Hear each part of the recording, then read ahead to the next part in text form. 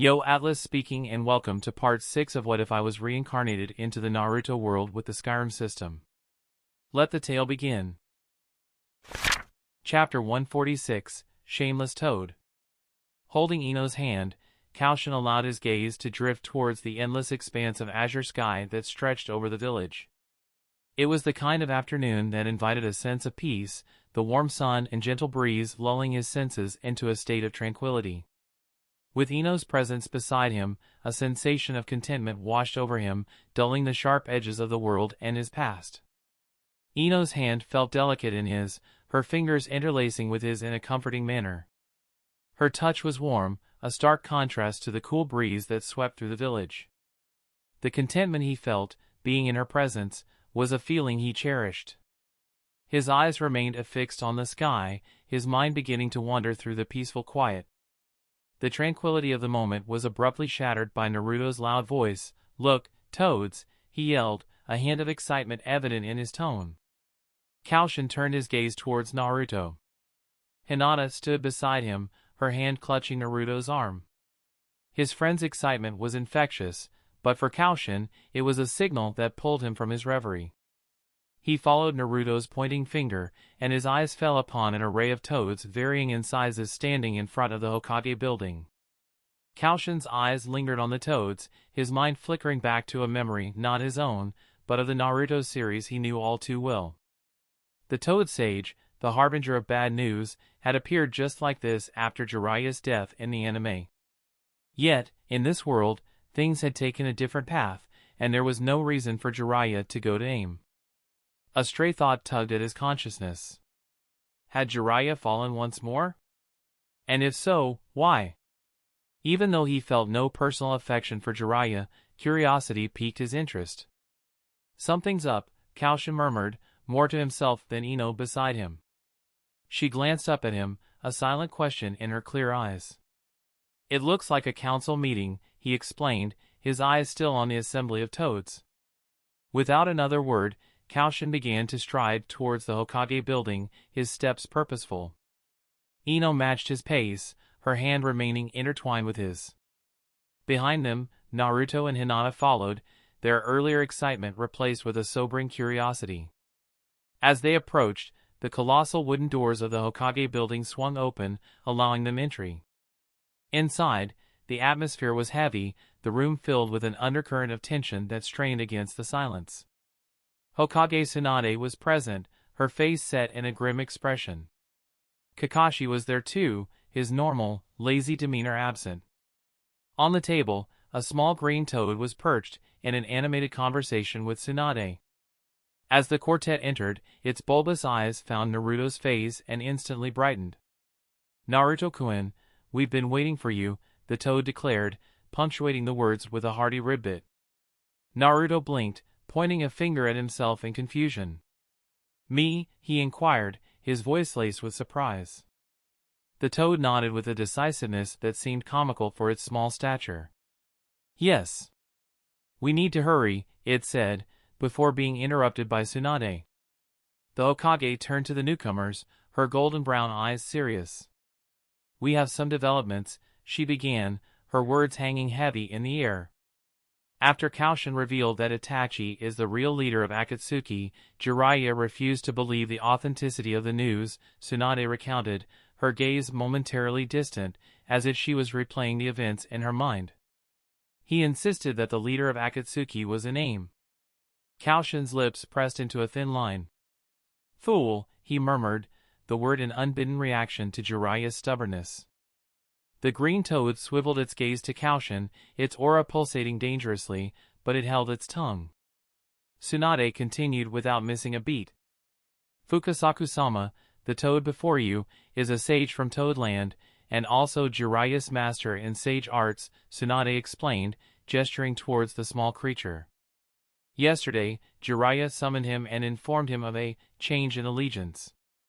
Jiraiya has betrayed Konoha and joined Akatsuki." The room fell into a stunned silence. The treachery of one of their own was a blow no one had anticipated. "What?" Koushin and Naruto echoed, their voices united in disbelief. It seems related to the Jinjutsu Koushin told us about, Tsunade mused, her brow furrowed in thought. Itachi has the ability to manipulate minds, and it appears even Jiraiya fell victim to it. And what are we going to do? Naruto asked, his voice edged with concern and confusion. Tsunade shook her head, her eyes reflecting a heavy burden. We cannot save him for now. He is loyal to Itachi and Akatsuki, and any attempt at rescue would mean engaging Jiraiya in battle. He is far from weak. It was then that Fukasaku decided to interject. We need a sage to defeat a sage, he declared, his eyes fixed on Naruto. That's why I'm here, Naruto-kun. I'm here to take you to Toadland to teach you Senjutsu. Koushin's gaze turned frosty. With all due respect, he began, his voice cold and steady, but fuck off. A collective gasp filled the room. What did you say, brat? Fukasaku demanded, his small body trembling with indignation. Naruto is not your contractor, and you can't just poach him like that, Koushin retorted, his eyes never leaving the toad. I hope you're familiar with summon ethics, aren't you, old toad? Summon Jitengu, Naruto, Koushin instructed, his gaze steady on his friend. Naruto gave him a firm nod, placing his faith in Koushin over anyone else in the room. The blonde shinobi lifted his hand to his mouth, preparing to bite his finger and summon his contract beast. Naruto-kun, there is no need, Fukasaku interjected, effectively stopping Naruto mid-motion. The room grew silent, everyone's attention trained on the small toad. Naruto looked at him, his brows furrowing in confusion. We don't need to call them now, Fukasaku clarified, his gaze remaining locked with Naruto's. I'm not asking you to sign the contract with the toads. I simply want to teach you the sage art. Only 3 clans in the entire world can teach that. Chapter 147, Must be one big coincidence. In response to the toad's statement, a hearty laughter filled the room, surprising everyone. Koushin was laughing, his shoulders shaking as his laughter echoed in the tense atmosphere. His laughter was so infectious, so genuine that the others didn't know how to react. They simply stared, their faces a mix of bewilderment and surprise. What are you laughing at, brat? Fukasaku demanded, the toad visibly riled up by Koushin's mirth. Wiping the tears from his eyes, Koushin composed himself and locked eyes with the old toad. Oh, how arrogant you are, Koushin began, his lips curling into a mocking smile. Out of thousands of summoned clans, only 3 of them know the sage art, you say? How fortunate it is for Konoha to have landed those 3 clans. And at the same time, no less, and in the same team. His tone dripped with irony, and the room fell silent, everyone picking up on his mockery. Tsunade-sama, Orochimaru, and Jiraiya, he continued, ticking off the names on his fingers. All of the same age, all in the same team, and from the same village, happened to sign contracts with the only 3 sage clans in the whole world. He paused, allowing the irony of his words to sink in before proceeding. I am laughing because you are fools. A sudden quietness filled the room, Koushin's words reverberating off the walls. Turning to Naruto, he once again gave his command. Summon Jitengu. With a nod of understanding, Naruto bit his thumb and slammed his palm onto the floor, reciting the summoning jutsu. In a puff of smoke, a giant figure appeared. A Tengu, towering over everyone, the sight of the creature causing everyone to stagger back. The Tengu looked around, scanning the room. His eyes fell on Fukasaku, his gaze never wavering. Little lad, what do you need? He addressed Naruto, his voice resonating through the room.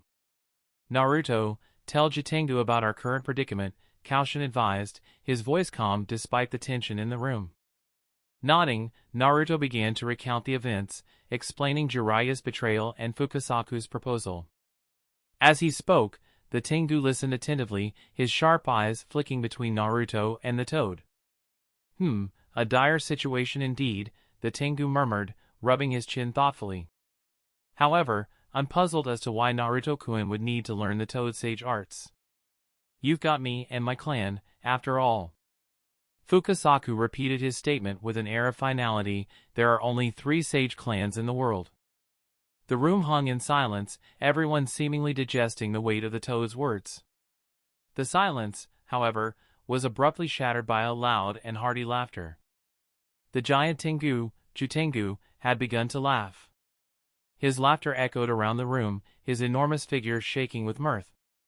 The sound was rich, full, and infectious. Everyone's eyes were drawn to the colossal creature, his normally imposing demeanor now replaced with pure amusement. For a good 10 minutes, the Tengu laughed, occasionally wiping away a tear that trickled down his cheek. Once he had finally composed himself, he turned his gaze to Naruto, the twinkle in his eyes still very much present. "Little lad," he said, his voice still tinged with mirth, "is this one of your pranks? If so, I must say, it is a good one." His jovial demeanor was a stark contrast to the serious atmosphere that had initially permeated the room upon his arrival. Naruto, however, shook his head solemnly, indicating that Fukasaku was serious in his assertion. Upon realizing this, Jutengu let out another booming laugh, thoroughly amused by the situation. "You are serious?" he asked, turning his attention to the small toad, his eyes sparkling with amusement. Receiving only a stern stare from Fukasaku, Jutengu resumed his laughter, his voice echoing throughout the room.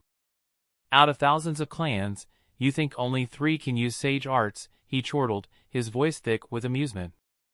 "How incredibly fortunate Konoha must be.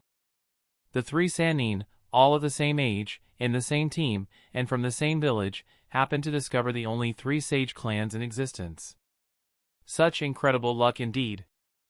A silence once again fell over the room as Jutengu's words echoed off the walls. Everyone turned their attention to Koushin, remembering how he'd said something similar just moments ago. "I do believe," Koushin started, a smirk tugging at the corners of his lips, "that Jutengu-san has a point. It is indeed quite the statistical anomaly, isn't it?" Tsunade shifted uncomfortably, her gaze shifting between the 3 individuals who had challenged her long-held beliefs. "We've believed this for so long," she started, her voice barely a whisper. Her eyes held a distant look, as though she was seeing the world in a different light. The room remained silent, everyone seemingly lost in their own thoughts. Koushin's witty words and Jutengu's hearty laughter had effectively shattered a belief that had been deeply ingrained in them for years. "Well," Kakashi began, breaking the silence that had settled in the room, "it seems we may need to reassess some of our beliefs." Fukasaku, however, wasn't quite ready to concede. His small figure puffed up, a sense of indignation clearly evident. "We have seen proof of our sage arts. Where is yours?" Koushin simply smirked, folding his arms across his chest. "Jutengu-san, if you would." Jutengu nodded, a glint of amusement still dancing in his eyes. He straightened his back and closed his eyes, a certain serenity enveloping him. Seconds passed, and Fukasaku's eyes widened in shock, the pupils dilating to an extent only seen when one is faced with sheer dread. To the naked eye, Jutengu seemed as imposing and gigantic as ever. There were no physical changes, no transformation that could indicate the manipulation of nature energy. However, Fukasaku could see beyond the visible spectrum. He could sense the shift, the seemingly effortless way Jutengu was now drawing in the raw life force of nature, circulating it in a fashion only a sage would know. It was obvious Jutengu was a master of sage arts. "There are a lot of things you don't know about." Jutengu's voice was no longer filled with mirth.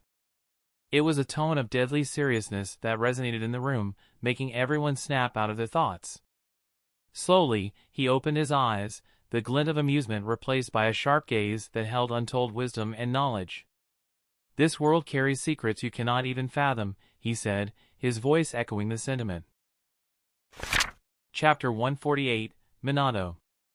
Fukasaku, still reeling from the unexpected revelation, didn't respond. His throat felt dry and he was unable to find words. Jutengu continued, "All I can say is, the rich history you are proud of is just a leaf in our books." The Tengu's words were simple, but the undercurrent of immense arrogance and pride was impossible to ignore. The Toads had been around for thousands of years, but their wealth of knowledge paled in comparison to the Tengu clan. Tsunade, Kakashi, Naruto, and the others could only look on, their eyes wide in surprise. The depth of Jutenga's knowledge was staggering. Your pride, Jutenga continued, is not misplaced. But your perspective is. The room was silent, everyone absorbing the weight of the Tengu's words. The first Uzumaki was the only known contractor of the Tengu clan before Naruto. Until now, their existence had been shrouded in mystery. It made sense that they would have a vast, untapped wealth of knowledge and history. Koushin, having remained silent during Jutenga's declaration, finally spoke up. His usual jovial demeanor was absent, replaced by a cool, calculated look. You ignored the summon ethics, and wanted to poach Naruto. You thought the Tengu clan wouldn't oppose you, right? You thought you could do whatever you wanted, and the world should accept it because you're one of the 3 sage clans. Ha! How ridiculous. Fukasaku looked at Koushin, his eyes flaring with hatred. What are you trying to say, brat? He hissed. His small frame seemed to shudder with barely restrained anger. Koushin simply smirked, folding his arms over his chest, not the least bit intimidated. Oh, I am merely stating the obvious, he retorted, his voice brimming with irony. No wonder Jiraiya was such a character. As the saying goes, like contractor, like beast, right? His statement hung in the air, punctuated by Jutenga's sudden chuckle. The giant Tengu found the remark amusing. Naruto had often spoken about Koushin during his training, and Jutenga now understood why the boy held his brother in such high regard. Jutenga turned his gaze to Koushin, a question brewing in his eyes. Do you have a summon contract, little lad? Koushin's smirk widened into a full-blown grin. I do, yes, he confirmed, his eyes twinkling with amusement. Although a tad eccentric, they're a perfect match for me. Thank you for your concern, Jutenga-san. Jutenga gave a nod of approval. Good. It's important to have allies, especially ones that match your unique personality. As Koushin's words hung heavy in the air, he turned to Naruto, his countenance still holding the light, jesting quality he was known for, despite the serious undertone to his voice. Despite the flawed method employed by our resident amphibian, Koushin began, with a meaningful glance at Fukasaku, I must concede that he is indeed correct, Naruto. You should consider learning the sage arts. He paused for a moment, letting the words sink in before adding, and I believe our friends, the Tengu clan, would be more than happy to assist you in this endeavor.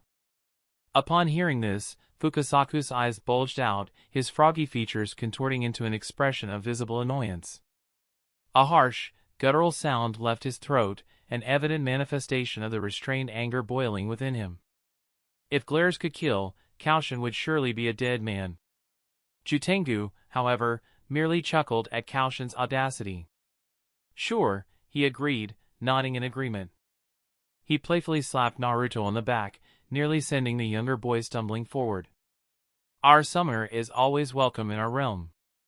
Konoha Tengu-sama, the little lads there, miss your pranks.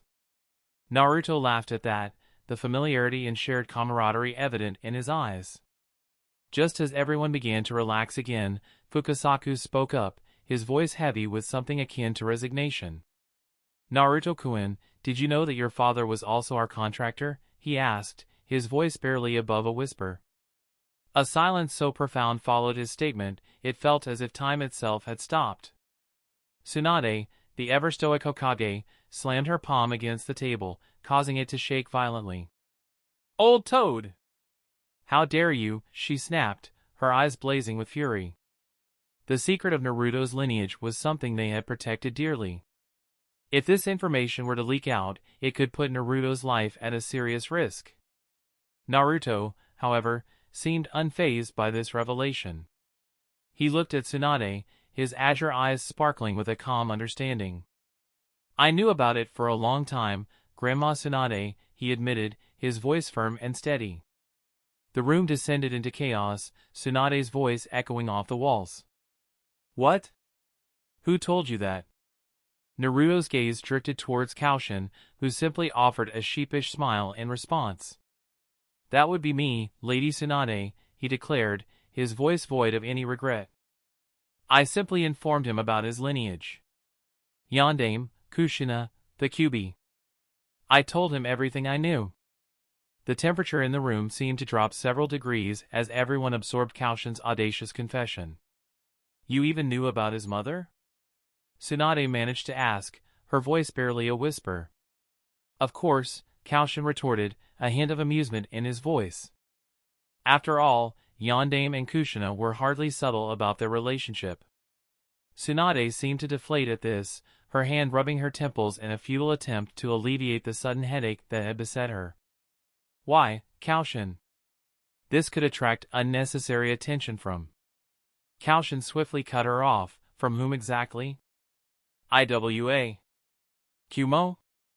Naruto is already targeted by the strongest psychopaths out there. The Akatsuki are relentlessly hunting him down. Would the situation drastically change if some old geezer found out about Naruto's lineage? I think not. There was a note of finality in his voice as he continued, besides, I believe it is high time for Naruto to claim his inheritance. He has already mastered the art of seals, and now he can study the techniques that his father and mother left behind. The Tengu would be more than happy to assist him. Tsunade nodded at Koushin's assertion. You are right. She admitted, a somber tone washing over her normally fiery spirit. Chapter 149. Time to go that place. Fukasaku turned to Naruto, the anger evident in his eyes slowly being replaced by a tinge of hope. So, like I said, your father was also our contractor. Naruto glanced at the old frog and then smiled. I knew already. Before I reverse summoned to the Tengu clan, Koushin told me and asked if I wanted to sign with you guys. I said, it would be better to find my destined pack. I am sure my father would support my decision. Tsunade's eyes glistened with reminiscence. He would be proud of you, Naruto. She affirmed, her voice thick with emotion. Naruto beamed at this, his heart warmed by the confirmation. Koushin turned his gaze back to the old toad. Well, seems like you don't have any other dirty tricks, old frog. It's time for you to leave. When we're strong enough to save your contractors behind, we'll do so. Although it was his foolishness that led him to his fate. Fukasaku's complexion grew a shade darker, and he appeared as if he'd swallowed a particularly bitter pill. He snorted in disgust and said, Tsunade-chan, I will be expecting Jiraiya's student, then vanished with a puff, leaving behind a palpable sense of tension. Tsunade sighed, pinching the bridge of her nose as she tried to alleviate the mounting tension in the room. Koushin, that was disrespectful. He is a sage after all. Koushin shrugged, a defiant spark in his eyes. Respect is something you should earn, and he didn't. On the contrary, he earned all the scoff and humiliation.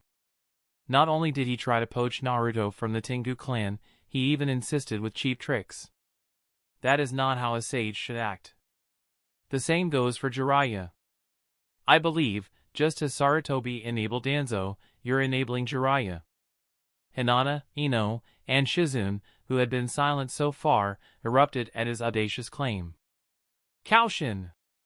Ino admonished, her hand reaching out to pinch his arm.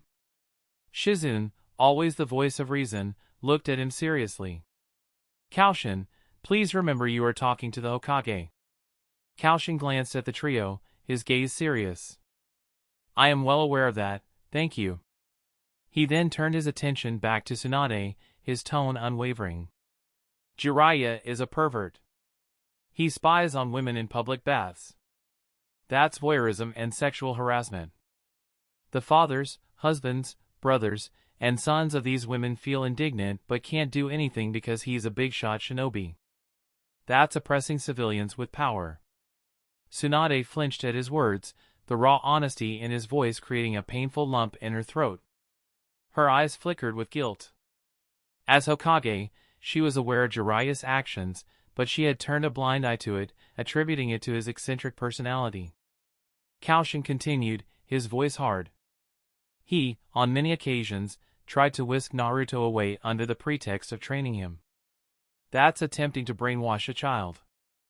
I understand his methods aren't as forceful or evil as Danzo's, but that doesn't make him innocent. His words hung heavy in the room, a harsh reality check for everyone present. They were all guilty of turning a blind eye to Jiraiya's actions, his status as a powerful shinobi and member of the legendary Sannin protecting him from the consequences of his deeds. Tsunade, having spent a significant portion of her life alongside Jiraiya, felt the weight of Koushin's words more than anyone else. She had always known about Jiraiya's less than ethical behavior but had ignored it, believing it to be part of his harmless eccentricities. But hearing Koushin put it so bluntly made her reevaluate her stance. "Koushin," Tsunade finally said, her voice barely a whisper, "you're right." There was a collective gasp in the room. Nobody had expected Tsunade to admit to her shortcomings so easily. "I have been turning a blind eye to Jiraiya's actions, and that's not right. As Hokage, I should ensure that justice is served, regardless of who the perpetrator is. I will take your words into consideration and ensure that proper action is taken." Koushin nodded. "That is all I ask, Lady Tsunade." His voice was smooth and even, with a warmth that belied the seriousness of his words. "Now if there is nothing else, I believe we should all train. Jiraiya's addition to Akatsuki means one thing: they will become more forceful in the coming days. We should be prepared." With that, he rose, reaching out to gently take Ino's hand. His touch was warm and reassuring, a stark contrast to the cool, professional demeanor he had just exhibited. Naruto, seeing this, took the cue and took Hinata's hand as well after bidding goodbye to Jitengu and sending him away.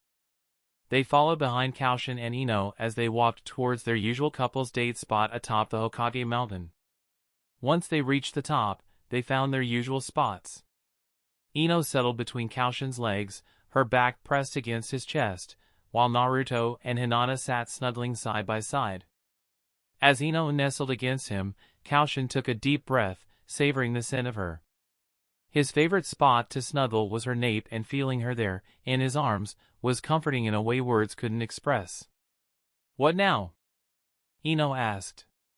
Her voice was small, carried on the wind, and Koushin could feel the slight tremble in her words.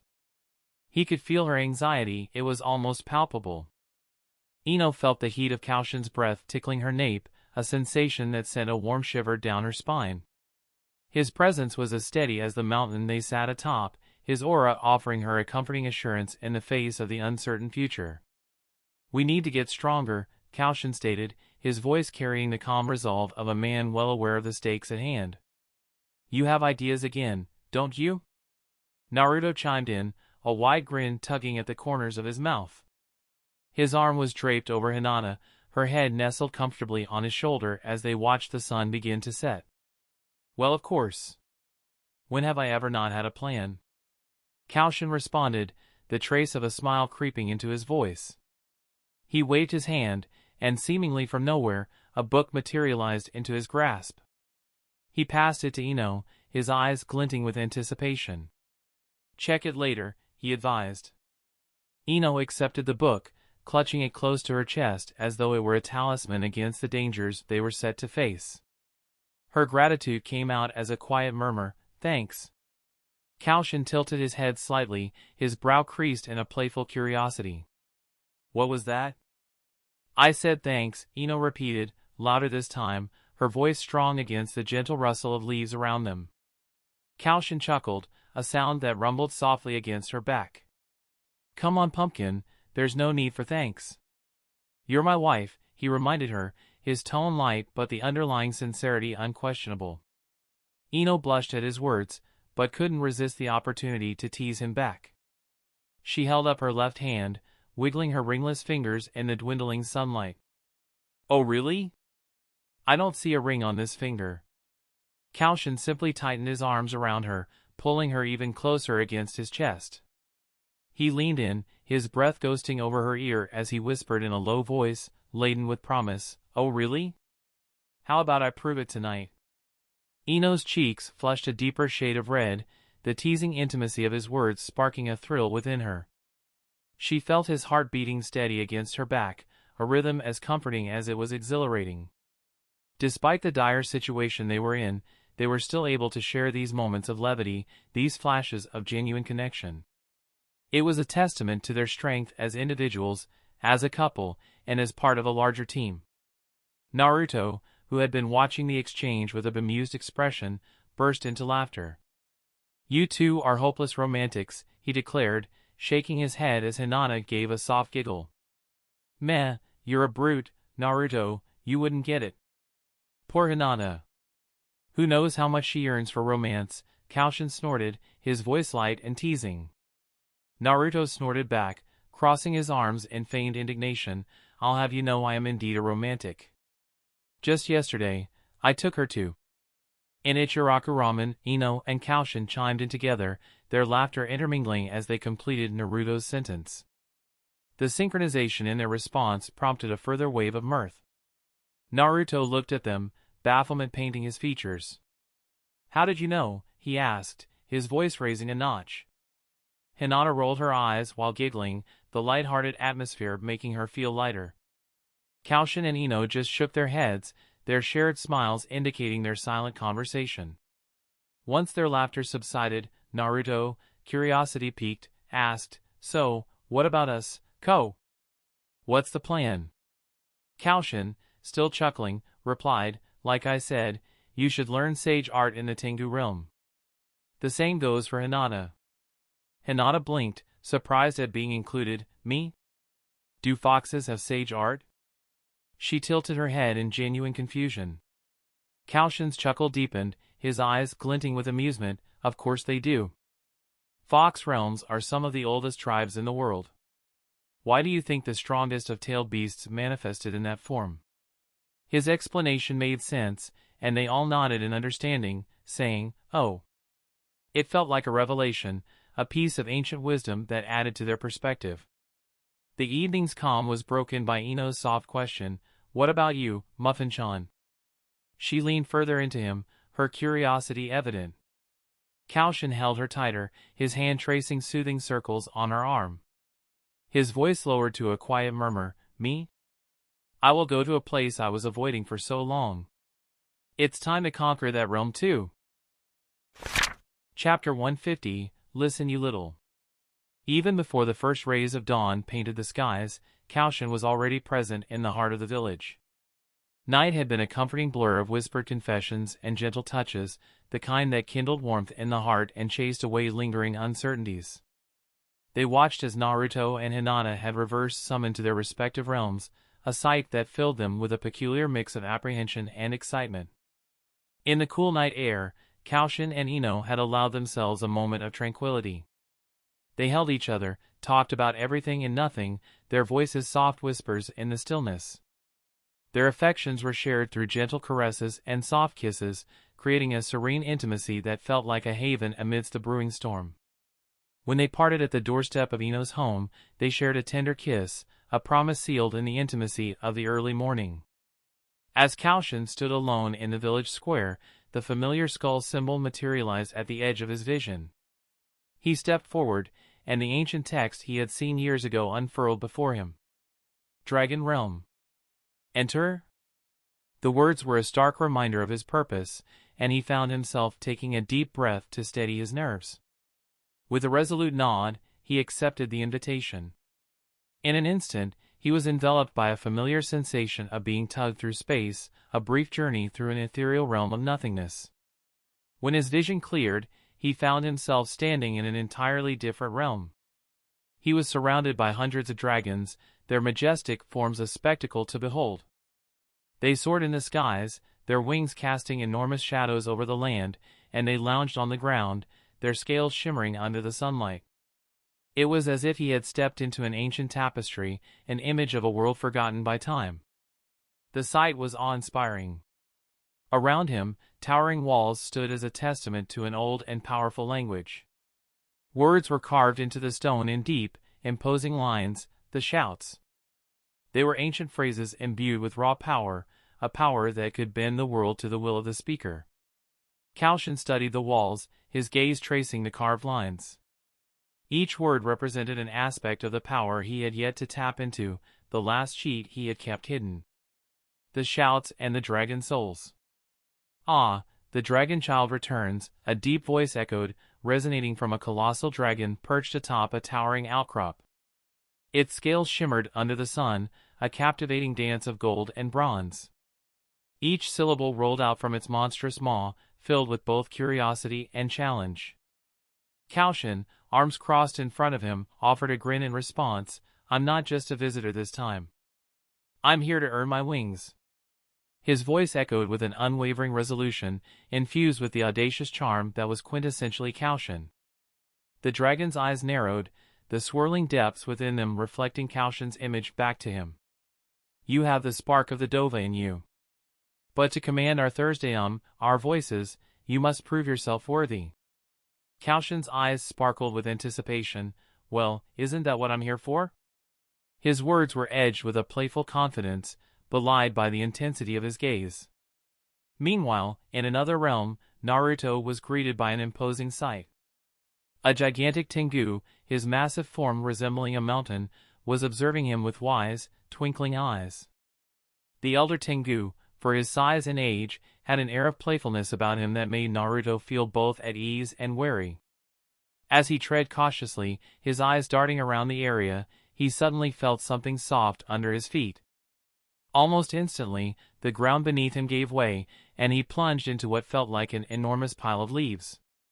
Emerging from the pile, his blonde hair now decorated with an assortment of leaves and twigs, Naruto couldn't help but laugh at his own predicament. The Tengu chortled, a deep, echoing sound that shook the leaves on the trees. Young one, his voice boomed, you must be more vigilant in the Tengu realm. Naruto pushed himself up, shaking the leaves out of his hair. His infectious laughter filled the serene realm, a bright sound in the quiet morning. I'll give you this round, old Tengu Konoha, but don't expect to catch me off guard again. So, I heard you are ready to learn sage arts, Konoha Tengu rumbled, his voice like the rolling echo of distant thunder. His ancient eyes were bright with interest, the glint within them like sunlight on the surface of a still lake. Naruto nodded, a spark of exhilaration dancing in his blue eyes. The prospect of new knowledge, of growing stronger to protect those he loved, brought an eager grin to his lips. I am, he confirmed, the resolve in his voice as steady as the heartbeat within his chest. Good, the elder Tengu responded, a note of approval coloring his tone. His large talon gestured towards the ground at his feet. Sit.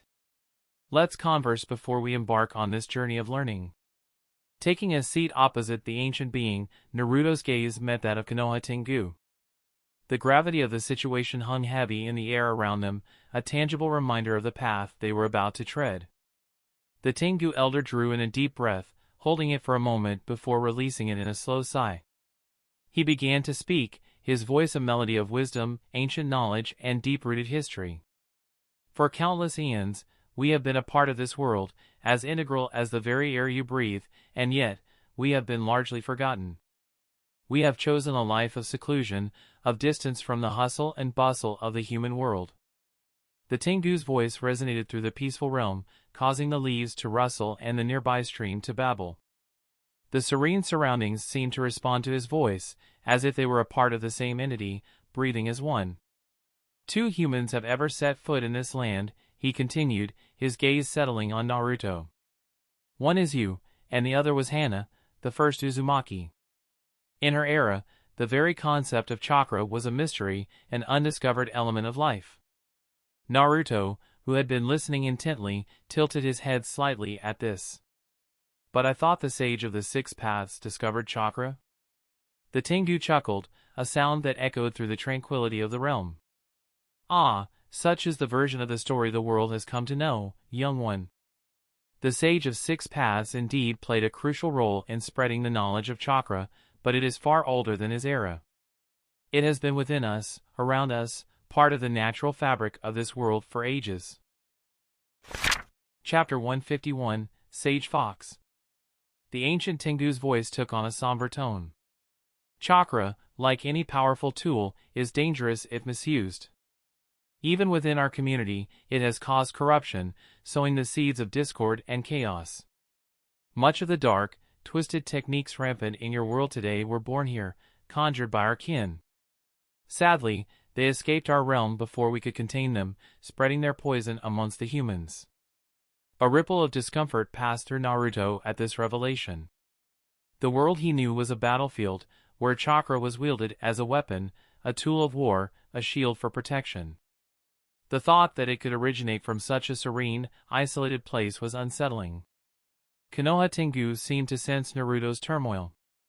His voice softened, and his gaze became almost comforting. Do not let this knowledge dampen your spirit, Naruto. Like a sword, chakra is merely a tool. It is the hand that wields it which decides whether it will be used to protect or to harm. His words held a deep, resounding truth, and Naruto felt a spark of understanding ignite within him. Regardless of where chakra originated, it was up to him, and those like him, to use it for good. I understand, Naruto nodded, his voice firm. His azure eyes reflected the weight of his resolve, a vivid image of his unwavering determination to protect, to strive for peace, and to harness the power of chakra for the good of all. I will learn this sage art and I'll use it to help others, just like I've always done with my chakra. I won't let it be used for evil. That's my promise. That is one of the conditions, little Naruto, Konoha Tengu said, his voice echoing throughout the realm like a deep forest whisper. The Tengu sage art is unique and far more profound than any imitation that might have sprung up in its wake. It holds the potential for incredible deeds, and I cannot allow it to fall into the wrong hands. A bead of sweat trickled down Naruto's temple, and he swallowed hard. His intentions were pure from the get-go, yet the gravity of the elder Tengu's words bore down on him. You'll come to understand why I'm so cautious once you've mastered it, Konoha Tengu continued. You'll see why the key to atoning for the mistakes committed by my Tengu tribe centuries ago will rest in your hands. We ask this of you in exchange for granting you this immense power. Naruto's fist clenched at his side, his knuckles whitening. His words, when they came, were more than mere affirmations, they were pledges. I accept, he said, his voice steady and clear. Even without the sage art, I'd do everything in my power to help you. You've already taught me so much. Konoha Tengu's eyes, deep and ancient, softened. He could see that Naruto's sincerity wasn't merely a performance, it was an intrinsic part of who he was. Good, he nodded, the slightest hint of a smile playing on his beak. Let's start with the basics then. In the frost-kissed realm of the White Fox, Hinata found herself facing her friend Yuki.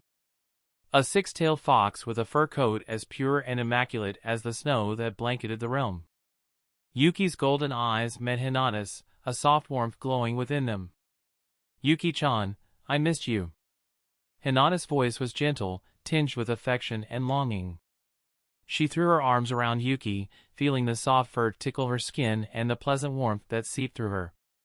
And you, Hinata-chan, Yuki replied, wrapping her six tails around Hinata in an endearing embrace.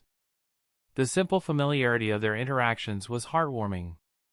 After a moment of quiet camaraderie, Hinata pulled back slightly, meeting Yuki's eyes with a seriousness that stood in stark contrast to the realm's tranquility. I'm here to learn the sage arts, she declared, her tone steady and resolute. Yuki blinked, surprise flashing across her features before it was replaced with understanding.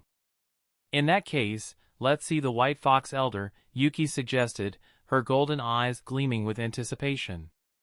She is the best when it comes to sage arts.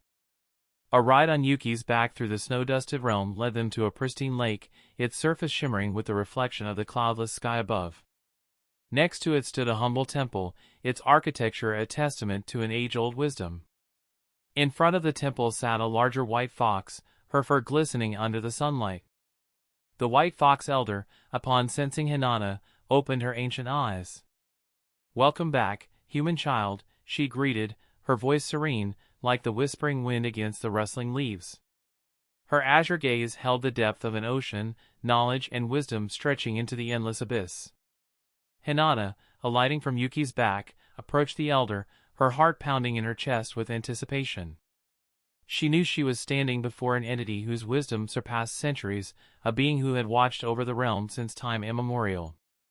She bowed low, a gesture of respect and reverence. Elder Sama, she began, her voice steady, I seek your guidance to learn the sage arts. Back in the dragon realm, the aura was starkly different from the tranquility both Naruto and Hinata were currently experiencing. Koushin stood amidst the rugged terrain, bathed in the first light of dawn. He was electric, quite literally, as tendrils of azure lightning danced across his form. His hands, stained with fresh dragon blood, curled into fists at his side. Nearby, the carcass of a dragon lay sprawled out on the ground, the scales glimmering darkly as the life force seeped out of the massive beast. It was a grim scene, a stark contrast to the majesty and beauty of the dragon soaring above. The sight was both chilling and sobering, yet Koushin appeared undeterred. Raising his head to the sky, he let out a roar. The sound echoed throughout the realm, merging with the fierce roars of the other dragons. His body seemed to pulse as the dragon's life force filled him. It was a potent energy, raw and primal, unrefined yet strangely synchronizing. Something more complex began to stir within him, as if dormant corners of his mind were suddenly awakening. The dragon language that had been so perplexing and elusive before now started making sense, its complex syntax and intricate connections slowly coming into focus. So that's the secret, he muttered to himself, eyes narrowing as the realization dawned upon him. He turned his gaze to the lifeless dragon, a profound understanding in his eyes. I must collect dragon souls to decipher the shouts fully. His gaze hardened, determination dancing in his eyes. This was an inevitability he had prepared himself for when he stepped foot into this realm. He knew the ancient law of this land, survival of the fittest, or rule as old as the world itself. It was a realm designed for him, but only one soul could exist, the others had to be absorbed. Behind him, a challenging roar echoed, followed by the beating of giant wings. Koushin turned to face the approaching dragon, his lightning cloak flickering with anticipation.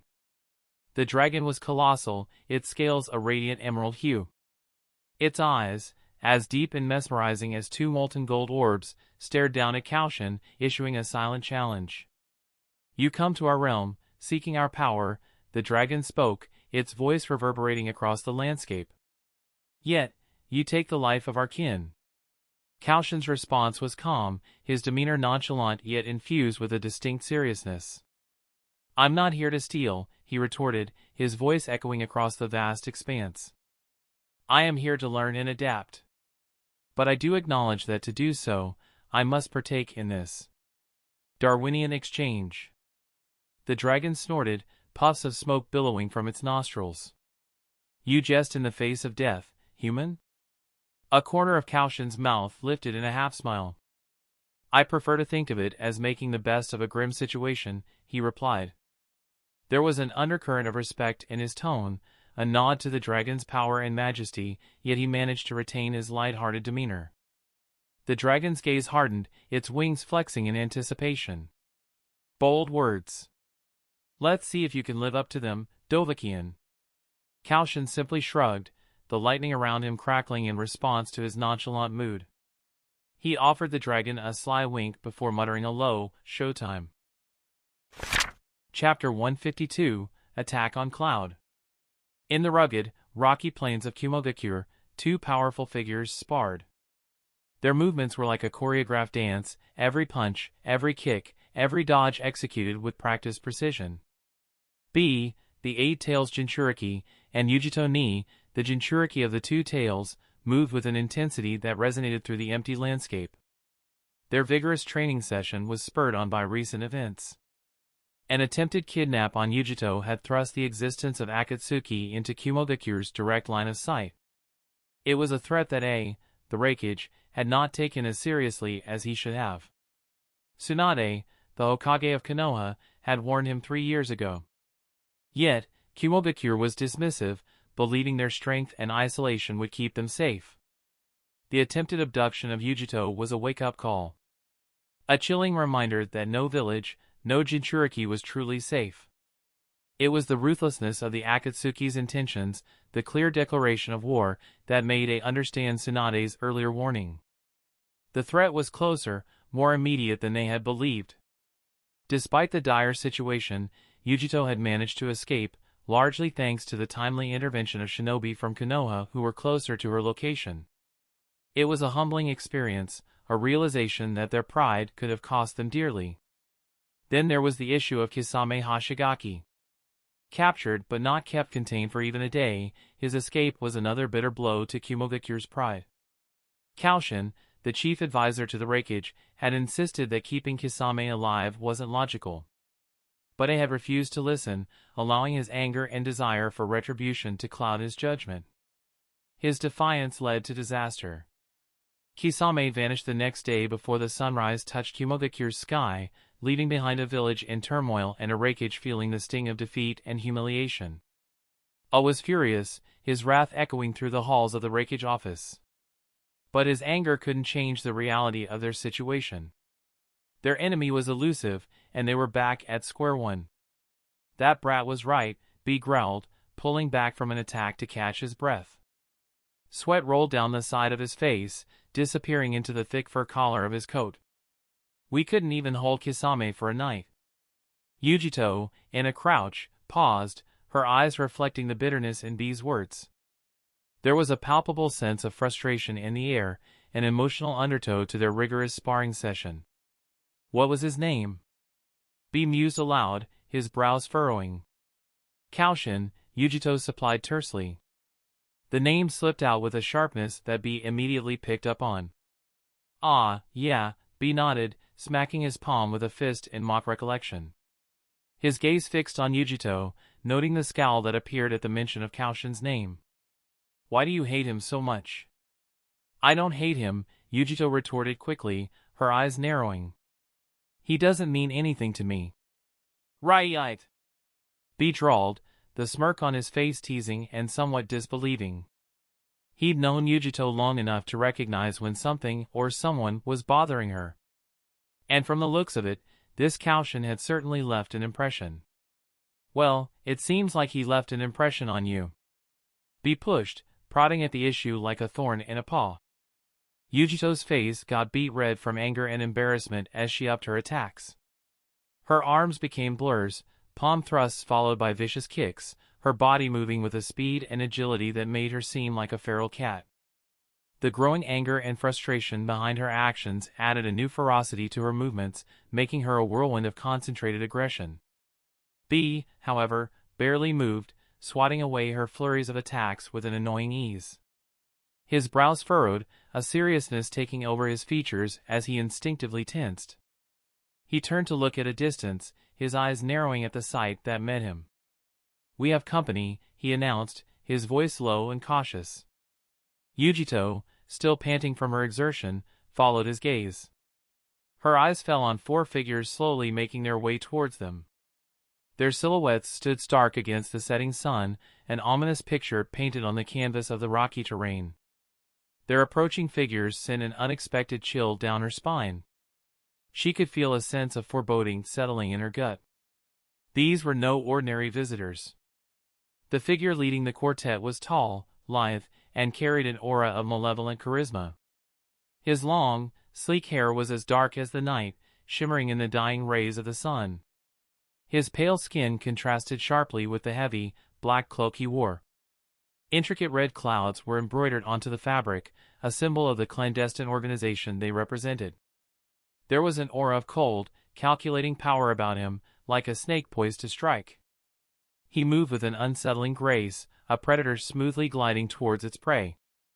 The fear he elicited was not an instinctual response to an outward show of physical prowess but a primal, gut-wrenching sensation born from an understanding of the danger that the man represented.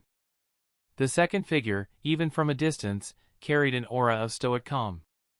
The youngest amongst the four, he was somewhat shorter than the others. His hair was a brilliant red, striking against the black of the Akatsuki robe. There was a noticeable quiet strength about him, an unyielding resolve that spoke of a determination forged in the crucible of harsh realities.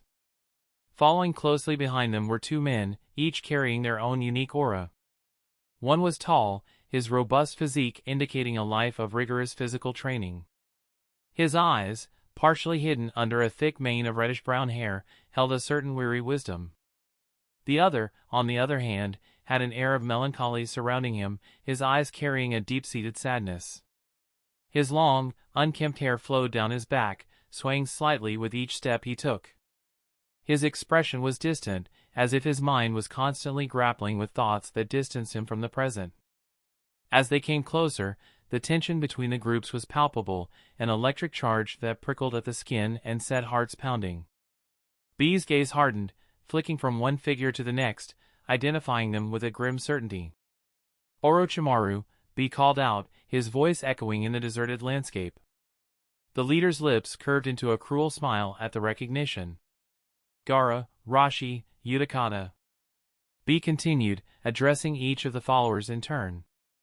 The pronouncement hung heavy in the air, the name of each an infamous legend in their own right. There is no need for words. We are enemies, B said, his voice rumbling like the thunderous growl of an impending storm. The transformation was swift and potent. Chakra flared around him, swirling and pulsating with a power that sent tremors through the earth. His form shifted, grew, and in a flash, where B once stood, the eight tails emerged in his place, a formidable presence against the setting sun. Yujito followed suit.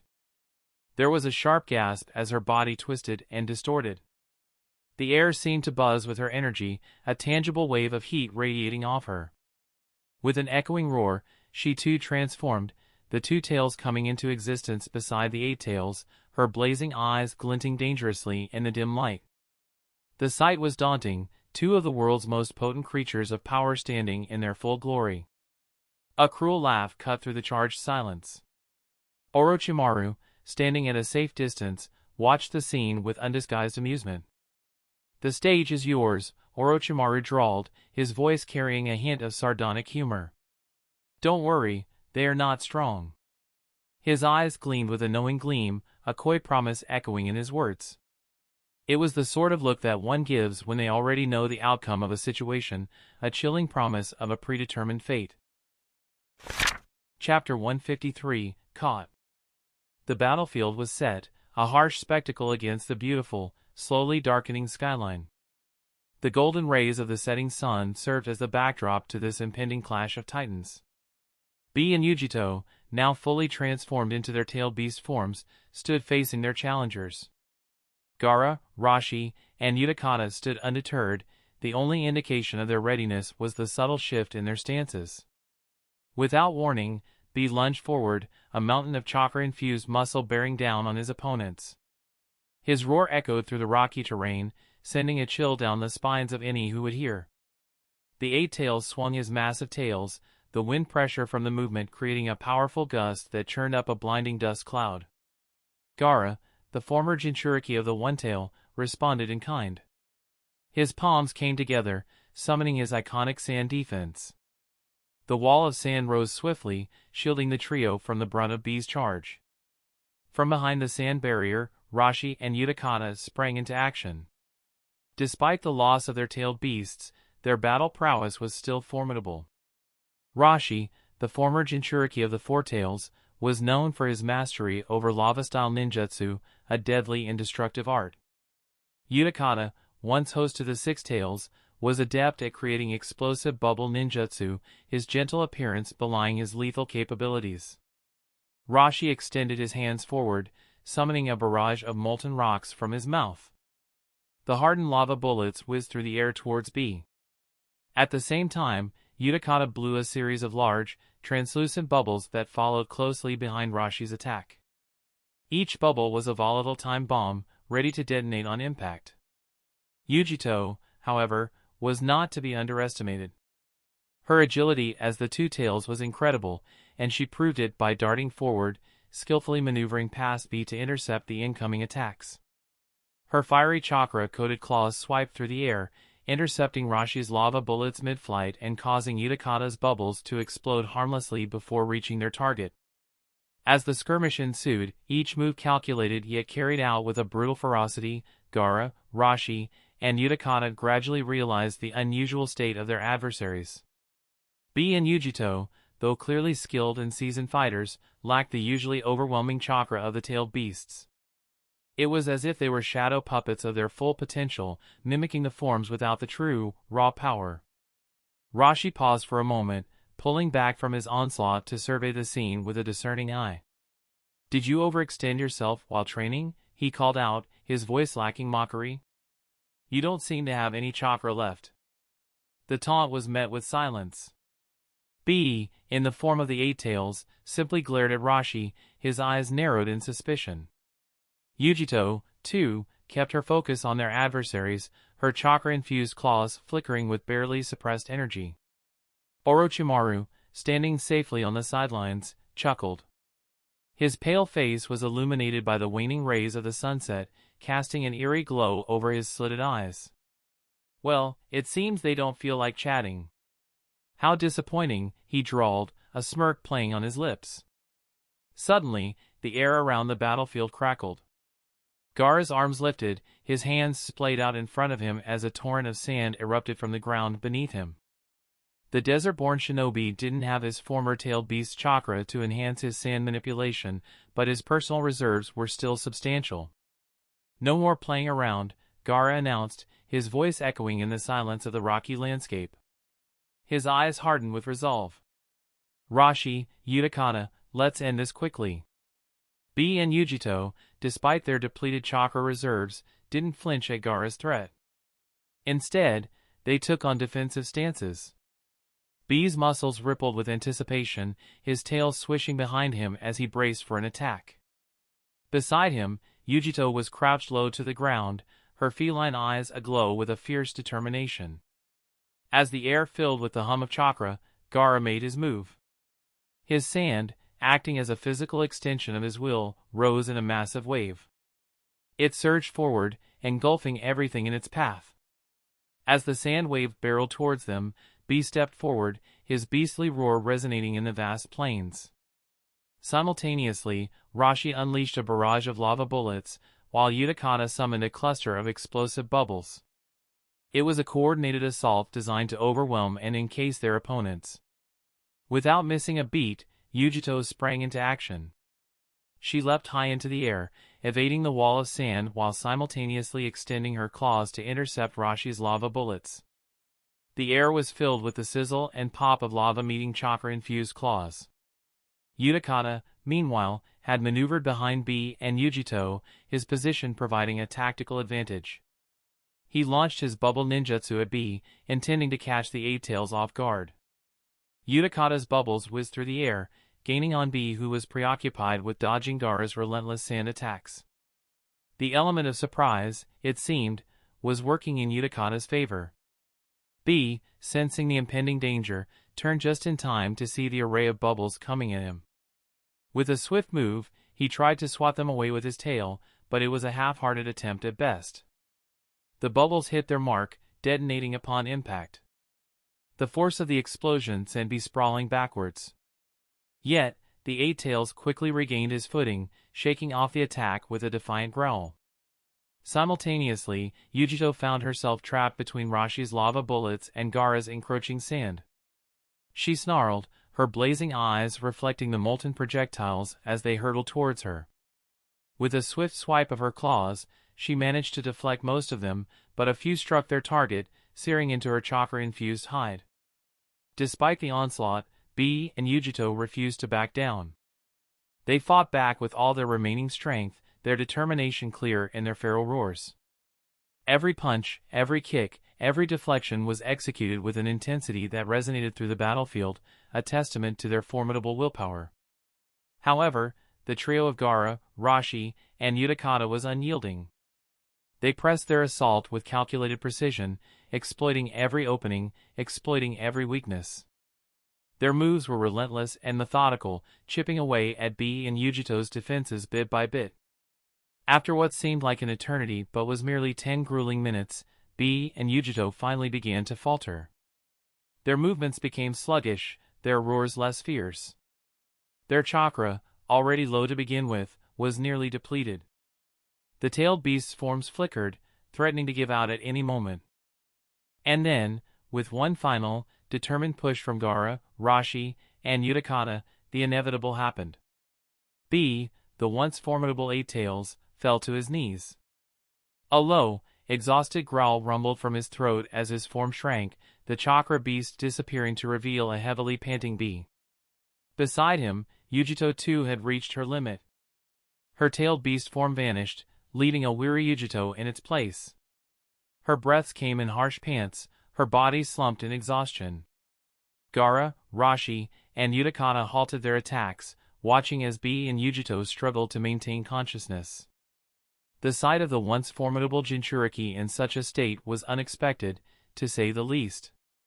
They had prepared themselves for a difficult battle, one that could potentially drain them of their own chakra. But instead, they were met with a far easier fight than they had anticipated. Could it really be? Rashi mused aloud, his brows furrowing in contemplation. Could they have exhausted themselves from training? Gaara remained silent, his eyes focused on the defeated duo. He wasn't quick to jump to conclusions, always cautious, always observant. But even he had to admit that it was a plausible explanation. The alternative, that B and Yujito had purposefully held back, didn't seem to make sense. Utakata, too, seemed to share the same sentiment. It would appear so, he finally agreed, albeit hesitantly. His gaze fell on B and Yujito, a flicker of sympathy passing over his features. As a former Jinchuriki, he understood all too well the burdens they carried, the expectations they were expected to meet.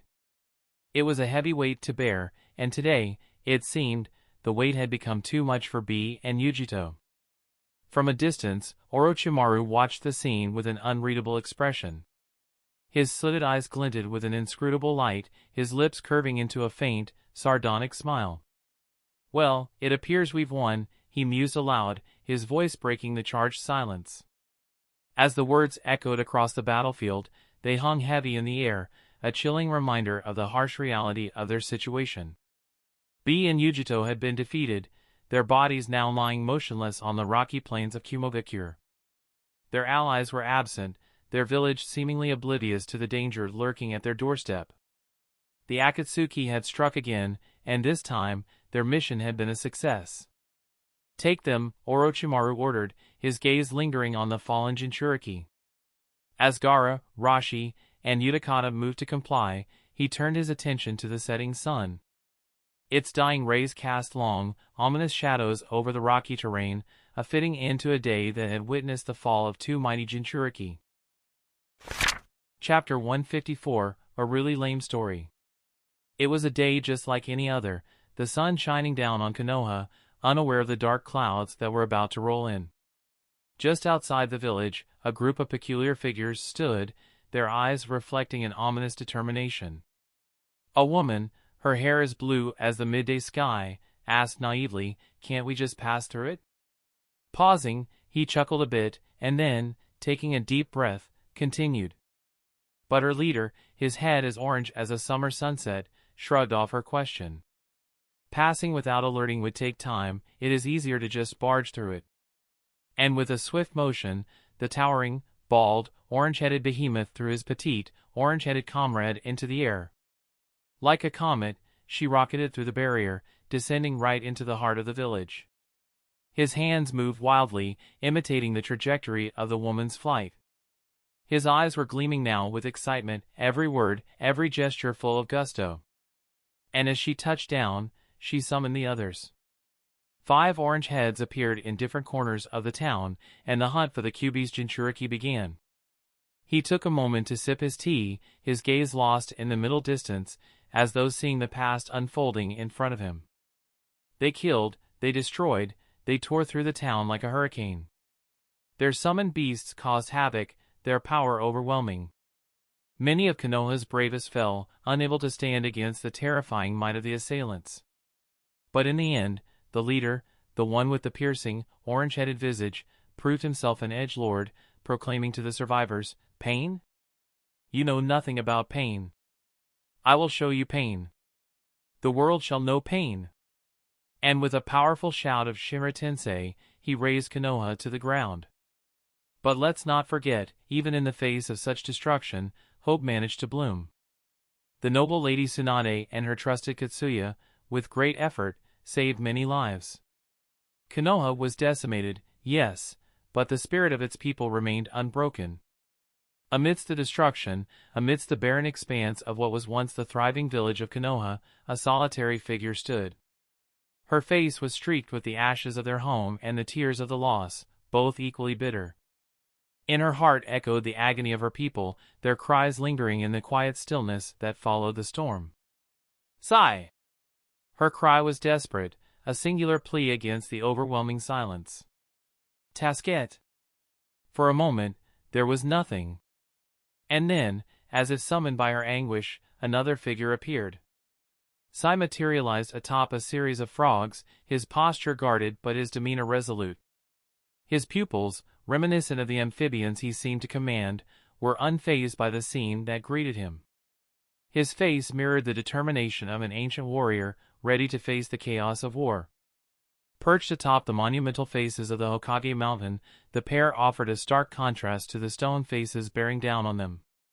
Ino, her golden hair catching the sun's last rays, sat snugly between Koushin's long legs, her back pressed against his firm chest. His arms wrapped around her in a secure embrace, one hand resting gently on her thigh, the other aimlessly fiddling with a lock of her hair. His nose was buried in her soft curls, inhaling the faint floral scent that clung to her. A low chuckle resonated in his chest as he finished his tale. So, that's how Sai made his entrance, like a boss atop a heap of frogs, Koushin added, amusement lacing his words. Ino, although trying to suppress her laughter, couldn't help but roll her eyes at his dramatic recounting. And was it Yu who was calling out for him? She asked, turning her head slightly to glance at him over her shoulder. Ah, yes, Koushin responded, his warm breath dancing along her ear as he nodded, sending vibrations through her hair. Yu was always a little partial toward Sai. She snickered, leaning further back into his comforting embrace, a question niggling at her mind. But why not Shin? I mean, didn't you once say that both of them were, well, either asexual or gay? Koushin emitted another chuckle, the sound deep and mirthful. Oh, well, he began, his voice tinged with humor. Sai did spend a considerable amount of time with Jiraiya. I'm sure he absorbed a thing or two from that reprobate. Ino hummed in response, her eyebrows knitting together in contemplation. But Shin was with Kakashi most of the time. Isn't he also a bit of a pervert? She felt Koushin's body shake with silent laughter behind her. Nah, he eventually managed to sputter, Kakashi-sensei's just a closet pervert. Jiraiya, on the other hand, is a rotting fruit basket of perversion. Ino giggled, leaning back into him further, if that was even possible. His light-hearted banter and warm humor diffused the heaviness of the tale he'd spun, turning it into something far less tragic and more human. It was a trademark Koushin maneuver, easing the tension with his unique blend of wit and charm. Does that mean, Ino started, her voice playful, that Sai could be a perv, but Shin, well, he's just a hidden one? Her laughter was infectious, causing Koushin to join in. Possibly, he replied, a smirk pulling at the corners of his lips. He turned his head slightly to look at her, his eyes twinkling with mischief. So, what did you think of my story? Koushin asked, a teasing grin tugging at the corners of his mouth. Ino giggled, her laughter a delightful melody against the stillness of the dusk. It was tacky, she replied, her own grin mirroring his. The playful banter between them was a comfortable dance they had perfected over time. Koushin threw his head back, his hearty laughter echoing off the mountain. I know, right? So incredibly lame, he conceded, his eyes crinkling at the corners with mirth. Ino's laughter joined his, her merriment at his self-deprecation a testament to their camaraderie. She brought a hand to her mouth, trying to suppress her giggles. And why was Yu even crying? Isn't she a kunoichi? She should get up and help, not cry for help, she retorted, her tone both teasing and pointed. Koushin nodded, his chuckles subsiding to make way for a thoughtful expression. Quite true, my lady, he agreed, giving her a knowing look. Fortunately, Yu is not really like that. She's brave and kind, a true kunoichi through and through. Ino nodded in acknowledgement, her eyes sparkling with playful defiance. A really lame story though, Koushin. Full of plot holes, she challenged, her voice feigning severity, her eyes giving away her jest. Koushin played along, nodding solemnly as if deep in thought. Oh, undeniably lame, he conceded. His mouth curved into a grin, eyes dancing with shared amusement. Chapter 155, You Are My Wife, Oath or Not. Together, they rose from their perch atop the monumental faces, the stone visages of Hokage past looming over them like ancient sentinels. The couple walked hand in hand, their fingers interlocked. Slowly, they descended the mountain, their shadows lengthening and merging with the orange and crimson hues of the setting sun. As they neared the village, they spotted a familiar duo navigating the cobblestone paths of Konoha. Shin, a spitting image of Kakashi, was attempting the age-old tradition of walking while reading. Clad in a charcoal gray vest and dark pants that matched his spiky hair, he was a photocopy of his mentor. His eyes were focused between the pages of his book and the path before him.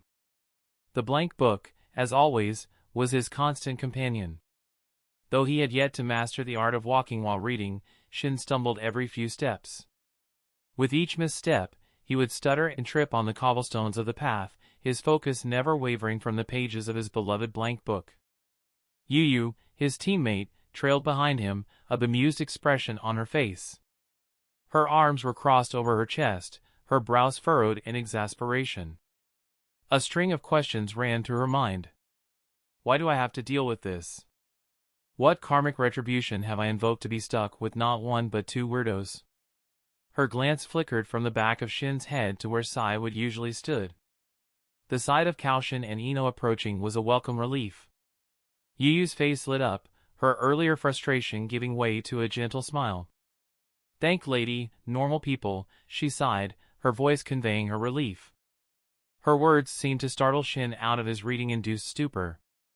Looking up from his book, he glanced at her, perplexed. Oi, I am normal, he retorted, his tone defensive yet earnest. Koushin's laughter filled the air at Shin's indignant response.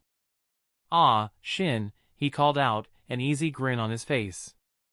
Normal is such a relative term, isn't it? His words held a touch of irony, a gentle teasing that was both warm and amiable.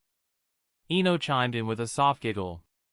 To be fair, you do have some unusual habits, she pointed out, her eyes twinkling with mischief. Yu, in response, merely rolled her eyes. She gestured towards Shin's attire, which eerily mirrored that of Kakashi. You're a walking, talking tribute to Kakashi-sensei, Shin, she said. Hey! At least he's dedicated, Koushin interjected, his voice breaking the momentary silence that had descended over them. The words were spoken lightly, yet they held a certain sincerity that hinted at the respect he held for his comrades. His eyes twinkled with mischief, as he rested a hand on Shin's shoulder. You know, there is a great man that I too seek to emulate. The mention of a great man piqued Shin's curiosity, drawing his attention away from his beloved book. A spark ignited in his eyes as he turned to face Koushin. Really? He blurted out, his voice echoing the anticipation bubbling within him. Who is this great person? Koushin's grin broadened, pulling his facial features into an expression of pure mischief. Oh, he's amazing, he responded, his voice dipping into a theatrical whisper. He's strong, he's brave, he's so incredibly good-looking. I try to mirror not just his attire, but also his charming demeanor. The air was filled with a palpable suspense, Shin's eyes practically shining with curiosity. Who is he? He demanded, hanging on to Koushin's words. In response, Koushin straightened his posture, resting his hands on his hips in a dramatic flourish. Well, my dear Shin, he started, a smirk playing on his lips, that incredible man is none other than myself.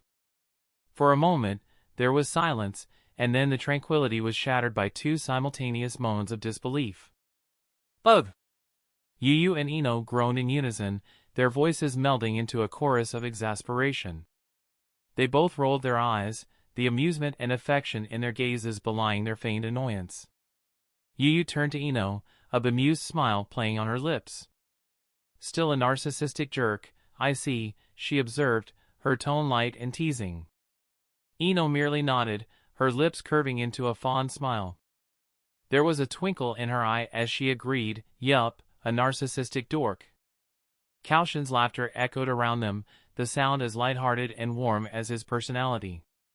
He took their jests in stride, his chuckles merrily punctuating their words. Guilty as charged, he admitted, holding up his hands in a playful gesture of surrender. Shin, meanwhile, looked at Koushin with an expression of profound exasperation mixed with admiration. You had me there, Koushin, he admitted, shaking his head in disbelief. His eyes then sparkled with newfound determination, but I still stand by my choice to emulate Kakashi-sensei. Even without the Sharingan, he's one of the best shinobi out there. Laughing off their teasing comments, Koushin waved goodbye to Shin and Yu. Ino's hand was comfortably nestled in his, and together they strolled through the hustle and bustle of the Konoha streets. The golden hue of the setting sun washed over the village, casting long shadows and bathing everything in a warm, ethereal glow. Ino swung their clasped hands lightly, a contented sigh slipping past her lips. That was fun. Your storytelling always does bring a certain flair to the day. He smirked, turning to meet her eyes. I aim to please, he replied, the mischief in his gaze matching the tone of his words. Passing through the familiar streets of Konoha, they soon found themselves in front of Yamanaka Flowers. The flower shop was a staple of the village, known for its beautiful blooms and aromatic scents that often drifted through the village. Ino released Koushin's hand and walked up to the entrance. As she unlocked the door, she turned to him, a soft smile lighting up her face. It's been a while since you've been here. You should come in. Koushin raised a brow, his face settling into a look of feigned surprise.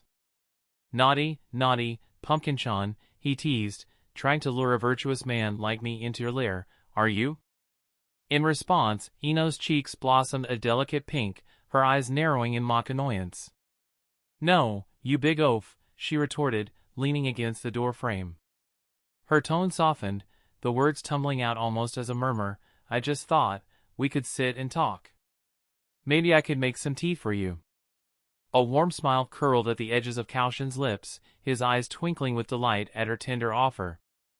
Ah, he declared, a playful smirk tugging at his lips, my wife, looking after her husband. How touching. He leaned over, encircling his arms around her. Rolling her eyes with an affectionate shake of her head, Ino playfully swatted at Koushin's chest. Who is your wife? She grumbled, her tone teetering between annoyance and amusement. With a chuckle, Koushin drew her in, burying his face in the crook of her neck. His voice was muffled, yet the distinct rumble of his words against her skin sent an involuntary shiver down her spine. You are mine, Ino, he whispered, his breath ghosting over her sensitive flesh. You are my wife, oath or not. Heat swarmed her cheeks at the bold proclamation, her heart pounding in sync with the steady rhythm of his. She turned to face him, her azure eyes meeting his, blazing with an intensity that made him catch his breath. And you are mine, Koushin, she declared, her voice filled with a quiet certainty that sent a jolt of warmth through his veins. No matter what happens, you belong to me. With that, she reached up, drawing his head down to hers. His lips were warm and inviting, the familiar taste of him spreading through her as she kissed him deeply, her fingers twining in his hair. Pulling back from the tender moment, Koushin gave her a roguish smile, his dark eyes sparkling with unmistakable affection. Now, I believe there was mention of some tea that my darling wife has prepared? His voice was gentle, carrying a teasing undertone that made her heart flutter in response. Ino, her cheeks still warm from the stolen kiss, nodded and extended her hand towards him. A quiet laugh left her lips, her eyes dancing with amusement. Very well, my darling husband, let's go in. Her tone carried a mock sternness as she gave his hand a tug, pulling him into the shop with her. The interior of Yamanaka Flowers was as breathtaking as ever. Every available space was filled with blooms in every imaginable color, their fragrances mingling in the air to create a heavenly aroma.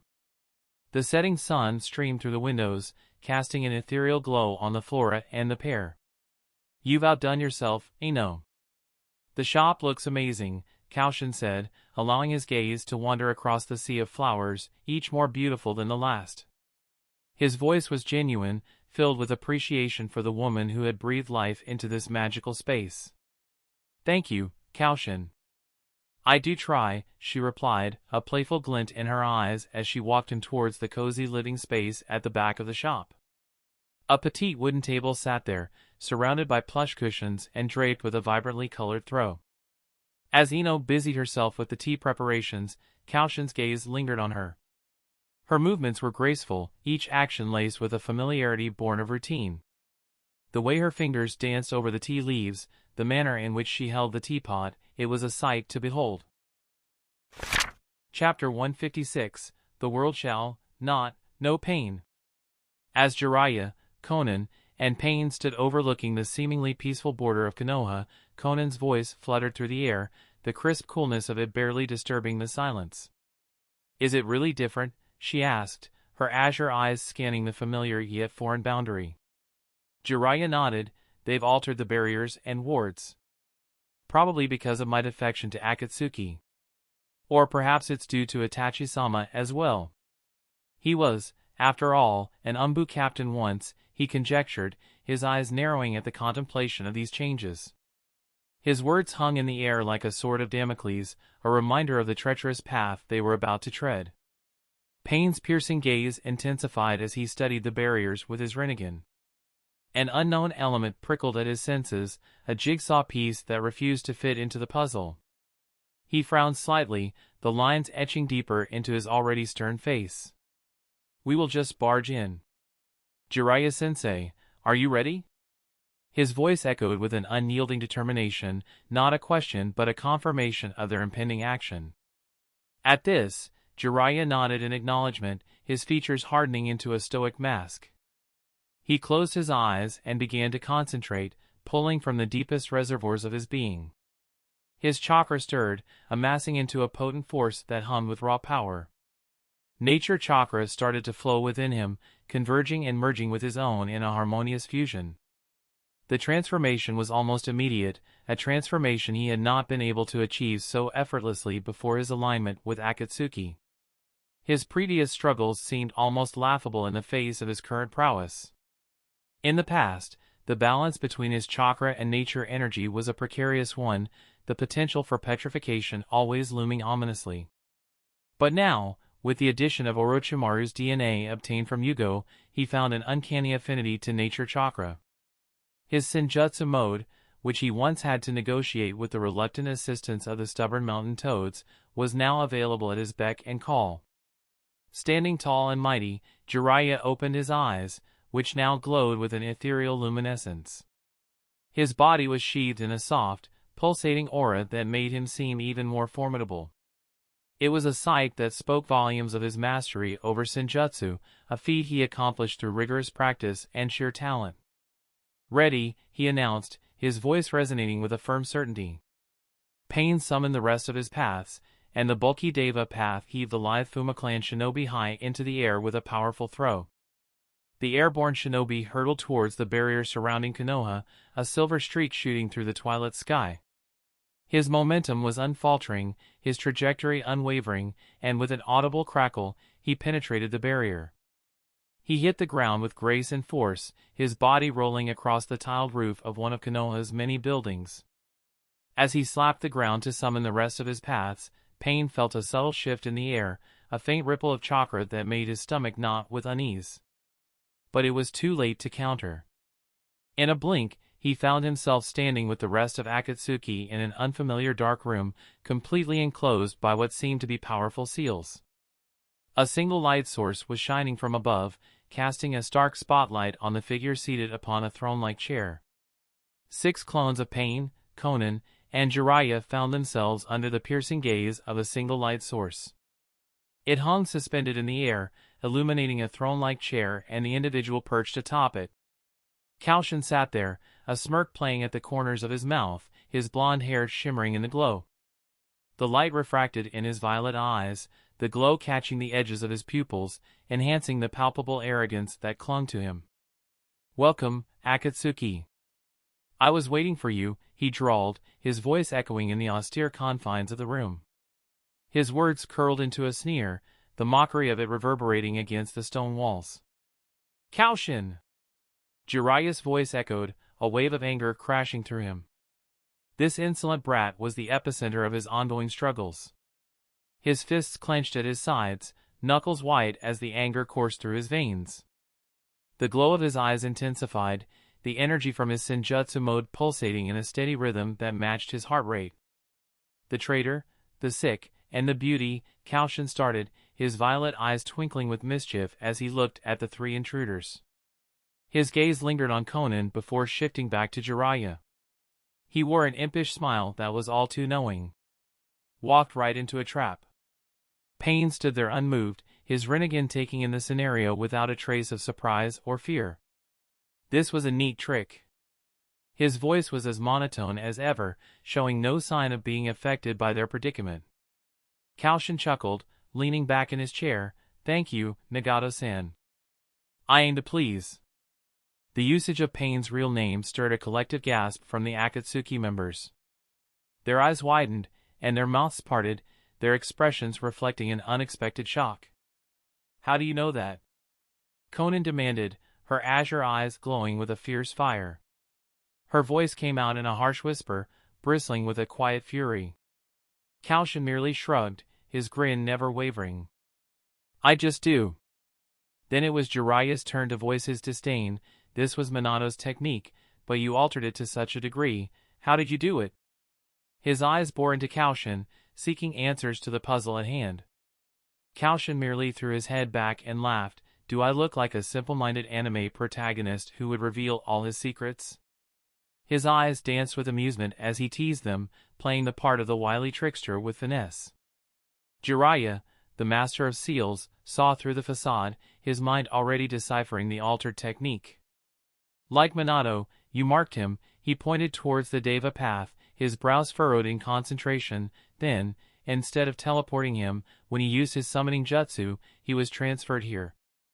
At this, Koushin began clapping slowly, his smirk evolving into a genuine smile. "That's indeed almost the truth. Not bad, Jiraiya. For a traitor, you sure know your stuff." The atmosphere in the room crackled with tension as the insult found its mark. Jiraiya's eyes narrowed, the ethereal glow around him flaring up momentarily. Yet, he held his anger in check, the stoic mask firmly back in place. Koushin's words, wrapped in a veneer of playful banter, had been cleverly crafted to sting. "I am not a traitor, Koushin," Jiraiya declared, his gaze as steadfast as his conviction. "Itachi-sama showed me the light, the truth. How rotten the shinobi world, the system is. I have been enlightened. I have been freed." The sincerity that resonated in his voice was potent, a clear testament to the profound impact of the Kodo Amatsukumi. Koushin tilted his head slightly, regarding the sage with a faint glimmer of amusement. "Enlightened? Freed? Now that's quite a way to frame treason, Jiraiya-sensei." His tone was laced with irony, a hint of mockery dancing in his violet eyes. "Enlightenment comes in different shades, Koushin," Jiraiya retorted, "and it seems you're still enveloped in darkness." Koushin chuckled at the retort, his amusement evident. "Poetic, Jiraiya, very poetic." Chapter 157, Her. As Koushin and Jiraiya exchanged words, Conan's gaze shifted, her eyes scrutinizing the room they were trapped in. Her voice broke through the verbal exchange between the two, a cool antidote to the heating confrontation. "You are quite confident, aren't you?" she questioned, her voice carrying an undercurrent of caution. "You trapped yourself here with all of us. I get that you wanted to protect Konoha, but you could have called more force."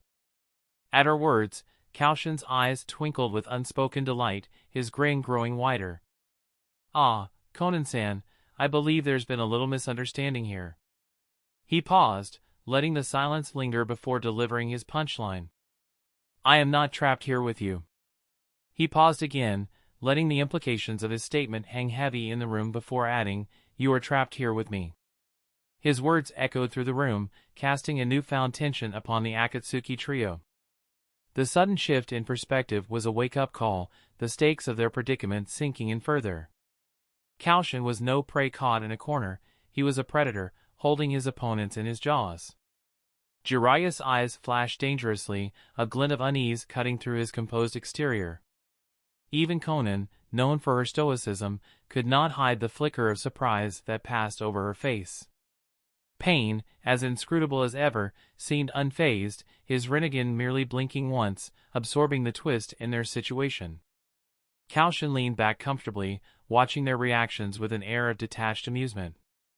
The tension was palpable, and he reveled in it. "Oh, don't look so surprised. You of all people should know that the rabbit hole always goes deeper." His comment was met with silence, a solemn acknowledgement of the reality they now faced. Koushin was not a hapless Konoha shinobi they had cornered, he was a formidable opponent, and they had willingly walked into his domain. Jiraiya gritted his teeth, the earlier tranquility of his sage mode replaced by an undercurrent of anger. He knew he was not dealing with an ordinary shinobi, but Koushin's audacity still managed to rub him the wrong way. His body radiated with a primal energy, a clear indicator of the brewing storm within. Koushin, however, was far from intimidated. His eyes sparkled with an almost childlike delight, feeding off the tension and discomfort. It was evident that he relished the game of cat and mouse, the power dynamics, and the psychological warfare that came along with it. "Are we beginning?" Koushin asked in a lighthearted tone, the shadows in the room only emphasizing his boyish grin. There was a peculiar charm about his demeanor, the way his eyes sparkled with excitement and anticipation. It was an almost infectious allure that belied the gravity of the situation. "Then let's begin." As he leaned forward, the jovial facade melted away, replaced with an aura that seemed to emanate a primitive power. His gaze pierced through the Akatsuki trio, his grin twisted into a taunting smirk, carrying an insidious kind of promise. The room, which had been cold and austere, now hummed with a palpable energy. A sense of unease that was both disconcerting and fascinating. A pair of gigantic eyes materialized behind him. They were unnaturally bright, luminous, and intimidating, glaring with a burning intensity that threatened to consume everything in its path. The eyes, filled with a dangerous glimmer, opened wide, exposing an infernal light within their depths. It was like staring into the heart of a tempest, potent and fearsome. An overwhelming aura swept across the room, chilling and wild, ruffling the calm air as if a monstrous beast had just been unleashed. "Are these your enemies, Dovahkiin?" The voice that resonated from behind him was no longer his, it was deeper and ancient, echoing with a raw, primal might. The tone was curious, inquiring, like a wise elder seeking wisdom from a younger generation. Yet, within its depth, there was an inherent power, like a slumbering dragon that could awaken at any moment. This entity was vastly different from Koushin, his lightness replaced with an age-old wisdom, his jovial manners substituted with a dignified calm. The contrast was striking, almost jarring, a stark reminder of the formidable powers at play in their little game. Then, the light in the room shifted and cast an ethereal glow on a creature standing in all its magnificent glory. The majestic beast was an awe-inspiring sight, its grandeur dwarfing everything else in the room. Its skin, a shade of charcoal gray, appeared as tough as stone, lined with intricate textures that suggested the passage of time. Scaled wings, large and robust, extended from its back, their edges highlighted in a play of light and shadow that only added to the creature's captivating aura. At the apex of its elongated snout, a pair of menacing horns curved skywards, amplifying the creature's intimidating presence. The beast's eyes, a vibrant shade of amber, glowed with an ancient wisdom. They held within their depths the weight of time and experience, an age-old solemnity that rivaled the most profound of human cognizance. It was Parx, the revered dragon elder of the voice, a formidable ally to Koushin, and a sight that none present had ever witnessed in all their years. Koushin rose from his throne, his figure small against the towering creature behind him. But the smirk on his face remained, his violet eyes dancing with mischief. "I think introductions are in order," he stated, gesturing grandly towards Parx. "Akatsuki, meet Parx. Parx, meet Akatsuki. Although I think you already heard our little chat." Parx inclined his head slightly, his amber eyes scanning the Akatsuki members. "Indeed, Dovahkiin," he rumbled, the sound resonating like a deep bass note across the chamber. "Their presence here is intriguing. Jiraiya's eyes remained fixated on the dragon, a mix of wariness and fascination flashing in his gaze. His previous anger seemed forgotten, replaced by a newfound vigilance that seemed to emanate from every pore of his being. He felt a tightening grip around his heart, the presence of Parthenax throwing the scales of the impending battle into uncertainty. Konan, too, regarded the dragon with a reserved curiosity, her usual icy exterior slightly disrupted. She folded her arms, her blue eyes narrow but alert. Her thoughts were as elusive as ever, the presence of Parthenax adding a new layer to the existing enigma. Pain remained stoic, his renegade offering no insight into his thoughts. But the minute furrow of his brow, a fleeting shadow of concern, spoke volumes about his current evaluation of the situation. Chapter 158, Begone Thot. Koushin, however, remained the epitome of casual nonchalance. He moved away from his throne and walked towards Parthenax, patting the dragon's leg in an affectionate manner. "Don't worry, my friend, they won't bite," he joked, his eyes twinkling with unrestrained amusement. "Your humor remains as unique as ever, Dovahkian," Parthenax remarked, his voice holding a hint of mirth, a sharp contrast to the imposing figure he presented. He then turned his attention back to the Akatsuki trio. "I trust you three are not here for pleasantries." Jiraiya took a step forward, his gaze unwavering. "Indeed, we're not. We're here for Konoha," he announced, the determination in his voice ringing loud and clear. Koushin clapped his hands together, chuckling. "So, the traitor speaks. And he speaks the truth, for a change. The irony is, you're standing in my home, seeking to destroy the very place I'm sworn to protect." He glanced back at Parthenax, a wicked gleam in his eyes. "Now, isn't that an interesting predicament?" Jiraiya's eyes flared with defiance. "Our path is the righteous one, Koushin," he stated, his voice hard. "You're just standing in the way." Koushin shrugged, his smile undiminished. "Your righteousness is but a facade, Jiraiya." "A veiled excuse for anarchy," he retorted, his tone light-hearted but his words biting. Parthenax then spoke, his ancient voice reverberating in the air. "The path of violence you choose, Dovahkian, will it lead to the peace you seek?" Koushin snorted as he looked at the giant dragon. "I told you, I'm not seeking peace. But it might be the inevitable byproduct of my actions." His tone carried the casual ease of a jest, but his eyes held an undeniable intensity. From his imposing figure, Parthenax released a snort, a gust of flame accompanying it, turning the air in front of his snout into a temporary inferno.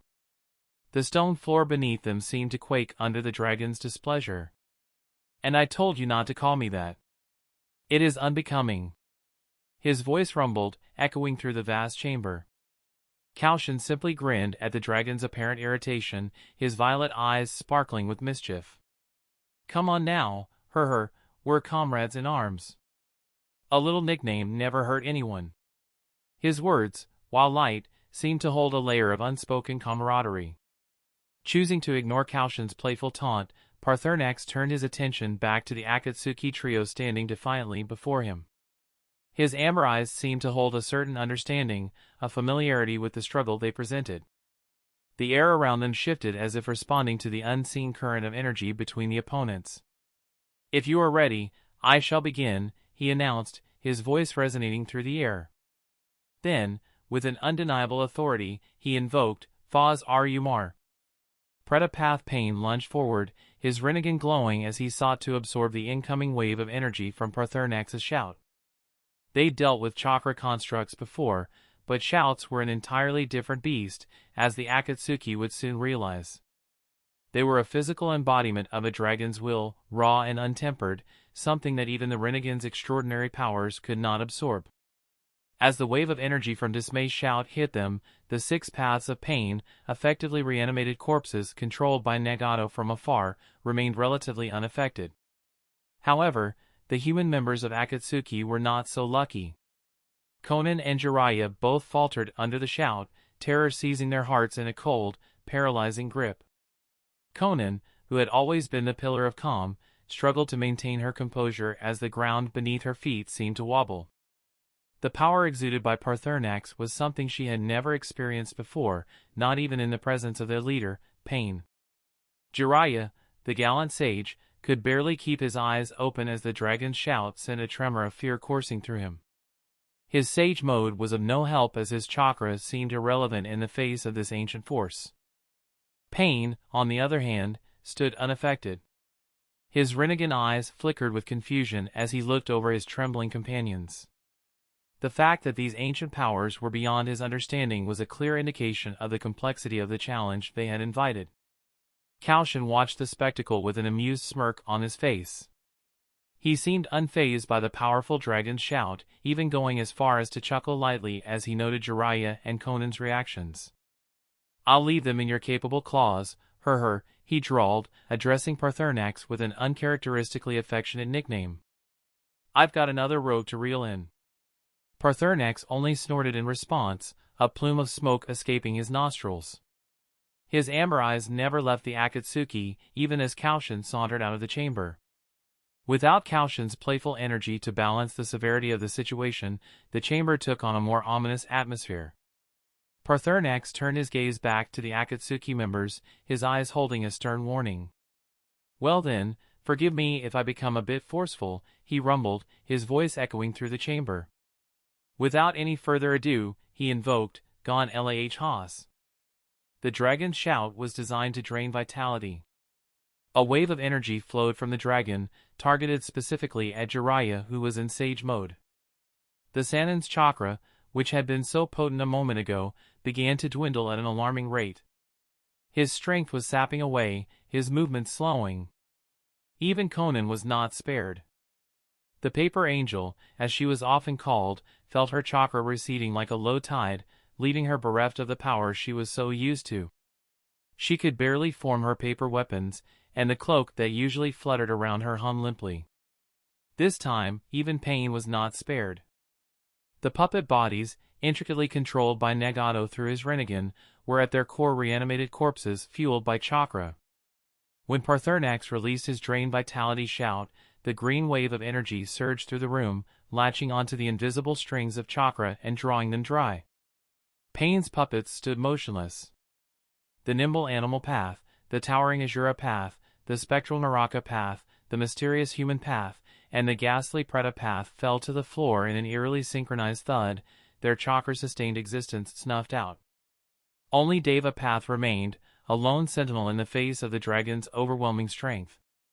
His Rinnegan eyes held an eerie glow, the reflection of the draconic figure imposing itself in his gaze.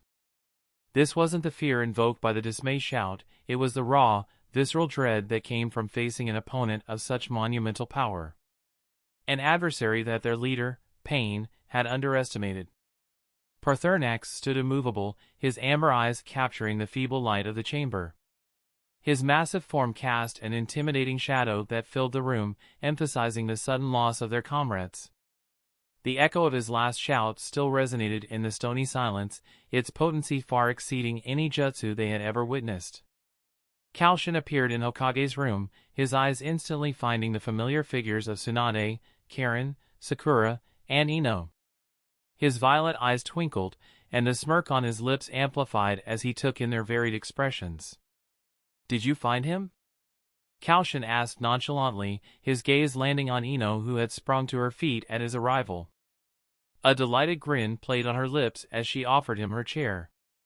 "We did, but we were waiting for you," Ino answered with a playful sparkle in her eyes. She didn't miss a beat before positioning herself in Koushin's lap, draping her arms around his neck. Her actions drew a collective sigh from the women in the room. Tsunade rubbed her temples, her usually stern features marred by exasperation. "It's like babysitting a group of teenagers," she muttered under her breath.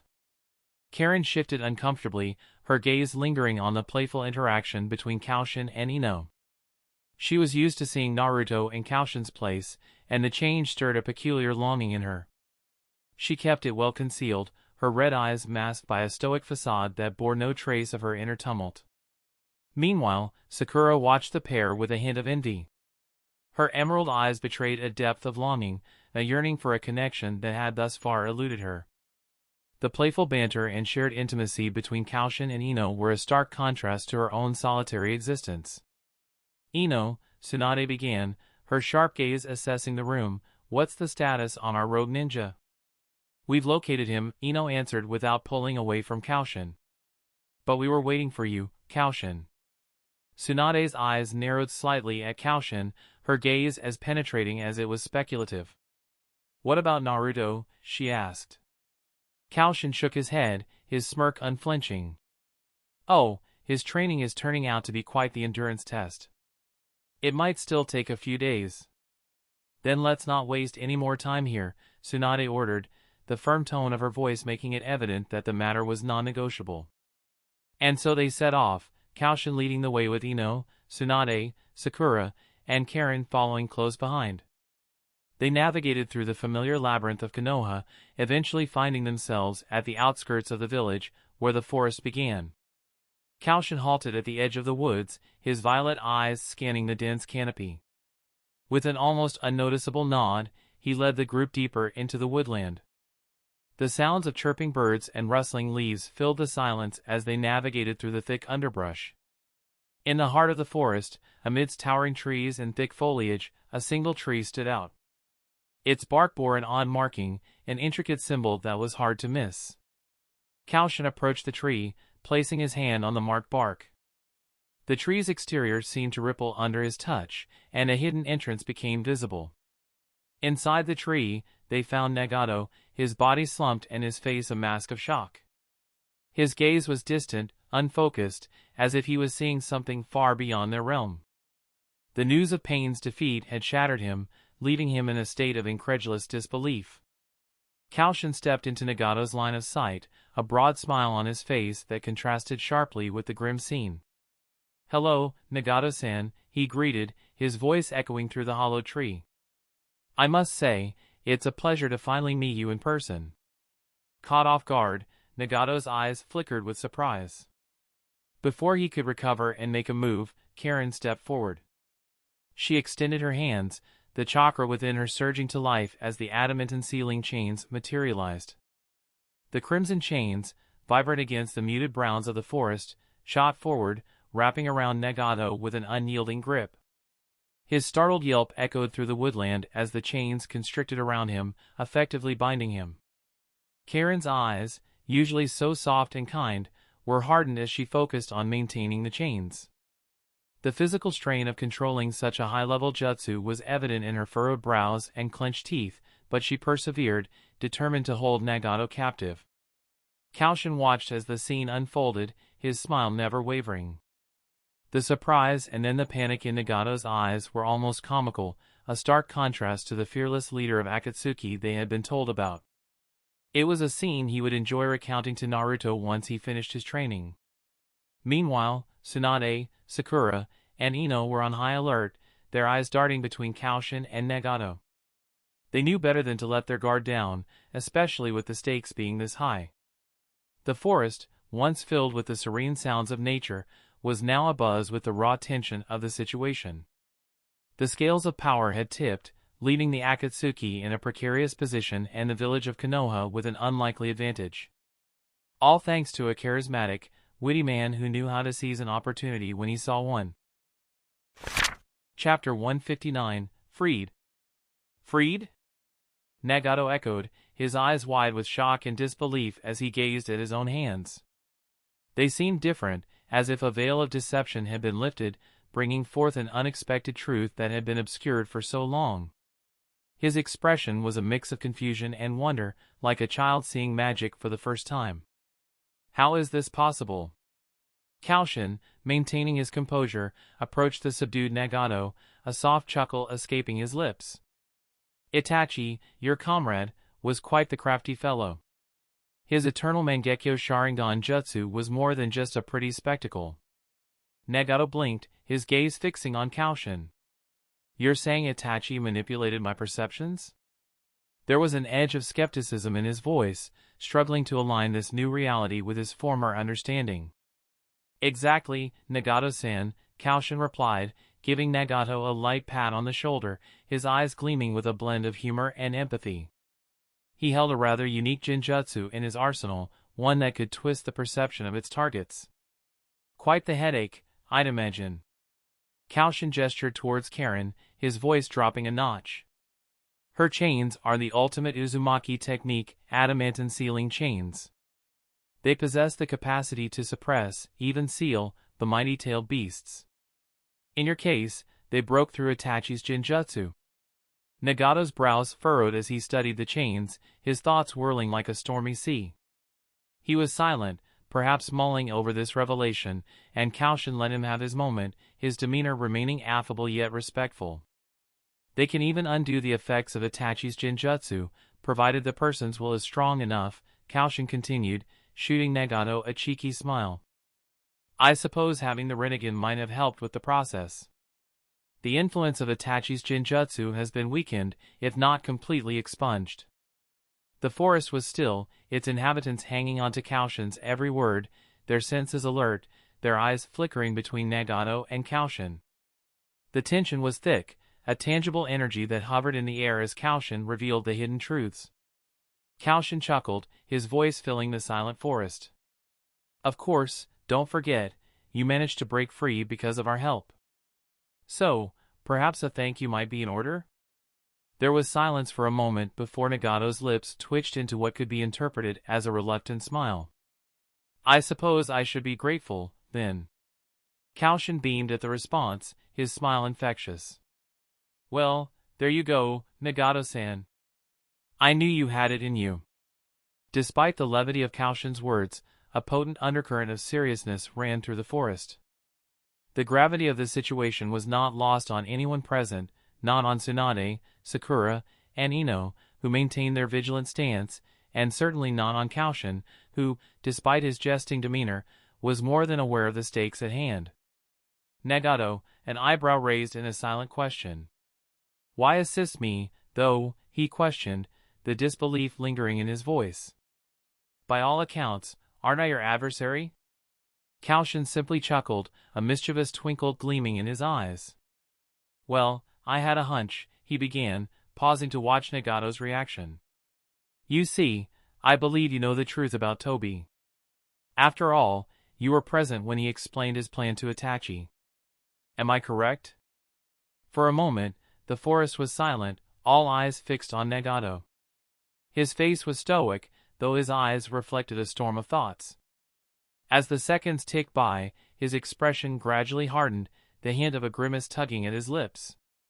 He sighed, a weary sound that echoed in the silence before he nodded. I do know, Nagato finally admitted, his voice quieter than before. It was as if the admission cost him something, the words leaving a bitter aftertaste. Koushin's expression remained unfazed, the ghost of a smile playing on his lips. That certainly makes things simpler, he mused, his voice almost cheerful. It seems you understand that you were manipulated. Thus, if we release you, you might turn against Itachi, Obito, and Madara, even if you don't join us. Nagato's gaze, sharp and discerning, was fixed on Koushin, an unspoken question lurking in the depths of his eyes. As if on cue, Tsunade stepped forward, a scowl etched on her face as she grabbed Koushin's collar. Madara, she snarled, her grip tightening around the fabric. Are you saying Madara Uchiha? Koushin glanced at her, his eyes crinkling at the corners as if amused. As Tsunade lunged for him, he reached out, flicking her forehead lightly. The action was so unexpected and yet delivered with such casual aplomb that Tsunade froze mid-motion, her eyes wide with surprise. Calm down, please, Koushin said, his voice as smooth as silk, not a hint of mockery or disrespect marring his words. There was a collective gasp as the forest's inhabitants registered what had just occurred. Sakura, Ino, and Karen gaped at Koushin, their eyes reflecting a mix of shock, confusion, and a hint of amusement. Before Tsunade could gather her wits, Koushin leaned down, his lips pressing against her forehead in an almost comforting gesture. The touch was fleeting, but it was enough to diffuse the lingering tension. There, better, he asked, his voice carrying an undercurrent of humor that was as disarming as it was unpredictable.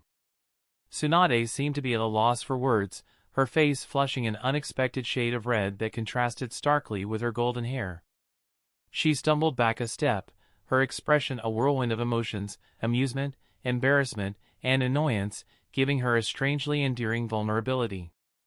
"Would you explain the plan then, Nagato-san?" Koushin asked, his voice tinged with genuine curiosity, his eyes sparkling with an undimmed eagerness to know. After a moment's hesitation, Nagato nodded, his eyes showing a reluctant acceptance of the situation. "Yes, I suppose it's time to reveal the truth," he began, his voice barely above a whisper. His eyes, which once held an unyielding defiance, now bore an unusual calmness, the reflection of a man who had seen too much.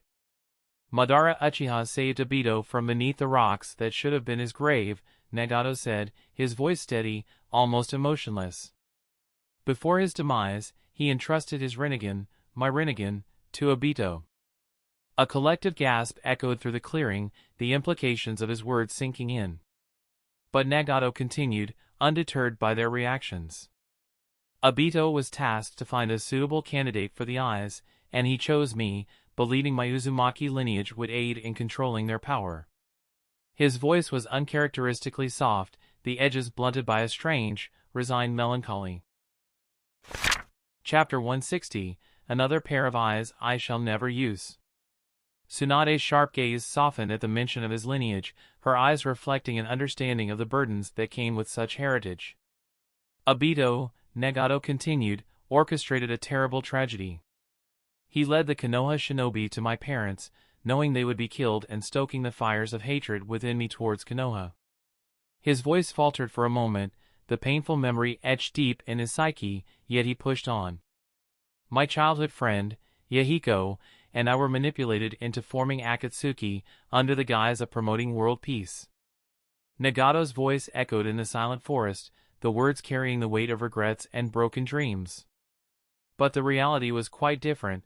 Nagato's words hung heavily in the air, his gaze focused on a point in the distance. "Our hidden agenda was to gather all the tailed beasts, leading to the casting of the eternal Tsukuyomi upon the moon." The forest was filled with a stunned silence, the reality of Obito's plan spreading a wave of disbelief among the group. "But how?" Sakura started, her voice trailing off, unable to articulate the question hanging heavily in the air. Koushin's gaze shifted back to Nagato. "The most important question, Nagato-san, is what you're planning to do now." Nagato looked at Koushin, the storm in his eyes quieting. His gaze seemed to penetrate Koushin, as though searching for an answer in the other's face. I don't know yet." "I cannot hide, can I?" Nagato asked. His words hung in the silence, a grim resignation echoing in his voice. Koushin shook his head, his expression sober for once. "No." Nagato released a sigh, his eyes displaying a strange blend of acceptance and sorrow. "Then the only option is death." The forest was thrown into a stunned silence. Sakura, Ino, and Karen gasped, their eyes wide with shock. They had prepared themselves for this confrontation, steeling their nerves to face the notorious leader of the Akatsuki. Yet, the man before them was not the embodiment of evil they had envisioned, but a figure of melancholy, burdened by a legacy of manipulation and betrayal.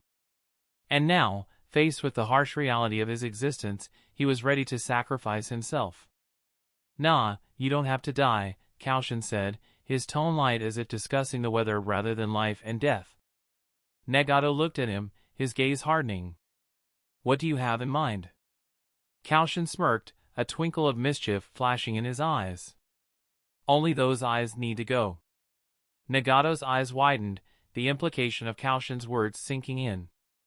"You want to blind me?" Koushin chuckled, his laughter rippling through the tense atmosphere. "Nagato-san, a moment ago, you were ready to cast away your life. What are a pair of eyes in comparison?" The silence was deafening.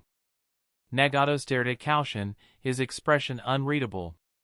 His vibrant red hair, a testament to his Uzumaki heritage, seemed to glow against the contrasting quietude of the forest, his body emanating a resilient vitality.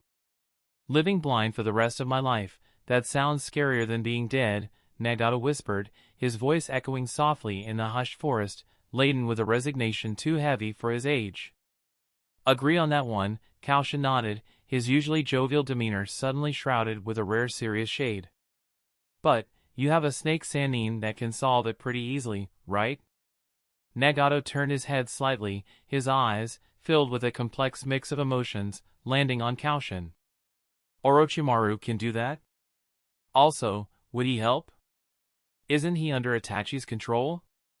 Koushin let out a sigh, shaking his head in amusement. Nagato-san, he began, his voice calm and patient, as if he was explaining a simple concept to a child.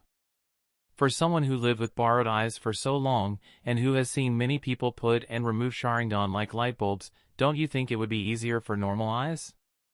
Nagato's crimson gaze faltered, his eyes widening in surprise before shifting to contemplation. The lines on his face seemed to soften as he weighed Koushin's words, the gears of his mind visibly turning as he mulled over this possibility. You do have a point, Nagato said, finally, his voice tinted with a newfound sense of hope, however faint. But, before he could voice his reservations, Koushin raised a hand to stop him. Before you argue, Koushin interjected, his voice gentle yet firm. Ask yourself, are your eyes truly yours, or merely a legacy of manipulation? The question hung in the air, a resonating echo that seemed to magnify the weight of the question. Around them, the members of the group looked on, their expressions reflecting their shared intrigue. Even the rustling of leaves seemed to halt, as if nature itself was holding its breath. Koushin then added, to answer your question, Orochimaru-san was the first to break Itachi's Genjutsu, although it was more of a serendipitous accident than a planned rebellion. Thanks to him, we gleaned some crucial insights about Itachi's machinations. He waved a hand dismissively, adding a casual spin to the high-stakes conversation.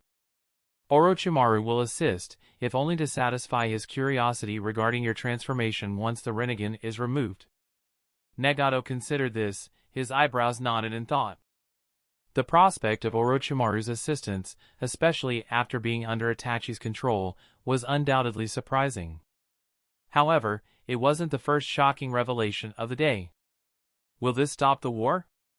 Halt the eternal Tsukuyomi? Nagato asked, his voice filled with a quiet desperation. This wasn't a plea but a man's attempt to understand the consequences of the decisions he was being asked to make. Koushin shook his head, his laughter echoing softly through the quiet forest. I wish it were that simple, Nagato-san. Delay the inevitable? Maybe. But stop it? No, that's a pipe dream. A ripple of confusion clouded Nagato's eyes. Without the Rinnegan, they won't be able to gather tailed beasts. Why do you say it's impossible? A knowing smirk played on Koushin's lips as he responded, did you forget where those eyes originally came from? Nagato's eyes widened, realization flooding them. You're referring to Madara? Can he really return? Koushin gave a nonchalant shrug, his eyes gleaming with a hint of mischief. Well, Nagato-san, if I've learned anything from my experiences, it's that Madara Uchiha isn't someone who's easily written off. A shiver ran down Nagato's spine, the vibrant strands of his Uzumaki hair seeming to glow brighter as if matching his heightened alertness. He cast a sidelong glance at Koushin, a newfound respect evident in his eyes. Despite Koushin's unorthodox way of dealing with things, Nagato couldn't deny the sense in his words. Nagato stared at the space where Koushin stood, the heavy revelation sinking in. After a long silence, he gave a stiff nod. All right. Remove the Rinnegan. Chapter 161, Stubborn Fool. Koushin glanced over at Tsunade, and with a quick nod, she walked over to Nagato. As the legendary medical ninja, Tsunade began her work with practiced efficiency. In the quiet forest, only the sound of rustling leaves and Tsunade's soft commands broke the silence. Koushin watched as Tsunade skillfully removed Nagato's eyes, her hand steady despite the immense pressure of the task. When the eyes were finally extracted, she placed them carefully into a vessel filled with a special preserving liquid. Are you sure they will be safe behind your seal? Tsunade asked, her voice measured as she handed the vessel to Koushin. Her concern was valid. After all, Those eyes held an immense power that could potentially turn the tide of the war. Koushin responded with a confident grin. No one in the whole world can take something I don't want them to take. You don't need to worry, Lady Tsunade. With that, he raised his hand and the pair of Rinnegan disappeared into his personal inventory. He shifted his focus internally, visualizing the list of items in his inventory. The Rinnegan now took their place among them, their description detailed and informative. Uchiha Madara's Rinnegan, created by his Indra Eternal Mangekyo Sharingan and Hashirama Senju's Ashura genes. These pair of eyes do not carry the reincarnations anymore. Can be implanted. Koushin shook his head at the description. Despite its power, he still had no interest in the eyes. He closed his inventory mentally and turned back to the now eyeless Nagato. With a wave of his hand, Konan and the 6 paths of pain appeared before them. The 6 paths of pain were lifeless, a stark contrast to their previous threatening demeanor. Konan, despite looking beaten and exhausted, seemed to emanate an undying spirit. As soon as Konan spotted Nagato in his eyeless state, she went into defensive mode.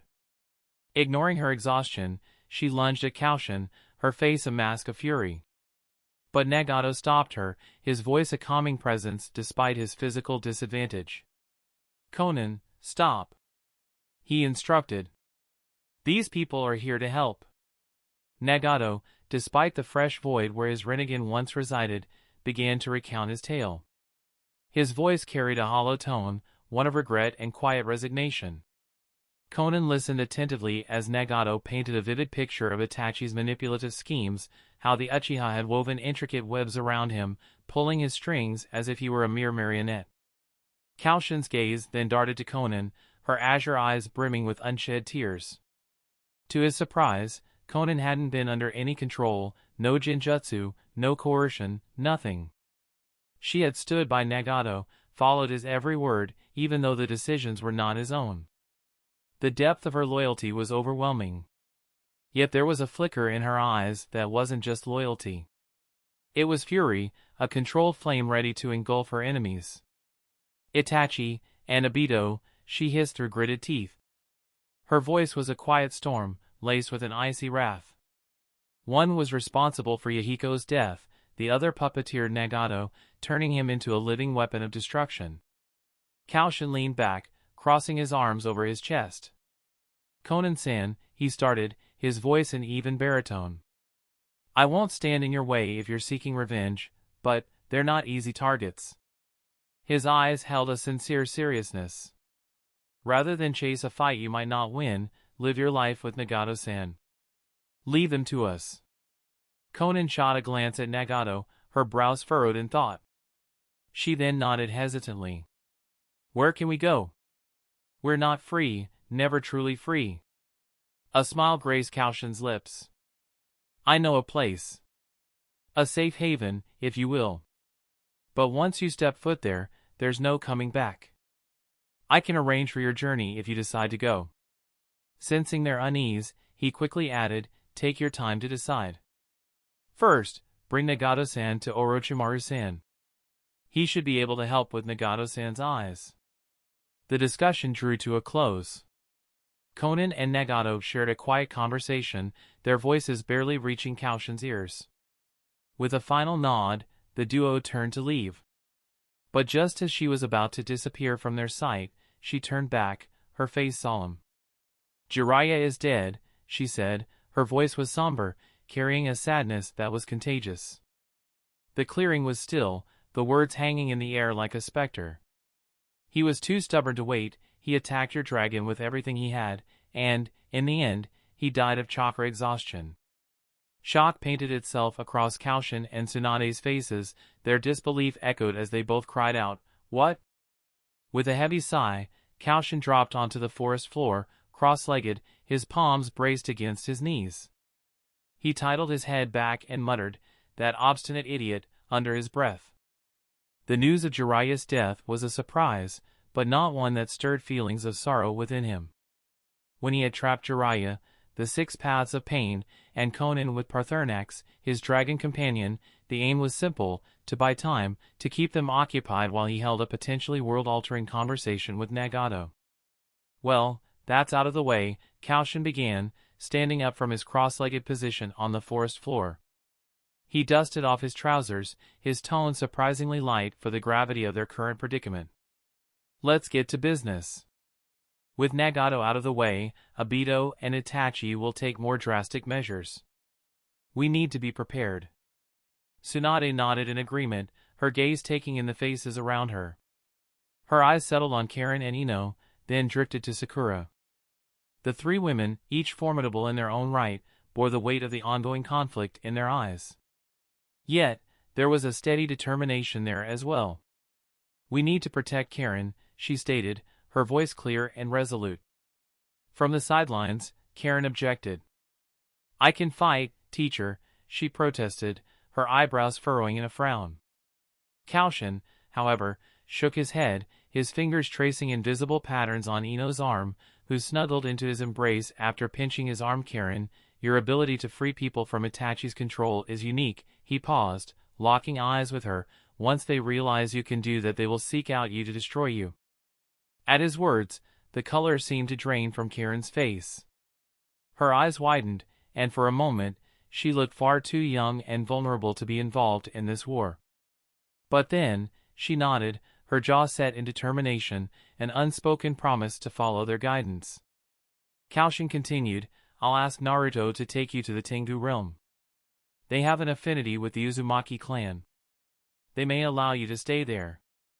The prospect of retreating to the Tengu realm, hidden and secluded from the world, came as both a relief and a challenge to Karen.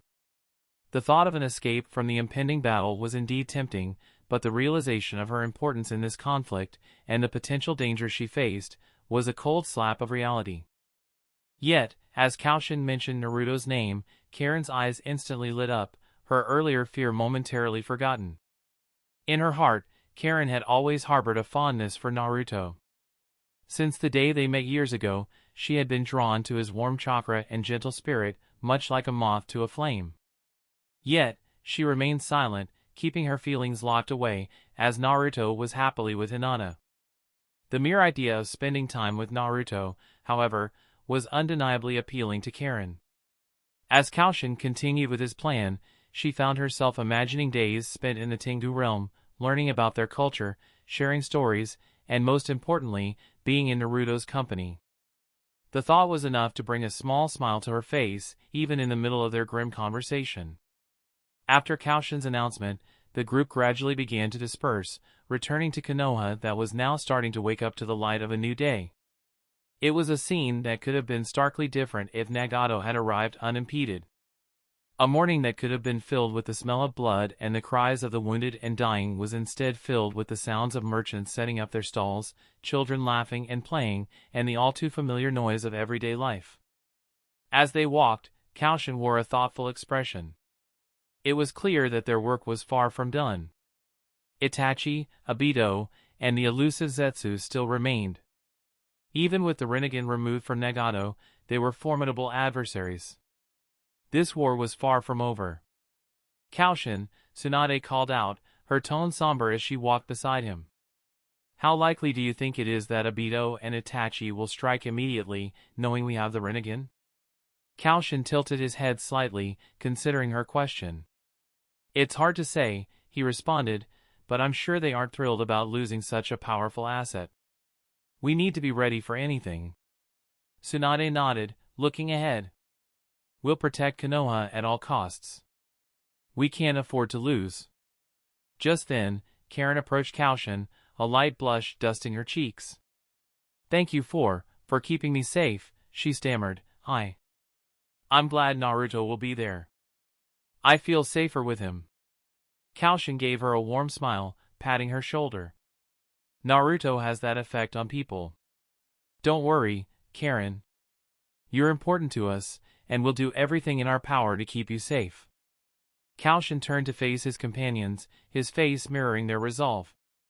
All right, let's get to work. We have a lot to prepare for. Remember, stay vigilant. Keep your guard up. With a collective nod, they walked through the gates, each carrying the weight of the looming conflict. Chapter 162, Thunderfire.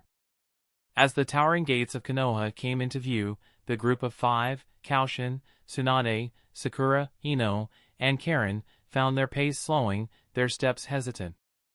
It had been a draining morning, their encounter with Nagato leaving them with more questions than answers. But in the dawning sun, the sight of their village brought a sense of comfort and familiarity that eased some of the tension coiling in their hearts. Yet, just as they were about to cross the threshold, they were met with an unexpected sight. Three figures stood at the village entrance, their forms silhouetted against the dimming twilight. Samui, Karui, and Omoi, ninja from the hidden cloud, were unexpected visitors, their presence instantly piquing the group's curiosity. Stepping forward, Samui, the leader of the trio, cut an imposing figure. Her stern gaze surveyed the group before resting on Tsunade. "We bring a message from Reikage," she began, her tone firm. "He calls for an urgent meeting of the Five Kage. Also, we seek information regarding Orochimaru's attack on our village and the attempted abduction of B and Yujito." Tsunade's brows furrowed, the weight of the situation apparent in her stern gaze. But before she could speak, Koushin's voice cut through the silence. "Typical A, arrogant beyond belief," he said, a hint of exasperation coloring his tone. His comment was met with a flurry of frowns and flaring chakra from the Cloud Shinobi. The group from Konoha instantly tensed, their eyes shifting between Koushin and the Cloud Ninjas. Despite the potential for conflict, Koushin maintained his calm demeanor, meeting their intense gazes with a nonchalant shrug. "We warned you about such an outcome," he continued, his voice steady, but his words sharp. "We saved Yujito once, then warned you again when your oh-so-mighty Reikage decided to apprehend Kisame instead of ending him. But no, I wouldn't listen. Too stuck in his high cloud to care about the warnings from below." Koushin paused, drawing a breath, his eyes hardened with the intensity of his next words. "Orochimaru deserted Konoha years ago. That's no secret. He has no ties with us. If I wants information, he can waltz into the Sound Village and interrogate Orochimaru himself." Tsunade's eyes narrowed at Koushin's words, the stern look on her face clearly showing her displeasure. But she remained silent, allowing Koushin to handle the situation. The tension was palpable, a ripple of unease passing through the air as the Cloud Ninjas processed his words. Finally, it was Karui who broke the silence, her eyes icy and her voice even colder. "And who the hell are you?" A smirk tugged at Koushin's lips, a glint of amusement flashing in his eyes. "Me? I'm nobody special," he responded, shrugging nonchalantly. His gaze locked with hers, the challenge clear in his eyes. "But if you're itching for a fight, I'm more than happy to oblige. Maybe then you'll see that the Cloud's arrogance doesn't have a leg to stand on." His words hung in the air, creating a heavy silence. The hidden Cloud Ninjas exchanged glances, their hands instinctively moving to their weapons. Yet, despite their blustering, it was clear they were hesitant to initiate a confrontation. Caught in the silent standoff, Samui was the one to finally break the pause, her voice echoing, "Koushin the Thunderfire," she uttered, her eyes unflinchingly meeting his violet gaze. "Your fame precedes you." The title hung in the air, a whisper on the breeze that seemed to echo off the surrounding buildings. A flicker of surprise crossed Koushin's face, as if he was seeing an unexpected twist in a well-known story. "What did you say? Did I get a title?" he exclaimed, looking at Samui with a mixture of incredulity and delight. In an instant, the gravity of the situation evaporated, replaced by the undeniable sparkle of amusement in Koushin's eyes. Without any hesitation, he turned to Ino and wrapped his arm around her waist, pulling her into his side. His voice was filled with infectious excitement as he started to shower her cheek with playful kisses. "Pumpkin, your hubby got a title. I am renowned in the world. Are you proud of me?" Caught off guard, Ino let out a small gasp of surprise, her eyes widening as she was pulled into his embrace. For a moment, she was too taken aback to react, her gaze flickering between Koushin and the Cloud Ninja, a blush blooming on her cheeks.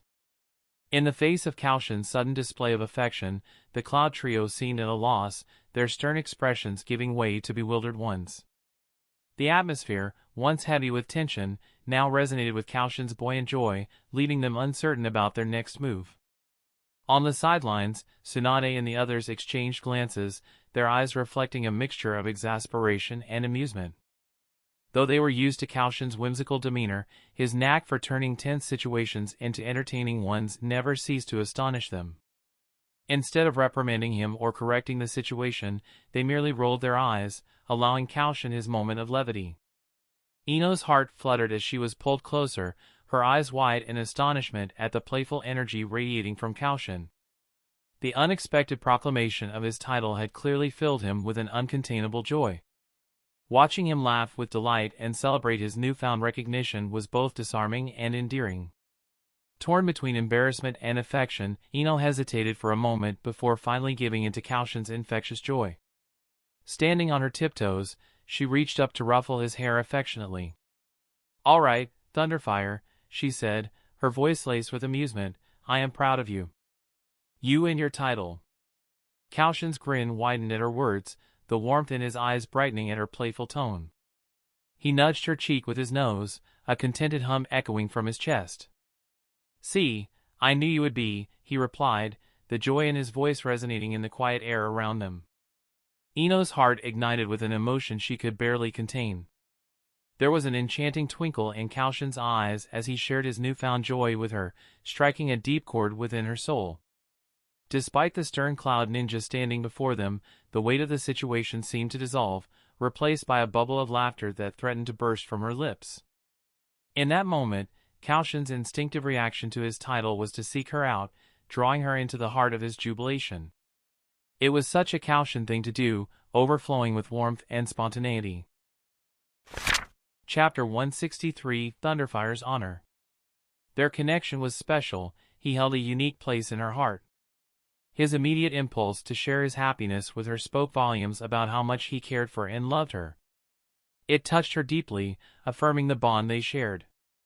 And as they celebrated together, the world around them faded, leaving only their shared laughter and the genuine affection that bound them tightly. Ino couldn't help but be overwhelmed with warmth and gratitude for the playful, witty, lightning and fire-wielding ninja who had captured her heart and soul in a way she could never have imagined. Ino's heart was ablaze with an emotion she could hardly contain. There was something in the way Koushin's eyes twinkled as he shared his joy with her that struck a chord deep within her. Despite the austere cloud ninja standing before them, the tension of the situation seemed to melt away, replaced by a bubble of laughter that threatened to break through her lips. His instant reaction to his so-called title, seeking her out, drawing her into his celebration, it was such a Koushin thing to do, so full of warmth and spontaneity. It was one of the countless reasons why he held such a special place in her heart. On the other hand, their companions weren't quite as captivated by the couple's display of affection. Tsunade rolled her eyes, crossing her arms over her chest. "I swear, you two are impossible," she muttered, shaking her head in exasperation. Karen, standing next to Tsunade, couldn't contain the chuckle that escaped her lips. "It's cute," she admitted, a smile tugging at her lips as she watched her friend being playfully swarmed with kisses by Koushin. "Cute? More like nauseating," Sakura grumbled from the other side of Karen. She wrinkled her nose, a grimace pulling at her lips. Can't they save the lovey-dovey stuff for later? While their friends exchanged amused comments and rolled their eyes at the scene unfolding, Ino finally managed to wriggle free from Koushin's enthusiastic embrace. Flushing, she swatted his shoulder, her eyes sparkling with mischief. "All right, Thunderfire," she huffed, her hands on her hips. "Don't you think it's time to stop celebrating and start taking things seriously?" Koushin chuckled, stepping back but not releasing her completely. His hand found hers, their fingers naturally interlocking. "You're right, Pumpkin," he agreed, giving her hand a gentle squeeze. "I suppose we should address the Cloud Ninja's concerns." Still chuckling, Koushin turned back to the Cloud Ninja, his eyes twinkling with humor but also holding a newfound seriousness. "So, Reikage wants a Five Kage meeting, huh?" He mused aloud, "Now that's something to think about." "All right then, we shall meet at Iron Country in 5 days for the Five Kage Summit," Koushin announced, his lighthearted tone belying the seriousness of the upcoming meeting. Samui arched an eyebrow, glancing at Karui and Omoi before posing her question, how do you know it's an iron country, and in 5 days? Koushin only chuckled in response, his violet eyes twinkling with mirth and a hint of mischief. He kept his sources close to his chest, giving the cloud ninjas a knowing smirk instead of an answer. His silence, however, was not met with further queries. He had earned a reputation for knowing more than he let on, and the hidden cloud ninjas knew better than to press him for answers. As they were about to turn and leave, Koushin's voice stopped them in their tracks. Stay for a few days, he said, the casual nature of his words contrasting with the earnest look in his eyes. You must be tired. We wouldn't want the rumor of our inhospitality to spread. We are, after all, quite hospitable. The 3 cloud ninjas exchanged a glance.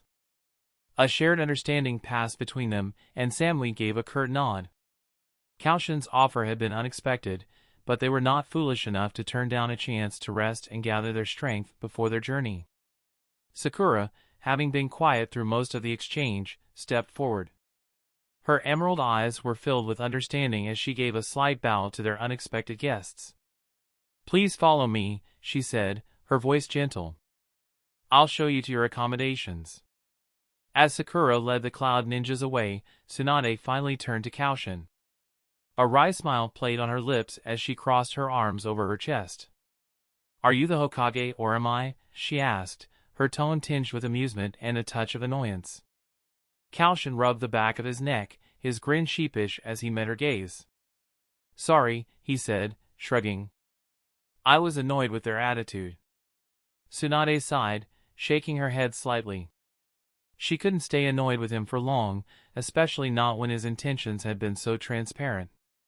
He had been trying to establish dominance, to put the cloud in its place without escalating the situation into a conflict.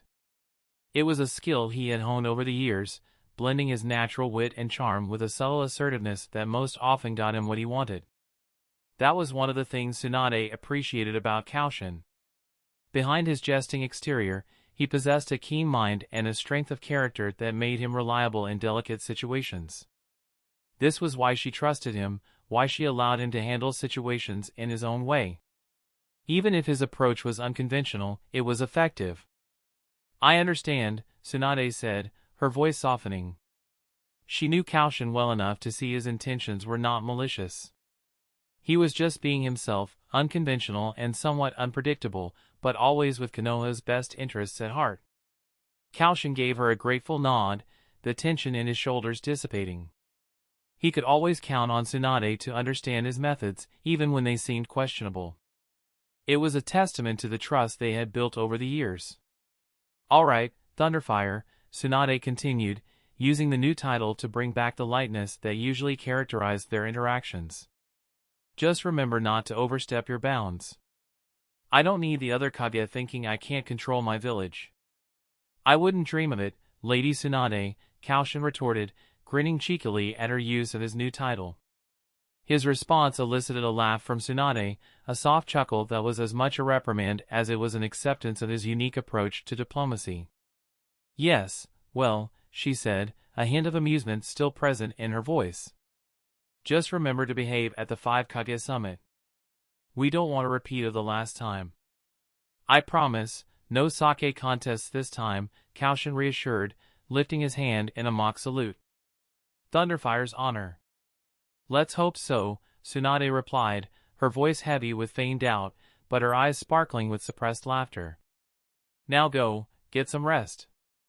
We have a long journey ahead. Chapter 164, Being Idiotic Again, A. As the towering gates of Konoha faded into the distance, the motley group of 4, Tsunade, Koushin, Ino, and Kakashi, found themselves enveloped by the biting cold of the snowy landscape. The flurry of snowflakes dancing in the wind blurred their vision, creating a picturesque yet harsh environment. Still, their eyes held a spark of determination, their pace never faltering.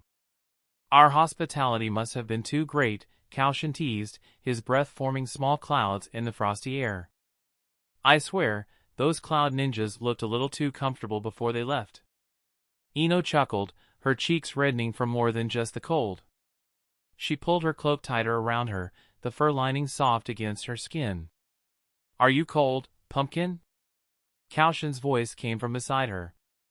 He appeared next to Ino, defying the rapid pace they were moving at, and enveloped her hands in his. The warmth of his touch seemed to seep into her skin, providing an instant respite from the biting cold.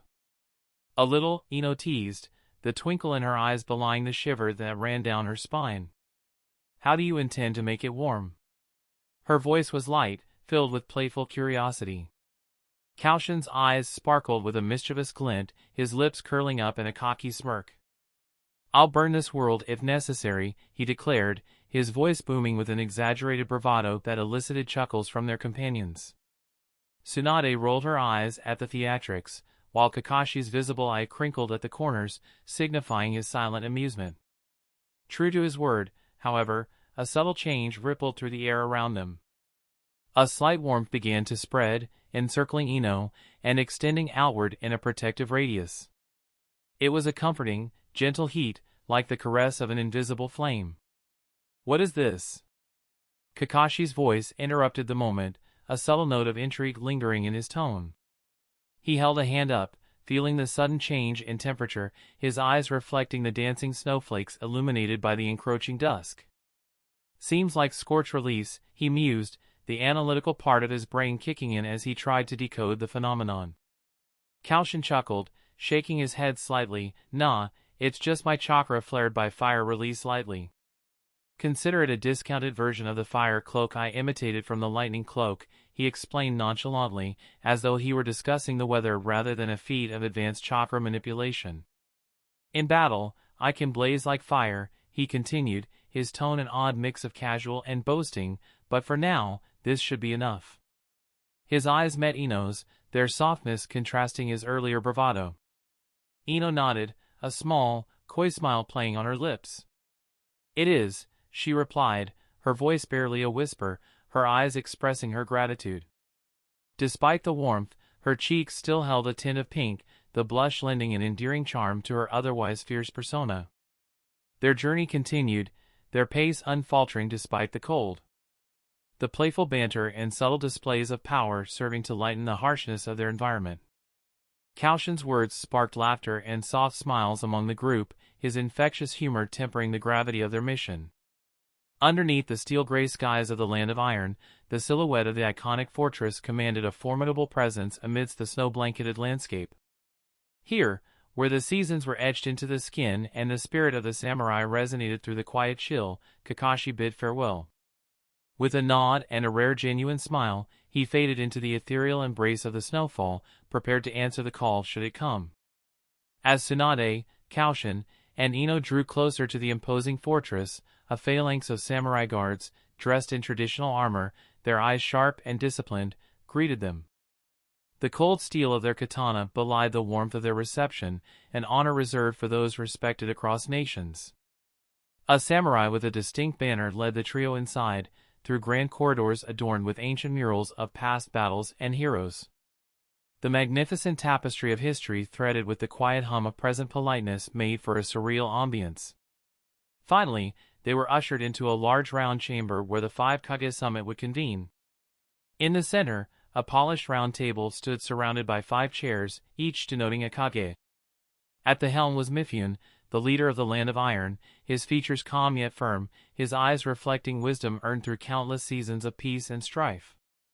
The Kages took their respective places around the table, while the accompanying shinobi, including Koushin and Ino, were led behind a curtain, just behind their respective Kages, an arrangement that satisfied the stipulation of each Kage having only 2 guards present, and yet gave them a chance to participate should the need arise.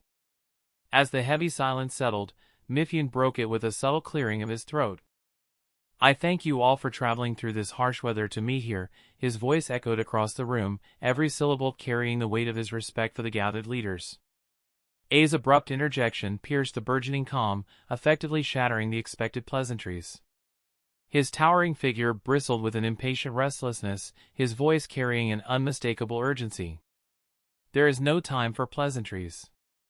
We know where the Akatsuki headquarters is," he declared, his eyes flicking over each of the other Kages as he continued, "I called you so we can raid and destroy it."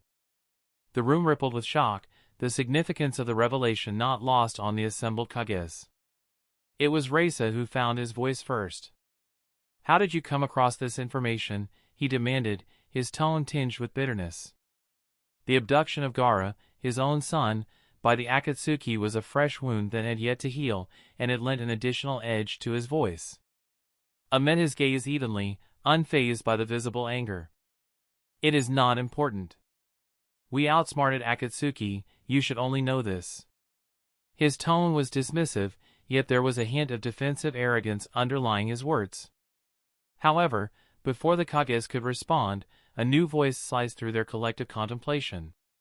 "You did something idiotic again, haven't you, eh?" Chapter 165, Such Cliché. Koushin, who'd been sitting behind the curtain, now sat atop the round table, nonchalant as though he had been invited to do so. His violet gaze was pinned on a gentle mockery playing in his eyes, his tone filled with lighthearted disdain. His words hung heavy in the room, reverberating off the ancient walls, plunging the room into a stunned silence. Almost immediately, the room sprung into action.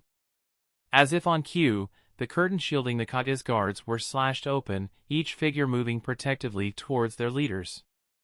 The floor vibrated with the sudden force of movement, a spectacle of power and loyalty unfolding in an instant.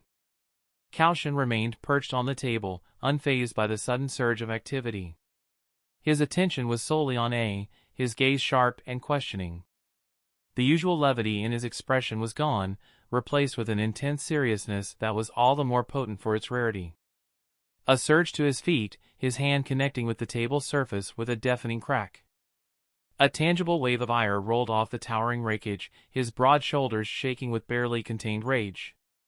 It was an important meeting, a summit where Kages conversed, not a playground for insolent brats to flaunt their arrogance. "You!" His voice, typically booming and brash, was an incensed growl that filled the chamber. His finger jabbed in Koushin's direction, his eyes gleaming with unfiltered fury. The memory of their first encounter, a sour incident that had never settled well with rushed back. Koushin, the audacious outsider, had dared to utilize the sacred lineage technique of the Reikage's lightning cloak. His act was a blatant disregard for their traditions and pride, an insult that it was forced to swallow for the sake of his rescued Jinchuriki, Yujito. But that was then. Now, the same presumptuous youth had the audacity to insult him before all the Kages. Such insolence was not only disrespectful, but a blatant challenge to A's authority and stature. The very thought was simply unacceptable. Koushin, however, remained unfazed by the explosive reaction his words had elicited. His eyes met A's burning gaze steadily, the gentle mockery in them unfaltering. He was a vivid contrast to the furious Kage, his relaxed posture atop the table a stark opposition to A's livid stance. "You know," Koushin started, his tone casual yet laced with a pointed edge, "if this was a debate, you'd lose points for personal attacks." He brushed an imaginary speck of dust off his trousers, nonchalantly avoiding A's indignant stare. His words served as fuel to the already raging fire within a flame that was quickly spreading throughout the chamber. The room buzzed with heightened tension, the startled murmurs of the other Kages echoing off the walls. Raza, Mei, and Inoki exchanged bewildered glances, unsure of how to react to the sudden turn of events. A's face twisted further in displeasure, a visible struggle within him. The need to maintain his decorum as the Reikage was at war with his wounded pride. "You disrespect me in front of the other Kages, and you expect me to sit back and take it," he finally managed to spit out, his voice a venomous hiss.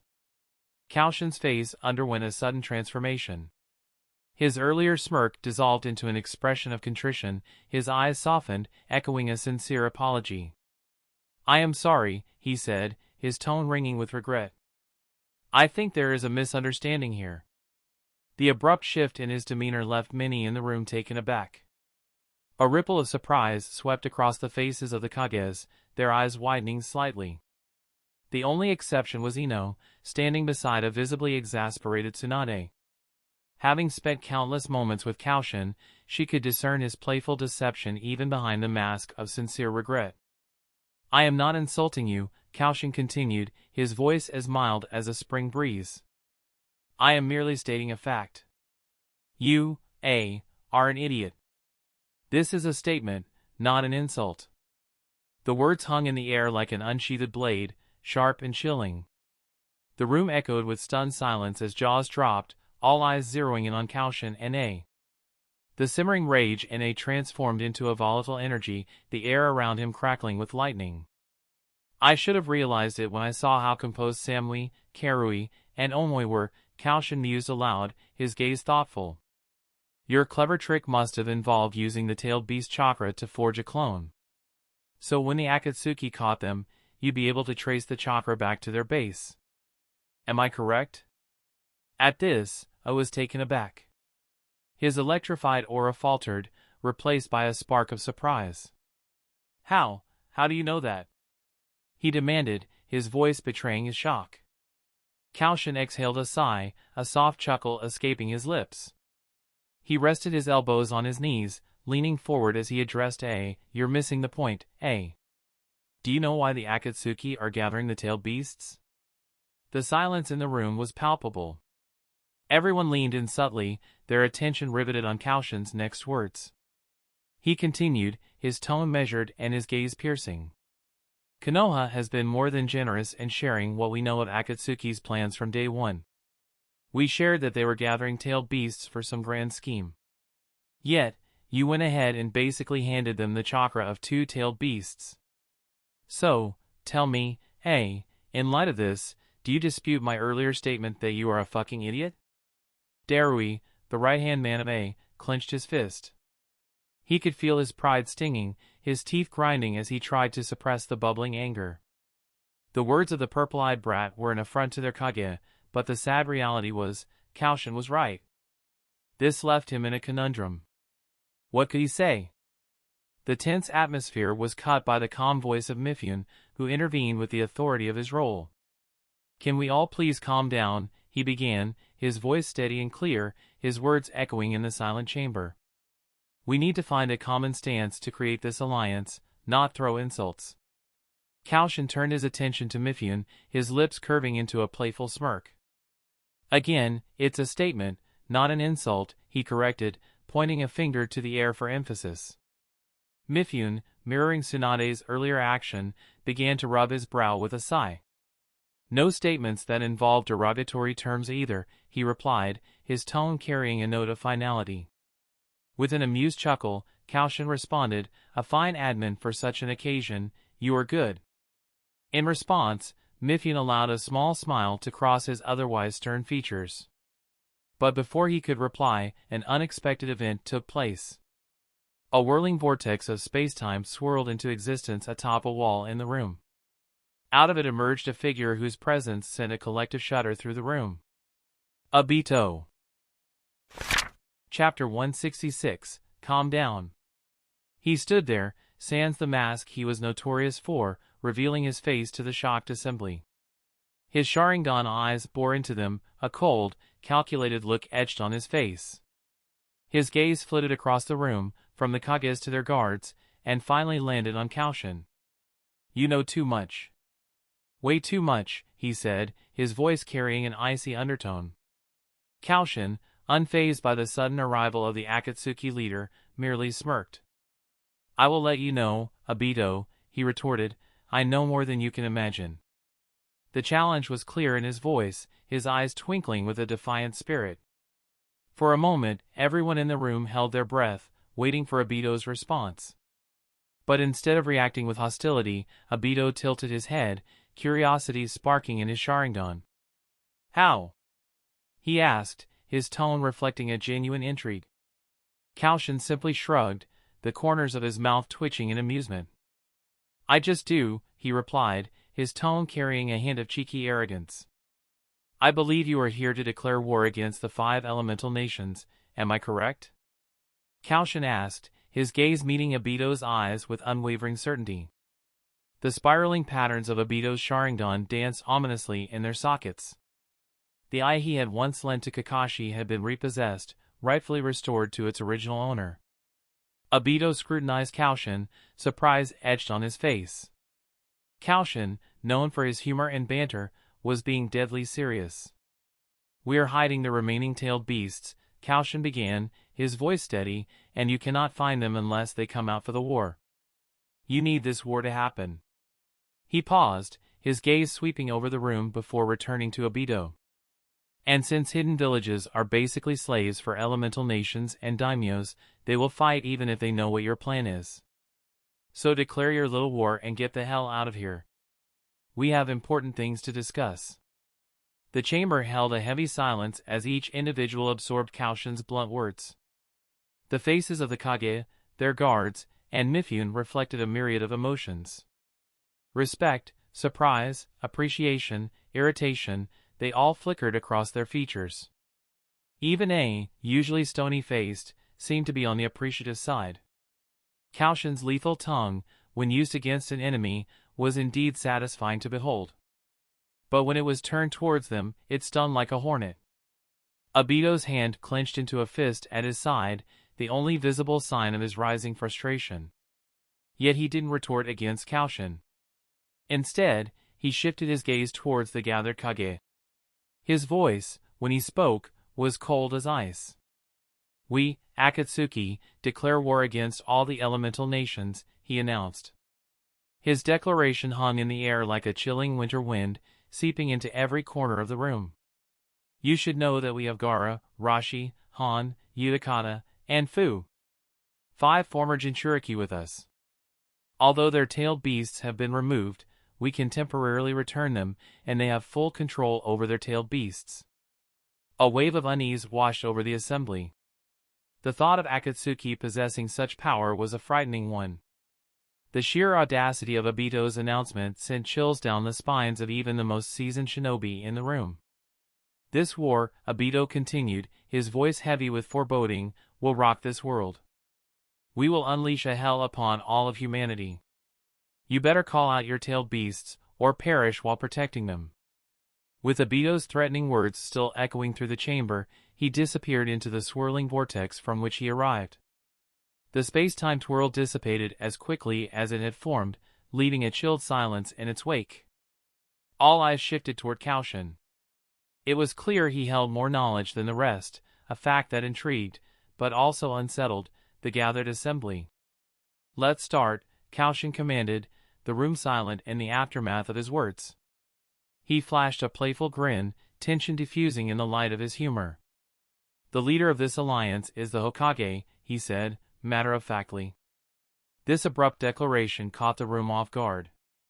Reikage, A, was the first to react, rising from his seat. His large form was imposing, lightning occasionally sparking from his clenched fists. "Who gave you the permission to select the leader, brat?" He growled, the title of brat intended as an insult to Koushin's youth and audacity. The elderly Tsuchikage, Onoki, also joined A in standing, albeit with a noticeable wince. His age was a limitation, but it didn't take away from the intensity of his glare. Koushin raised his hand showing 5 fingers. "Konoha has the greatest might at the moment, that's one." He lowered a finger. "We're also the only village that hasn't lost our tailed beast or their chakra, that's 2. Another finger down. "We have the most intelligence about Akatsuki, their members, and their powers. That's 3. 2 more fingers remained." Before he could continue, Reikage slapped the table, lightning covering his body. "What do you mean the greatest might? My cloud is 10 times stronger than Konoha." His voice echoed in the room like a clap of thunder, the raw power in his tone evident. As the sound of the Reikage's voice faded, another rose. "Do you need a reminder?" It was the voice of Onoki, the Tsuchikage, old but with an undeniable grit. "I haven't used my dust release for a few decades, and every smelly brat thinks they are mighty." "How old are you, 12? The room was still for a moment, waiting for Koushin's response. His laughter filled the room, a lively contrast to the heated accusations. "Do I look 12? Well, thank you. I started to use the new cream my pumpkin makes, and it made my face so smooth. Turning to Ino, he said, "See, Ino-chan, it works." The drastic shift in his mood was so sudden that the room descended into a momentary silence. Then Onoki turned a shade of red that could rival the Mizuki's flaming hair. "Are you mocking me?" As suddenly as his mood had lightened, Koushin's expression turned serious once more. His gaze fell on Onoki, then traveled across the room, meeting the eyes of everyone present. There was a new gravity to his voice as he pronounced, "Kondremov."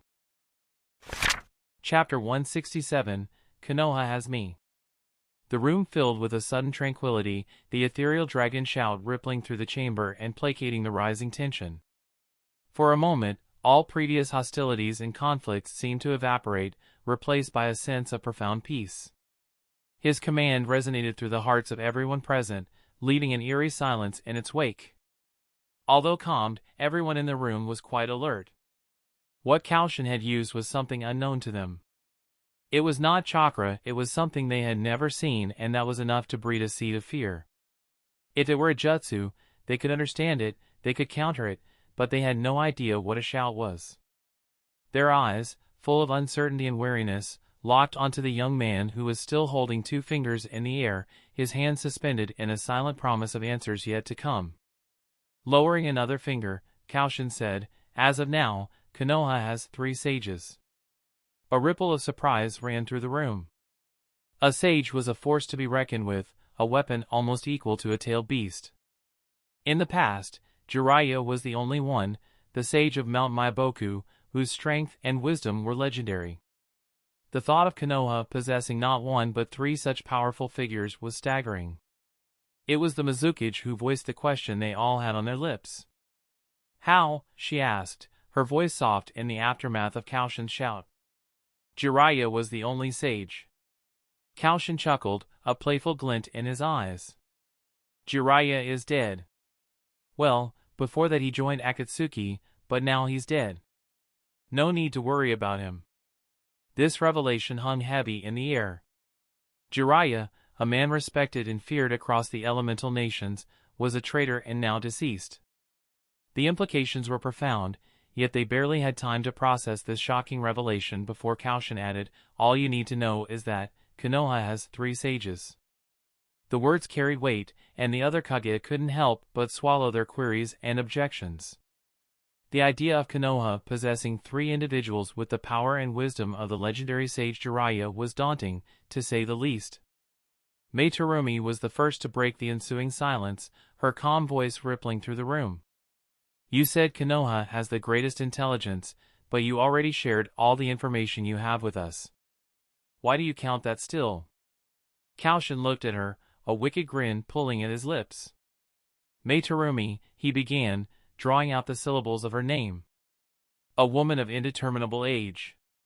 Don't worry, your secret's safe with me," he winked, the mirth in his eyes just visible. "Lava release, boil release. An academy graduate at the tender age of 9.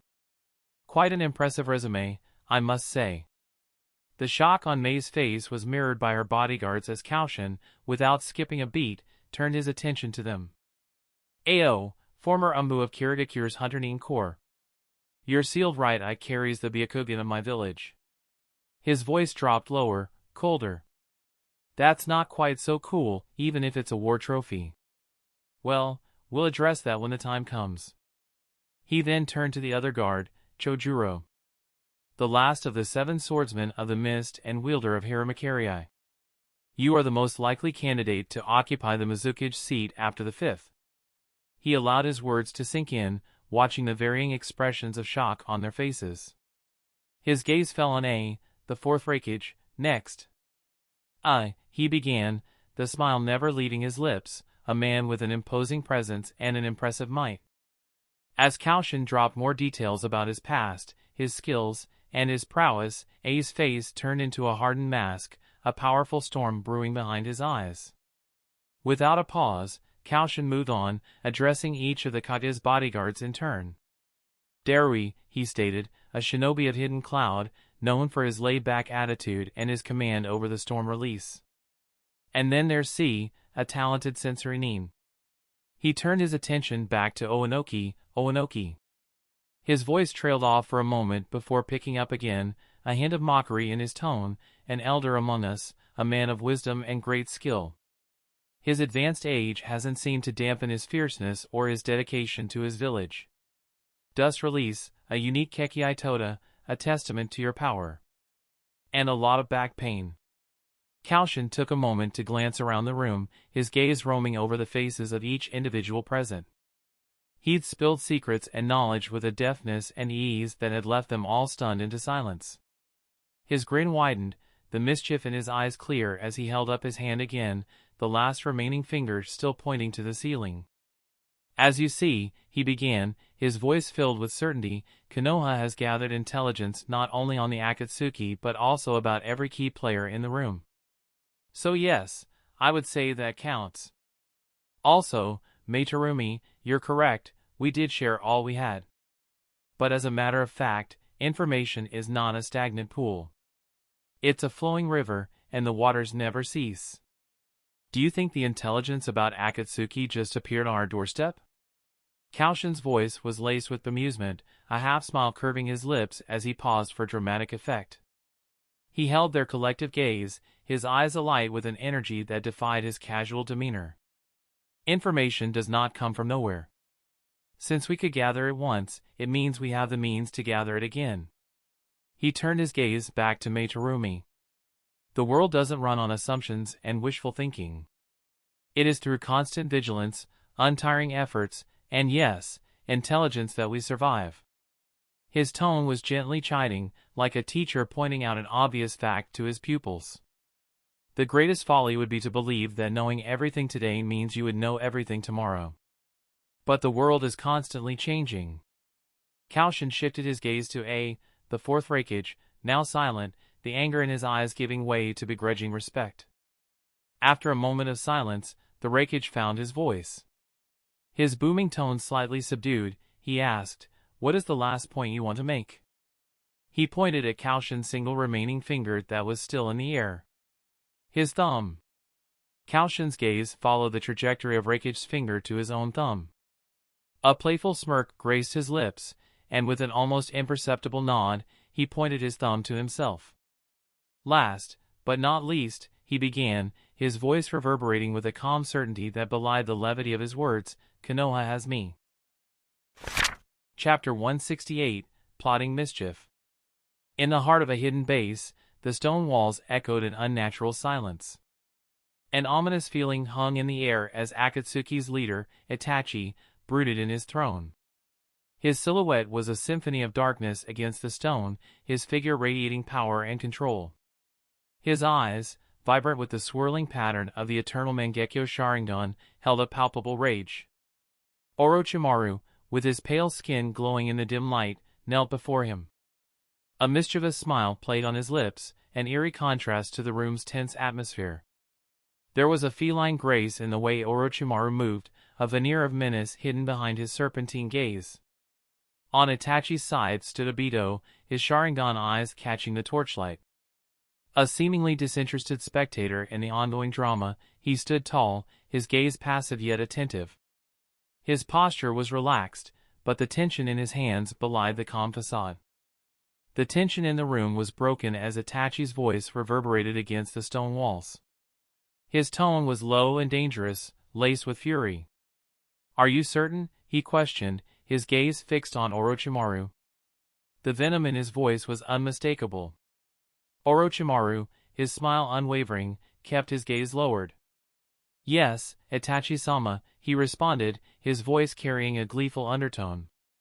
"See for yourself." He brought his hands together, forming a series of hand seals with fluid precision. Slapping his palm onto the stone floor, the room vibrated with chakra.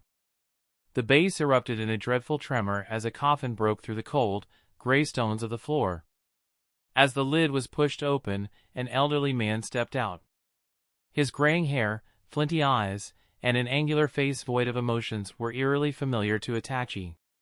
His rage, like a storm fed by strong gusts, intensified with every passing second, the stormy color of his eyes swirling in their sockets. "Danzo!" He spat out the name as if it were a curse.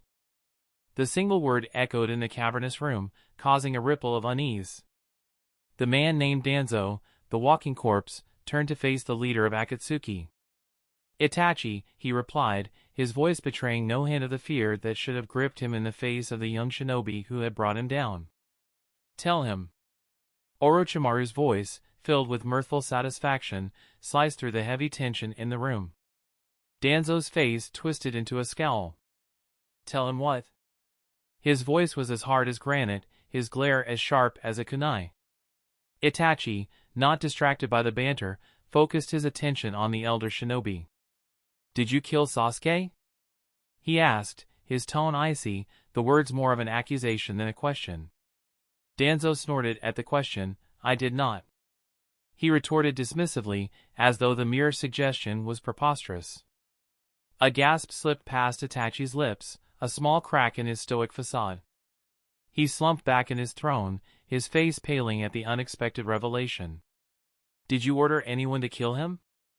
he demanded, his voice barely above a whisper, yet carrying the weight of 1,000 thunderclaps. "No," came the dry response from Danzo. Itachi dug deeper, a glimmer of hope breaking through his despair. "Did Hiruzen kill him?" Again, Danzo shook his head. "Not as far as I know." As soon as the last syllable slipped from Danzo's lips, Orochimaru struck his hand against the floor once more. Another coffin rose from the ground, and a second elder man stepped forth, his long white beard standing in stark contrast to the dark interior of the room. "Hiruzen Sarutobi," Itachi acknowledged, his voice laden with anticipation and dread. He repeated his interrogation, his gaze never leaving the newly risen figure. But the former Hokage only echoed Danzo's words, leaving Itachi clutching at straws. Itachi's onyx gaze landed on Obito, his voice echoing through the chamber, reverberating against the damp stone walls. "Who killed my brother?" His tone was a deadly whisper, icy, filled with promise of eternal torment. Obito, whose tall figure had been towering in the corner of the room, suddenly knelt on the ground, the torchlight casting a flickering shadow against his face. "Please forgive me, Itachi-sama," he murmured, his voice barely above a whisper. I do not know." Then Itachi's focus turned to Orochimaru, who was still kneeling before his throne, his pale skin glowing in the eerie half-light of the chamber. "Why did you ask in the first place?" The question caught everyone off guard, causing a palpable shift in the room. After all, Orochimaru, without any apparent reason, had asked Danzo why he had killed Sasuke. If everyone already assumed that Danzo was the killer, and Orochimaru went out of his way to ask him, then it suggested he had his doubts. Orochimaru's lips twisted into a wider grin. "As usual, you are sharp, Itachi-sama," the serpentine shinobi praised. His voice held a level of admiration that was as uncharacteristic as it was insincere. With a wave of his hand, Itachi dismissed the flattery, his eyes narrowing. "Drop the flattery. Answer." His voice was a command, an order that demanded immediate compliance. Orochimaru bowed his head in acknowledgement. "As you wish, Itachi-sama." Before the incident, he paused, clearly referring to the Uchiha massacre. "Danzo and I collaborated on numerous projects. I understood his motivations, his thought processes. It made no sense to me that he would eliminate Sasuke, a mere child, and risk losing you, a critical ally to Konoha. It would have been a disastrous strategic move. Hence, I summoned him via Edo Tensei to verify my suspicions." As anticipated, he was not behind Sasuke's demise. Itachi digested this information, his fingers drumming against the armrest of his throne. His Sharingan spun, the wheels within the wheels spinning at a frenetic pace. "Then who did it?" His words were devoid of any emotion, a stark contrast to the whirlwind of feelings waging a war within him. Orochimaru lifted his gaze to meet Itachi's, a cunning smile playing at the corners of his mouth. "Someone within Konoha, that is for certain." His voice was full of dark amusement. The revelation did little to appease Itachi, instead further fueling his brewing storm of anger and despair. "Itachi-sama," Orochimaru continued, reveling in the dramatic tension he orchestrated. You should be asking not who, but why. Why would someone want Sasuke dead? And why would they allow Danzo to take the fall? Chapter 169, Trouble? Orochimaru's snaky voice sliced through the tense silence, his words rolling with dark amusement. But such a question would not yield any significant results when it comes to Danzo. He had too many enemies, but how many of them knew about the Uchiha massacre? And how many had the ability to sneak into the Uchiha compound under the surveillance of Root to kill your brother? His words echoed through the cold stone chamber, leaving a wake of silence. The air, thick with tension and uncertainty, stilled as all eyes turned to Itachi. The silhouette of the leader, usually steadfast and stoic, seemed to waver for a split second. Itachi's gaze turned sharper, colder, his crimson eyes flaring in the dim light. "Who do you insinuate, Orochimaru?" His voice was a growl, the rage simmering beneath his calm exterior threatening to erupt. "Speak frankly." A vile smirk curved Orochimaru's lips. He shifted his gaze, his yellowish eyes finding Obito's red ones. "Who else but a person who can go and come anywhere he wants?" His voice dripped with venomous insinuation, his gaze never leaving Obito, who was standing next to Itachi. Obito's eyes widened in shock, his normally passive face turning ashen. He took a step back, a barely audible gasp escaping him as he came under the collective gaze of everyone in the room. "Obito?" Itachi echoed, his tone betraying a mix of disbelief and anger. He turned to look at his comrade, his eyes no longer filled with rage but seeping disappointment. "Is this true?" Obito's eyes darted around, the room suddenly feeling smaller, claustrophobic. He swallowed hard, a grimace playing at the corner of his lips. He raised his hands in front of him, as if trying to push away the barrage of accusations. "No, Itachi-sama, Itachi's cold, cutting interruption silenced Obito's protest. "Do not lie to me, Obito." Obito's lips trembled, his eyes displaying an earnest plea. "I did not, Itachi-sama. You have to believe me. I had no reason to kill Sasuke." "But you had the means," Orochimaru chimed in, his voice slicing through Obito's protest. His words were cold and calculated, designed to cause maximum damage. "Isn't that right, Obito?" Obito glared at Orochimaru, his face a mask of fury and indignation. "That doesn't mean I did it." Itachi was quiet, his mind a whirlwind of thoughts and emotions. He trusted Obito, but the seeds of doubt had been planted, and they were taking root. His gaze flicked between Orochimaru and Obito, his eyes reflecting the inner turmoil. The sun was setting, painting the sky with hues of orange and red as the group of fourth Koushin, Tsunade, Ino, and the newly joined Kakashi rushed back to Konoha. The world was streaked by in blurs, their speed almost supernatural, a testament to the sheer strength and skill they possessed. However, their journey was far from a silent one. Tsunade, her stern visage softened with familiarity, was addressing Koushin, her tone a gentle reprimand. "Koushin," she started, "did you really have to create such a spectacle? I thought I reminded you that I'm the Hokage, not you." The wind carried her words, causing strands of her blonde hair to dance playfully. She didn't sound genuinely upset, rather there was a hint of amusement laced within her words. Tsunade had seen many things in her life, but Koushin's antics were something that never ceased to amaze or exasperate her. Koushin, his hand comfortably enveloped within Ino's, glanced at her with a sheepish grin. His dark eyes twinkled, betraying the mirth he found in the situation. "Well, Lady Tsunade," he said, his voice a gentle tease, "that is precisely why I appointed you as the Supreme Commander of the Five-Nation Alliance. I mean, aren't I simply the best?" Kakashi, silent until then, chuckled softly, his dark eyes glinting with amusement. He had seen Koushin's duality, the man who could jest even in the face of danger, and the tactician who held the power to change the course of battles. Ino, her hand warming Koushin's, giggled at his declaration. Despite the grave situations they often found themselves in, Koushin always found a way to lighten the mood. It was one of the things she admired about him, his strength to carry a smile even when the world was at its darkest. Tsunade sighed theatrically, her stern facade cracking into a smirk. "And here I was, thinking you might have learned a little humility by now," she retorted, her eyes meeting Koushin's with an affectionate challenge. Koushin's grin morphed into an expression of faux innocence. "Humility?" he echoed, feigning shock. "I am the embodiment of humility. Just look at me. Despite being so handsome, mighty, awesome and extremely smart, I never take the spotlight." In response, Tsunade and Kakashi rolled their eyes, unimpressed with his display of so-called humility. Ino, however, giggled at Koushin's words, a soft sound that was quickly whisked away by the wind. She pinched his palm, the one she was holding, causing Koushin to chuckle. In a move as swift as lightning, Koushin scooped Ino up and threw her over his shoulder, a playful glint in his eyes.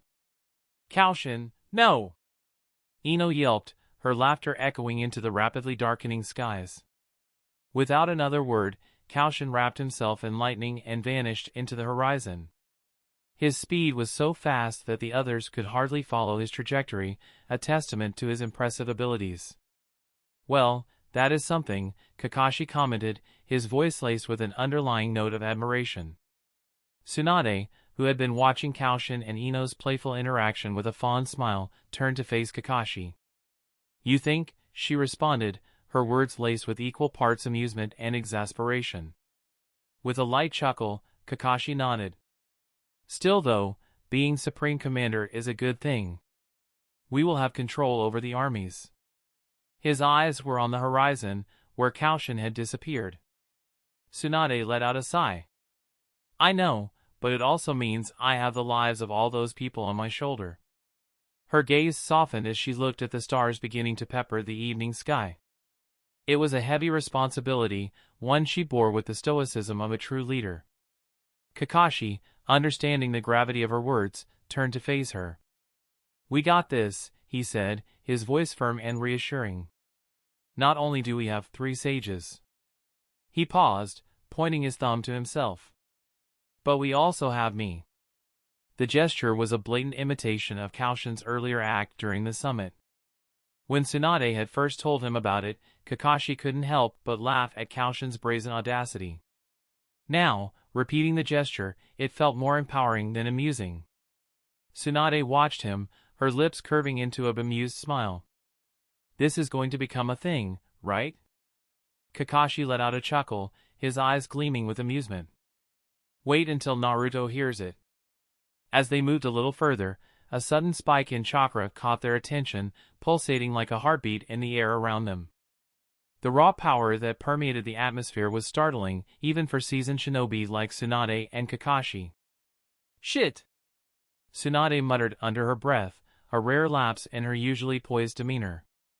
She shot forward, increasing her pace as she honed in on the chakra. Kakashi was right on her heels, a grim determination set on his face.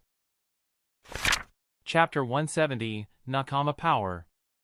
The duo arrived at the scene to find a sight that was as unexpected as it was unsettling. There was Ino, perched on a tree branch with a calm nonchalance that belied the dangerous situation unfolding before her eyes. Below her, Koushin stood with a playful smile on his face, looking as if he were having the time of his life. His opponent was Kisame, the former member of the Akatsuki, and now a merged entity with his infamous weapon, Samahata. His shark-like features were even more prominent now, his skin a deep, sea blue, his teeth gleaming like daggers in the dimming light. Yet, what was truly alarming was that Kisame was missing an arm, the raw edge of the wound indicating that it was a recent loss. Tsunade and Kakashi joined Ino on the branch, their eyes trained on the spectacle below. "What happened here?" Tsunade asked, her voice taut with urgency. Ino, however, merely shrugged in response. "Koushin told me he'd handle Kisame. He asked me to just watch and appreciate his awesomeness," she relayed, her words laced with an ironic lilt that was eerily similar to Koushin's usual tone. Down below, Koushin was in full form. His eyes gleamed with a bright, enthusiastic energy that Kisame seemed to find both puzzling and annoying. You've lost an arm, Kisame, Koushin observed, his voice cheerful despite the grave situation. Are you sure you still want to do this?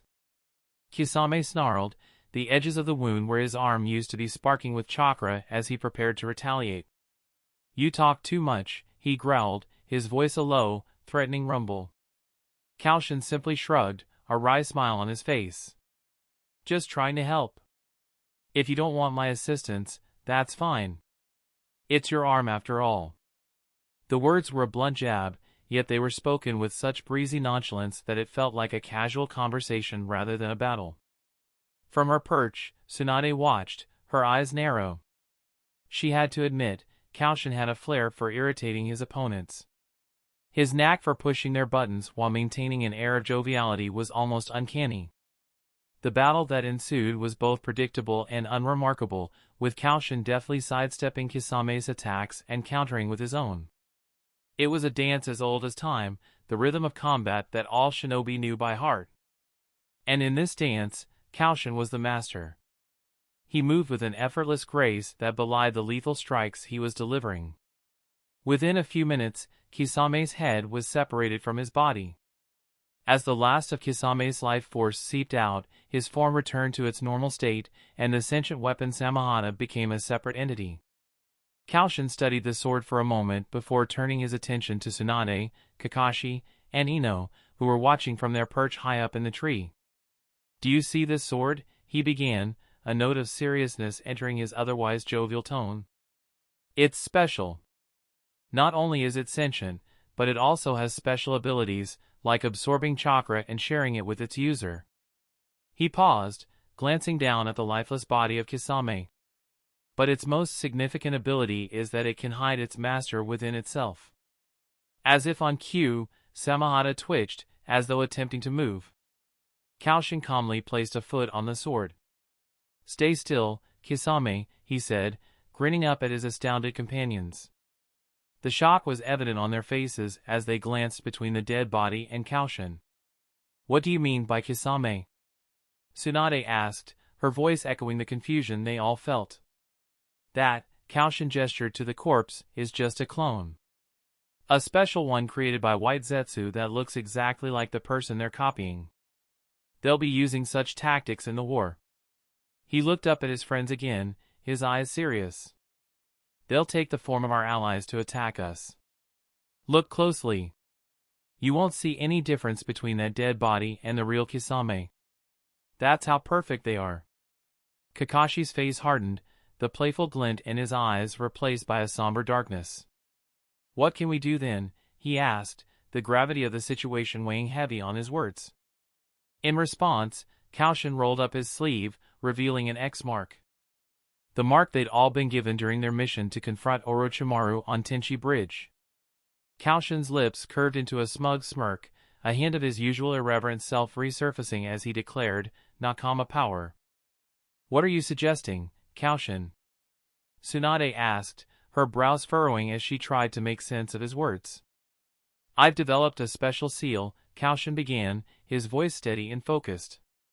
His usually playful demeanor was replaced with the intensity of a seasoned ninja. It's based on the concept of sensory abilities that certain shinobi possess. His eyes flicked to each of their faces, ensuring that they were following his explanation. The air was still, the eerie silence only punctuated by the faint rustle of leaves in the wind. Koushin continued, his voice gaining a hint of excitement.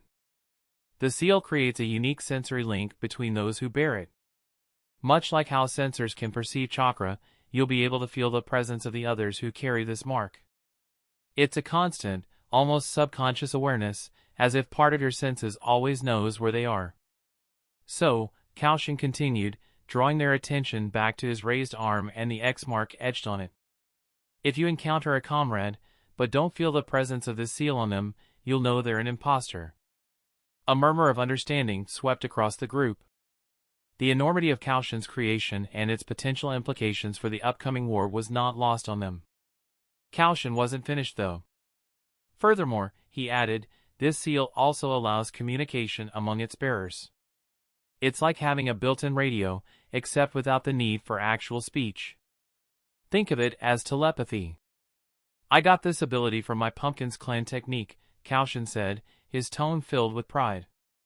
His eyes drifted to Ino, who smiled back at him, her gaze sparkling with affection. He allowed a smirk to grace his features as he concluded, there are other functionalities as well, but I'll save those for another time. His revelation was met with a moment of stunned silence. Tsunade was the first to react, her stern visage melting into a smile.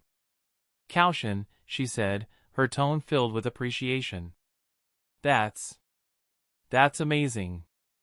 Kakashi cast a wary glance around their surroundings. Is it safe to discuss all this out in the open? Kisame is here too, after all, he pointed out, his eyebrows furrowing in concern. In response, Koushin chuckled, a light, amused sound that seemed strangely out of place given their circumstances. I isolated the area with Ragen's calligraphy long before you arrived, he informed them. A confident smile stretched across his face as he added, as for Kisame, let's just say he's not going anywhere.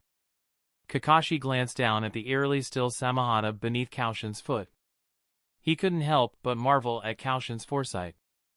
The man had truly thought of everything. A brief silence ensued, only to be broken by Tsunade. That's a smart move, Koushin, she praised, a hint of admiration sneaking into her voice. She knew well the immense pressure that came with coordinating such a complex operation, yet Koushin made it look so effortless. Kakashi nodded in agreement. I have to admit, your strategies are something else, Koushin, he said, a begrudging smile tugging at the corners of his mouth. Koushin beamed at their praise, a cheeky glint flashing in his eyes. Well, I try my best, he said, his voice a gentle tease. Turning his attention to Ino, Koushin gave her a wink. Aren't you proud of your hubby, Pumpkin? He asked, his tone playful yet filled with genuine curiosity. Ino couldn't help but roll her eyes at Koushin's antics. Nevertheless, a soft smile spread across her face. Always, she responded, her voice brimming with warmth and affection. She knew Koushin's worth more than anyone else, and she couldn't be prouder.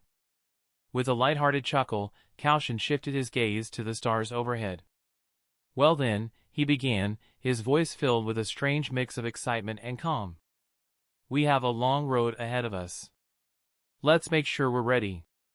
But before that, Koushin began, his tone teasingly suspenseful, Kuchios. With a deft hand slap onto the ground, a swell of dust clouded the area momentarily, giving way to the intimidating figure of Adidra. The entity towered over them, its formidable presence radiating a formidable, raw power that left the entire group in silent awe. Even Ino was taken aback. She'd been accustomed to Koushin's usual summons, but this was even weirder. Ogrim, Koushin addressed the colossal figure, his voice casual as if he were speaking to an old friend. Take this unlovely blade and go back. When a Sharky emerges from it, don't kill it. You can, however, have a bit of fun with him. Under his feet, Samahata quivered in apparent trepidation, the sword knew its fate. The hulking Deidre, Ogrim, responded with a satisfied, guttural groan, reaching out to take the weapon. The air shimmered around them for a brief moment, and then, like a ripple in a pond, Ogrim was gone, vanished along with Samahata. Koushin turned back to the group, his eyes sparkling with a warm mischief that lightened the tension in the air. His playful demeanor, juxtaposed against the backdrop of their impending trials, had a calming effect, instilling a sense of confidence and reassurance amongst his friends. Well, Koushin started, stretching his arms behind his head and shooting his comrades a charming grin, let's get a move on, shall we? We have a war on the horizon. Chapter 171, Masterpiece. A few days later, the Shinobi Alliance congregated once again in the heart of Konoha. Their meeting room was alive with tension, a hum of anticipation audible over the mutters of conversation. Seated in the center of the room was Tsunade, her visage marked by a weary strength that bore the weight of the world. The rest of the Kages, Reisa, Meitarumi, Onoki, and they were also present, their loyal guards standing like statues behind them. Koushin stood behind Tsunade, his lithe form brimming with an unsettling confidence. His smile, laced with a playful mockery, was a thorn in the side of those who shared the room with him. His quick wit and cunning intelligence, which had already cemented Tsunade as the supreme commander of the alliance, made it challenging to rebuke him. "Thank you for coming this early," Tsunade began, her voice carrying the unmistakable ring of authority. Reisa nodded in agreement, his eyes as severe as the desert sun. "The situation indeed calls for it." Mifune, with his calm demeanor, took this moment to interject. "The first order of business is to discuss the Jinchuriki of the 2, 8, and 9 tails, and gather intelligence on our enemy and their bases." All eyes in the room turned to Koushin. He had proclaimed that Konoha had superior intelligence, a claim that had been met with vehement refusal in their previous meeting. However, the swift and deft manner in which Koushin had silenced them left a bitter taste in their mouths. "As requested, here is the information about the enemy," Koushin announced, the corners of his mouth quirking up in that familiar, infuriating smile. With a swift wave of his hand, 12 identical documents materialized out of thin air, startling everyone in the room. With a magician's flair, he handed a copy to each individual. The room fell silent as the Kages delved into the pages, their expressions hardening with each word they read. Tsunade was the first to break the silence. "This report, it's comprehensive, to say the least." Mei Terumi raised an eyebrow at Koushin, her voice cool as she acknowledged, "Konoha's intelligence is not to be underestimated, it seems." Koushin merely nodded, his face a picture of controlled mirth. "We do our best, Lady Mizukage." Clenched his fist as he looked at the list of Akatsuki members. Itachi, leading the pack. He muttered, the name tasting like bile in his mouth. His eyes swept down the list, catching the names of other formidable opponents. Obito, Gaara, Rashi, Han, Utakata, Fu. His voice trailed off. The last 4, all Jinchuriki once like his brother, were now freed from their tailed beasts and, apparently, had pledged their allegiance to Akatsuki. And let's not forget Orochimaru, Kabuto, and Zetsu. A's fist tightened further, crumpling the corner of the document. Plus, we're looking at a battalion of 100,000 white Zetsu soldiers. While they may be foot soldiers, their sheer numbers alone are enough to tip the balance of power. The air in the room seemed to grow heavier, with each name adding another layer of dread. Tsunade sighed, rubbing her temples. This is a formidable force. With this in play, we must prepare for an all-out war. Itachi is a cunning strategist, Mei Terumi observed, tracing her finger along the names on the list. His leadership of this group is worrisome. It's not just Itachi, Reisa interjected.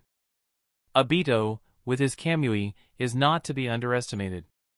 He can strike and disappear at will. You think those are anything? Koushin asked, his eyes gleaming mischievously as he nodded towards the documents in their hands. Turn the page. Silence engulfed the room once again as everyone, barring Tsunade, turned over the page. The sounds of rustling papers were interrupted by gasps of shock and disbelief. Eyes widened and jaws dropped as the reality of the situation dawned upon them. These are... Onoki started, his voice barely above a whisper. He was unable to finish his sentence, too overwhelmed by the names that danced before his eyes. Mei's hand flew to her mouth in horror, Reisa's eyes narrowed in anger, and A's grip tightened on the paper, almost tearing it in half. Yes, Koushin interjected with a nod. His voice remained steady, despite the overwhelming dread that hung heavy in the room. Orochimaru and Kabuto will reanimate the dead from various villages, your ancestors, your descendants, old friends, old comrades. They will fight against us. What the hell you were thinking in the first place? Koushin's voice sliced through the thick silence like a hot knife.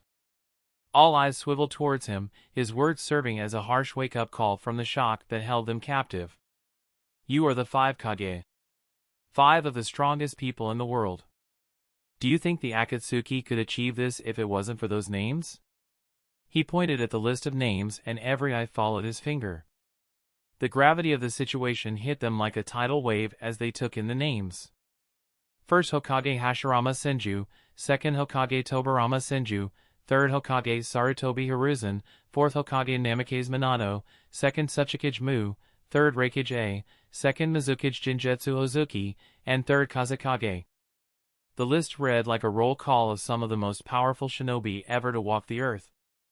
Each name brought a flood of memories, respect, and fear. Each name was a stark reminder of the colossal threat they were now facing. The Akatsuki's plan is clearly insidious, Koushin continued, his tone laced with irony. After all, why wage war with the living when you can just reanimate the dead?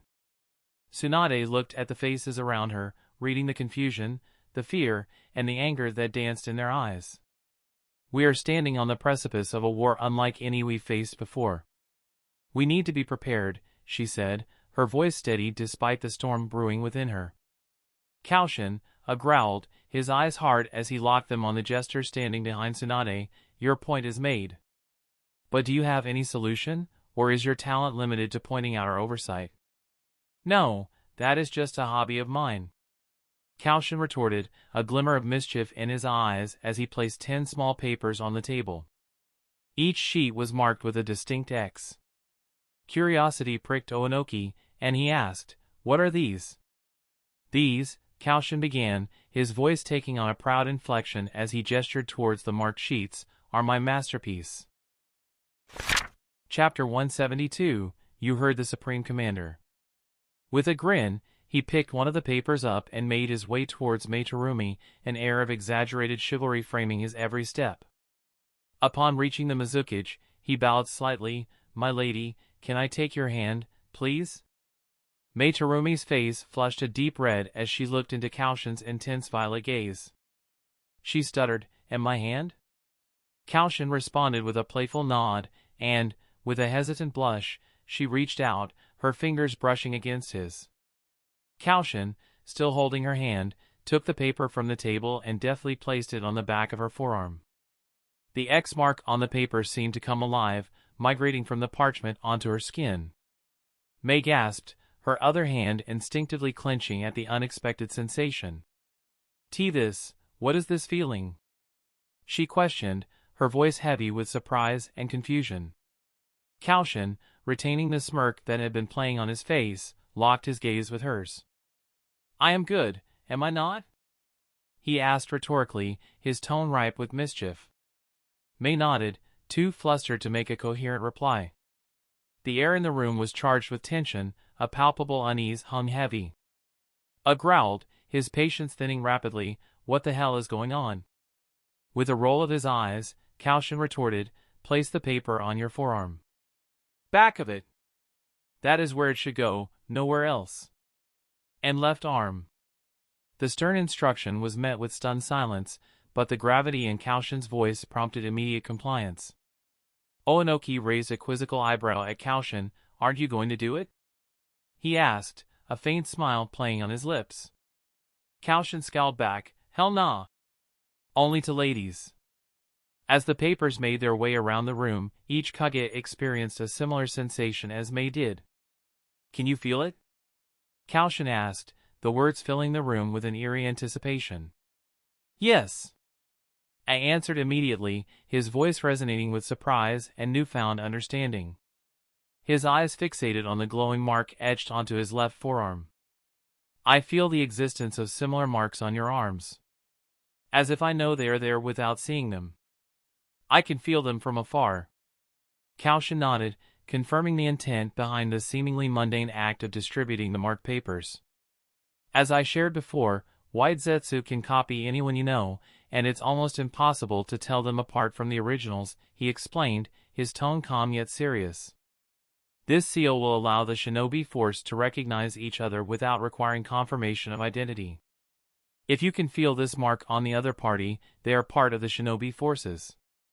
The words hung in the room, and the silence was quickly replaced by murmurings of astonishment and admiration.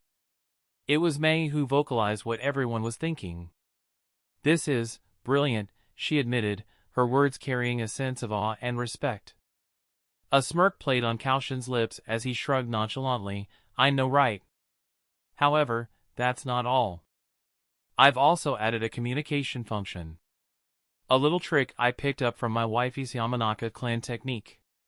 Hearing his words, Mei's eyes dropped to her hands, an involuntary pang of disappointment resonating within her. "You have a wife?" she managed to ask, her voice barely above a whisper. Koushin grinned, a playfulness back in his demeanor. "Of course, I am spoken for. Sorry, ladies."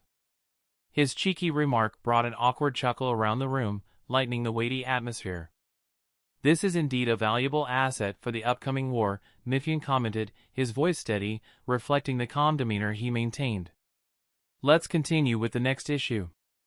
Where will we be hiding the Jinchurikis of 2, 8, and 9 tails?" At his words, Tsunade and Koushin snorted in unison. Koushin was the first to respond, his words punctuated by a confident smirk. "You can hide the 2 and 8 tails Jinchurikis anywhere you want. Naruto will be fighting." Tsunade nodded, her eyes full of agreement. Uzumaki Naruto is one of the strongest shinobi of Konoha and one of the 3 sages we mentioned earlier. You better believe that he will be on the battlefield. Onoki responded, his eyes hardening. "I thought so too, but he is one of the enemy's objectives. We cannot let him show his face. We cannot let him fall into enemy's hands." Reisa also spoke. "We 4 decided on this. You cannot object." Tsunade smirked, her face reflecting her unwavering resolution. "You can decide what the hell you want to do with B and Yujito. The enemy needs all of them, so go ahead and hide yours. Naruto will not hide, and I will not tell him to. That is final." Koushin grinned widely at Tsunade's bold declaration, relishing the room's palpable tension. "You heard the Supreme Commander," he said with a flourish, adding a layer of levity to the weighty discussion. "But," Onoki interjected, his old eyes alight with a simmering concern, "you must consider the potential repercussions of letting Naruto fight. He's a primary target." Tsunade cut him off, her gaze as firm as her resolve. "We've considered the implications. Naruto is not a liability. He's a seasoned shinobi and one of the strongest we have." Meitarumi decided to step into the tense exchange. "We are not undermining Naruto's abilities. We are just concerned about the risks." Tsunade turned to face Mei, her expression softened slightly but her eyes were just as firm.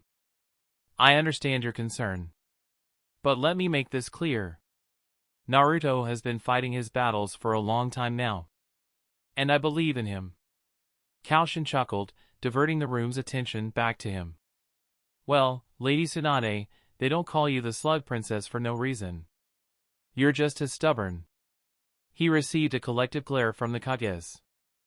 Unfazed, he continued, "But here's the thing. As Lady Tsunade said, Naruto is a seasoned shinobi. You will drop your marbles when you see him." Reisa sighed, running a hand through his hair. "This isn't about his abilities or training, Koushin. This is about keeping him safe, minimizing the chances of him getting captured. Or worse, becoming a weapon in enemy hands," A added, his voice echoing the same sentiment. Koushin rolled his eyes dramatically, earning another round of glares. "And what makes you think that hiding him will assure his safety? Do you think Akatsuki will just ignore the fact that the 9 tails is missing?" "Koushin," Onoki cautioned, his voice wavering with a mix of irritation and desperation. "This is not the time for your sarcasm." Koushin shrugged, meeting Onoki's gaze. "Maybe not. But it's certainly not the time to underestimate our own either. Look, I get it. You're worried about Naruto. We all are. But we can't protect him by hiding him away. He wouldn't want that. And frankly, it wouldn't work." The room fell into silence. Even the usually stoic Mifune looked deep in thought. Tsunade finally broke the silence. "Koushin is right. And I've made my decision. Naruto will be fighting in the war." Koushin added in a teasing tone, "And as we said before, you heard the Supreme Commander. Now, can we move on to the next agenda?" Chapter 173, Oi. The Reikage, responded to Tsunade's firm declaration with a sense of resignation.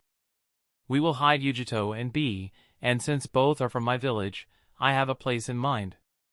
Koushin waved his hand dismissively, his words laden with an air of playful sarcasm. Whatever, Rikage. Just make sure your little turtle island doesn't get discovered. A's eyebrows rose in shock, his body rigid with disbelief. He hadn't mentioned his intended location to anyone yet. How? Koushin simply grinned, relishing the Rikage's stunned expression. Oops. Shouldn't I know about that? My apologies for my disturbingly good intuition. A scowled, recovering from his initial surprise. Your uncanny sense of humor aside, Koushin, this is a serious matter. I agree, Koushin retorted, maintaining his light tone despite the grave discussion. And who says you can't be serious with a bit of humor thrown in? Onoki sighed, rubbing his temples.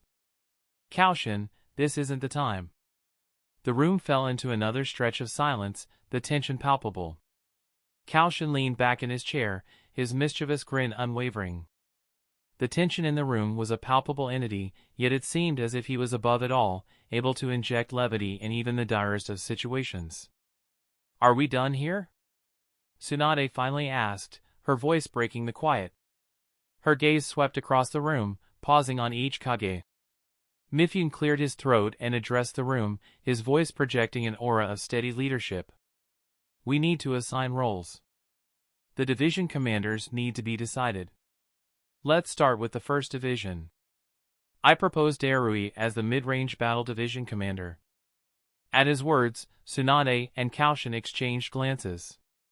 Koushin, a smile playing at the corners of his mouth, looked towards Mifune. Darui, not a bad choice. The man's got skills.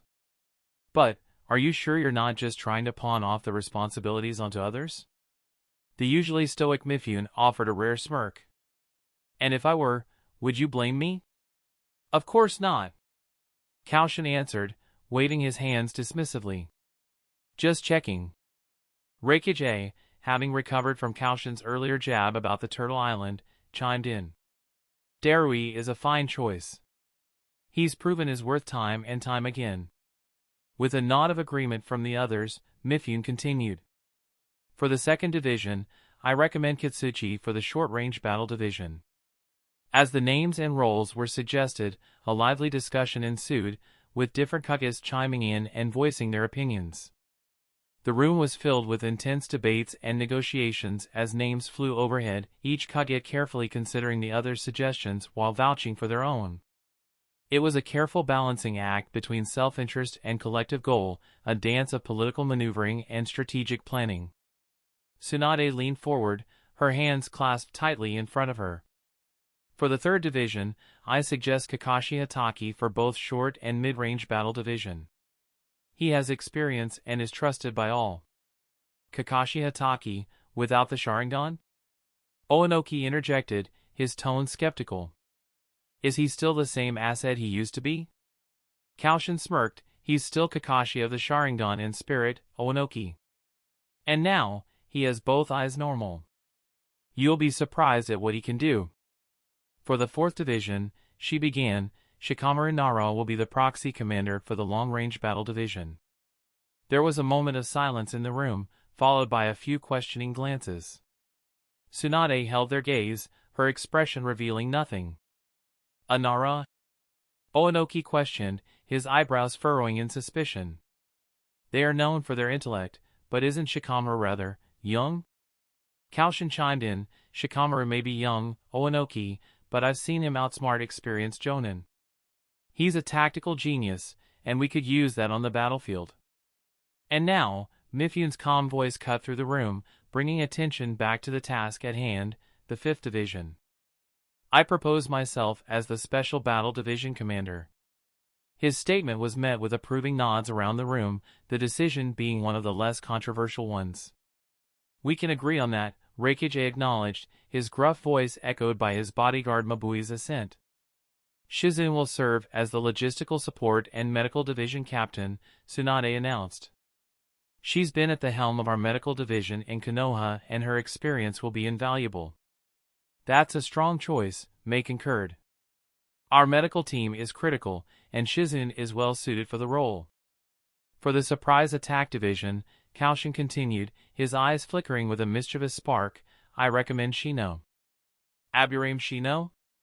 Temari questioned, her voice slicing through the room like a desert wind.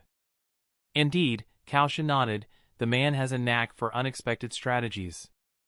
You'll see. Tsunade turned to Reikage, as for the censor division, we're thinking of Hyuga Hinata. Hinata, Reisa nodded. A Hyuga. Their Byakugan is not something to underestimate.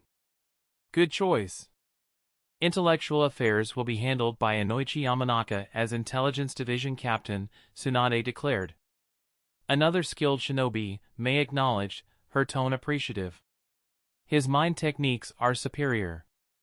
Lastly, Tsunade continued, her gaze firmly fixed on each Kage, the Daimyo Protection Squad will be led by Mei, and Shikaku Nara will serve as our chief strategist.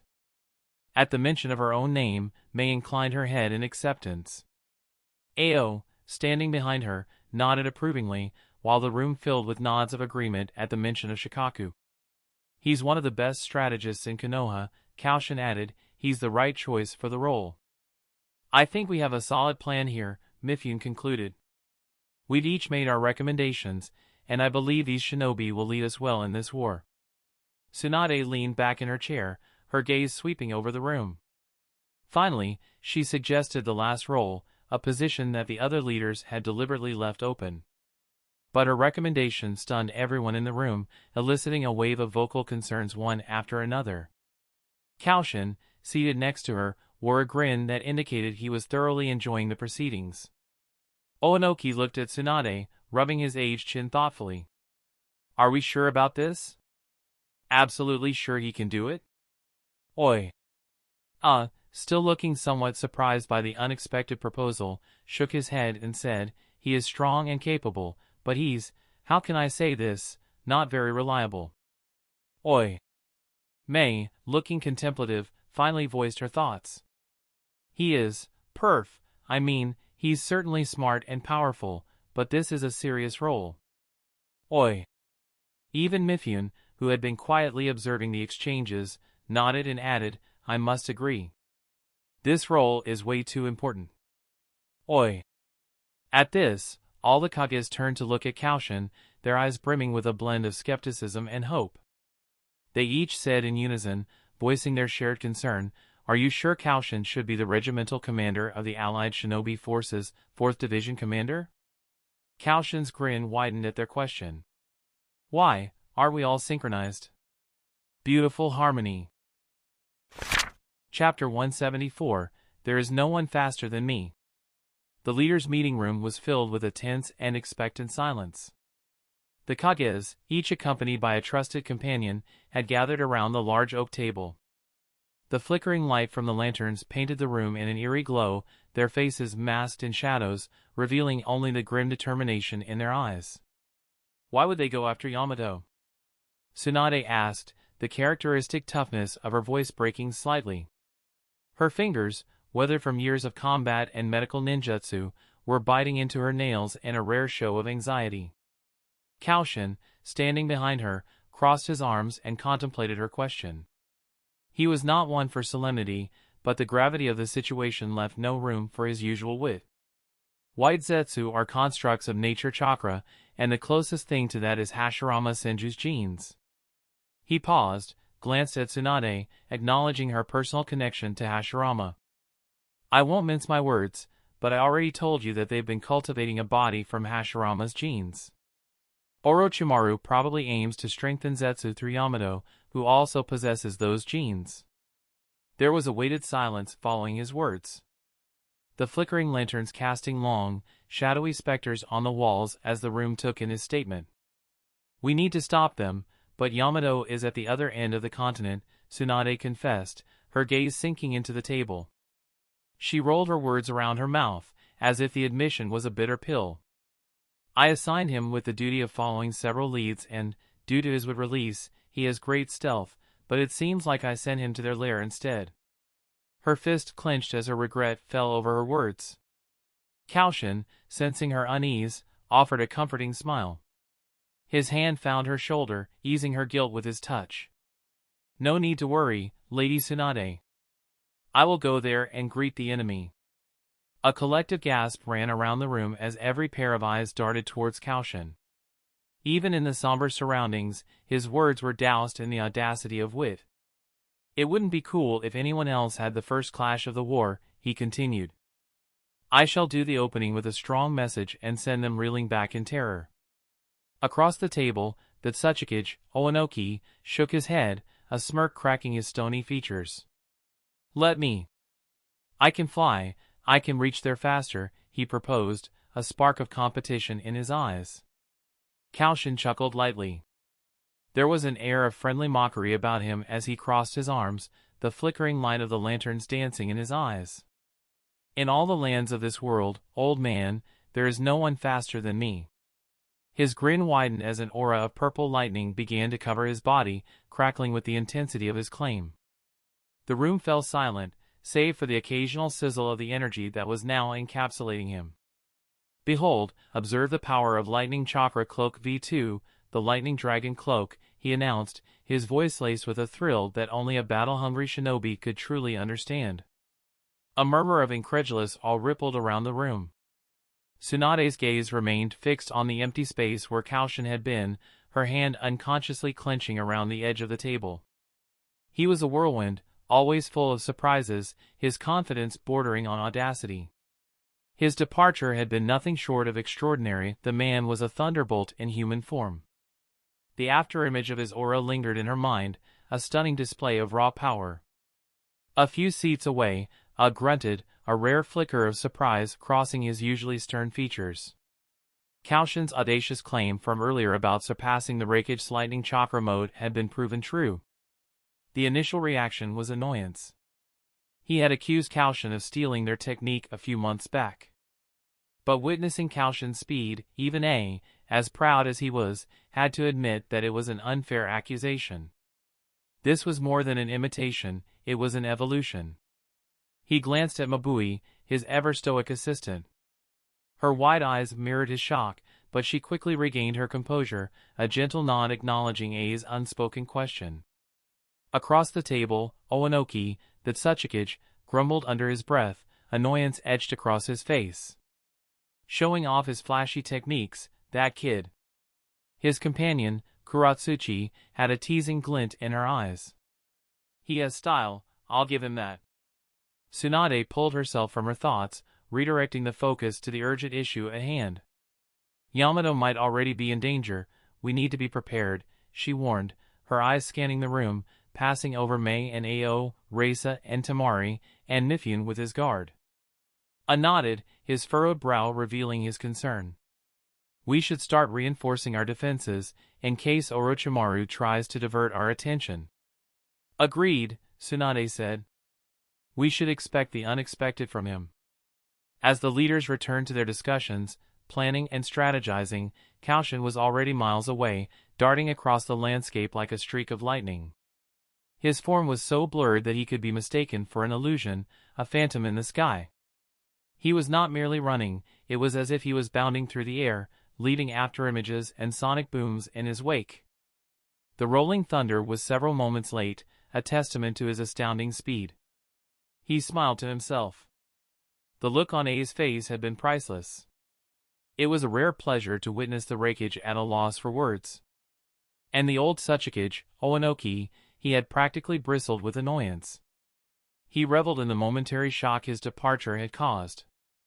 It wasn't about arrogance, he simply enjoyed bringing people down from their pedestals.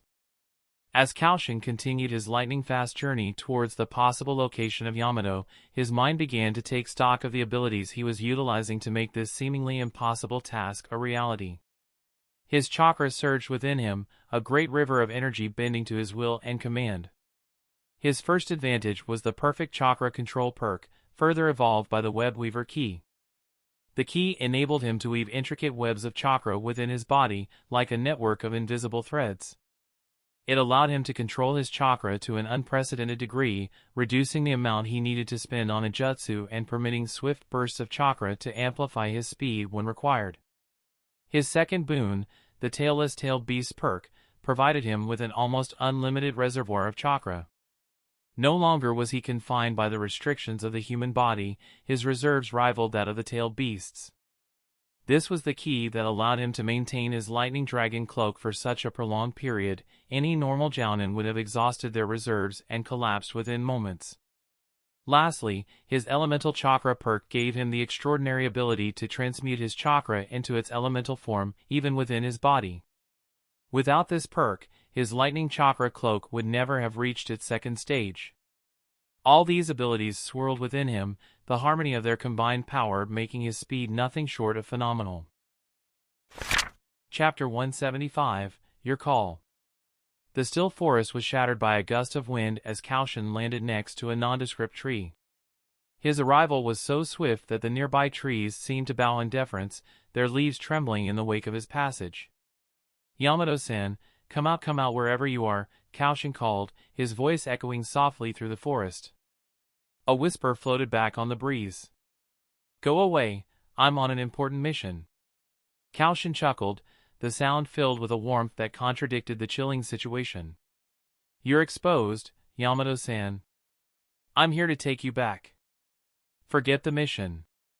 For a moment, silence prevailed, before the tree next to him shimmered and Yamato stepped out of its solid trunk. His expression was a mask of disbelief. "I was exposed?" he asked, clearly taken aback. Koushin shrugged lightly, a smile playing on his lips. "Yup, the enemy has a remarkable sensor." The words were out of his mouth before Koushin even realized their full implications. His grin fell and the ambient chatter of the forest seemed to mute, every detail taking a sharper focus. The realization hit him like a thunderbolt. "Too great even," he muttered, the words falling from his lips in an incredulous whisper. His heart pounded against his ribs, his mind racing with the enormity of his realization. He turned to Yamato, urgency flashing in his eyes. "We need to go, now," he barked, the command clipped and final. But his warning came too late. He felt the subtle shift in the air, the slight disturbance that signaled the arrival of unwelcome guests. Without looking, he said, "Even resurrected Mito-sama?" "That's low, even for you, Orochimaru-san," he said, his voice heavy with a mixture of disgust and sadness. The silence behind him was palpable, the three new arrivals frozen in shock. He could feel Orochimaru's wide eyes boring into his back, his disbelief palpable in the silent forest. Koushin allowed himself a small, bitter chuckle before turning around to face them. His eyes fell first on Orochimaru, the once prominent Konoha shinobi who had fallen from grace. His pale skin was washed in the soft glow of the twilight, his piercing yellow eyes wide in shock. Beside him stood a woman with a gentle, serene smile on her face. Her hair was a vibrant red, her eyes a calm, peaceful blue. Despite the chaos around them, there was a sense of calm about her, a tranquility that seemed to radiate from her very being. She was Mito Uzumaki, the first Hokage's wife and the first Jinchuriki of the Nine Tails. To her left stood a stern-looking man, his white hair contrasting with his dark, intense eyes. It was the second Hokage, Senju Tobirama. "Seems like your seals are still active, Tobirama-san, since you were able to arrive so soon." His voice was laced with a sardonic humor. Tobirama's gaze was cold and piercing, his icy eyes betraying no emotions. He seemed detached, almost apathetic. But beneath the mask of indifference, Koushin could see a glimmer of something else. The second Hokage was a man who valued duty and responsibility above all, and he was here against his will. There was a hint of regret in his eyes, a shadow that marred his stern features. Meanwhile, Mito looked at him with a kind smile, her eyes twinkling with a touch of curiosity. The gentle glow of her chakra felt warm and comforting, like a mother's love. Despite the grim circumstances, she was the epitome of grace and serenity. It was heartbreaking to see such a benevolent soul used as a puppet in Orochimaru's game. His gaze then settled back on Orochimaru, the bitterness in his heart growing as he looked at the snake-like man. Orochimaru's face was a mask of shock, his wide eyes unblinking as he stared at Koushin. It was clear that he hadn't expected Koushin to guess his intentions so accurately. Koushin chuckled, his tone airy despite the tense situation. No need to look so shocked, Orochimaru-san, he said, fixing the snake-like man with a keen gaze. The air was thick with tension, their every word echoing in the stillness of the forest. Mito-sama was renowned for her unique sensory abilities, allowing her to sense emotions, intentions. There's no way you could find Yamato without her. Orochimaru nodded, his wide-eyed shock fading into a cool, calculating expression. His yellow eyes flickered to Yamato briefly before settling back on Koushin. The acknowledgement was almost grudging, a concession made to the truth of Koushin's words. Beside Orochimaru, Tobirama was quiet. He looked at Koushin and Yamato, his gaze flickering over the Konoha headbands they wore. The icy harshness in his eyes seemed to soften for a moment, almost imperceptibly. His eyes then narrowed, and he tilted his head slightly, as if listening to something only he could hear. "Why do I feel Oni-chan's chakra in your body?" he asked, his voice as cold as the winter winds of the northern lands. The question was directed at Yamato, but Orochimaru chose to answer it. His laughter cut through the silence, echoing off the trees, a macabre serenade in the stillness. "If it isn't my old experiment," Orochimaru said, his voice laced with a cruel kind of satisfaction. His words hung in the air, a heavy cloud of revelation and betrayal. Tobirama's gaze swung back to Orochimaru, the softness gone, replaced by a fierce glare. Mito, too, turned her calm gaze onto the snake-like man, her tranquil features hardened. "You experimented with my brother's genes?" Tobirama's voice was frosty, the edges of his words sharp enough to cut. Orochimaru only chuckled in response, the sound rippling through the silence, each note dripping with insidious delight. "Tobirama-san," Koushin interjected, his voice taking on a mock-serious tone, "you really created a foul technique. Look how in the wrong hands it's reanimated you and Mito-sama. Not only that, but Orochimaru will use you to kill your own kin." Mito's eyes flickered to Koushin, her face reflecting a trace of uncertainty. "You mean Tsunade-chan?" Her voice held a hint of hope, as if she was clinging to a semblance of sanity amidst the madness. Koushin chuckled again, a lighthearted sound that held no trace of mirth. "Yes, Lady Tsunade," he said, "or should I say the fifth Hokage, is the supreme commander of the Shinobi Alliance in this war." Mito's laughter was a soft, mirthful sound, full of charm and warmth. "Tsunade-chan is the Hokage? My, what a world we've come to," she mused. Tobirama's icy gaze, as unyielding as the harshest winter, gave nothing away. His prior clash with Tsunade in Konoha, when Orochimaru had summoned him and Hashirama, provided him enough knowledge of the current era. Koushin then turned to Orochimaru, a playfully dismissive wave of his hand punctuating his next statement. "I went on a mission with Yamato-san once, so I consider him as a friend. So you cannot take him. You came all this way for nothing, but how about I give you a consolation prize instead?" Orochimaru's grin widened to an eerie extent, a snake baring its fangs. "Aren't you underestimating me too much, Koushin-kun?" His words slithered through the silence, carrying with them an implied threat. With a shake of his head, Koushin replied, "Not at all. The only reason we are not at each other's throats this moment is that you are also on the task of unearthing Itachi's grave. So, you can either take your prize, or we can spar here and now. Your call." That's the end of this tale for now. Thank you for watching, and I'll see you in part 7. Peace.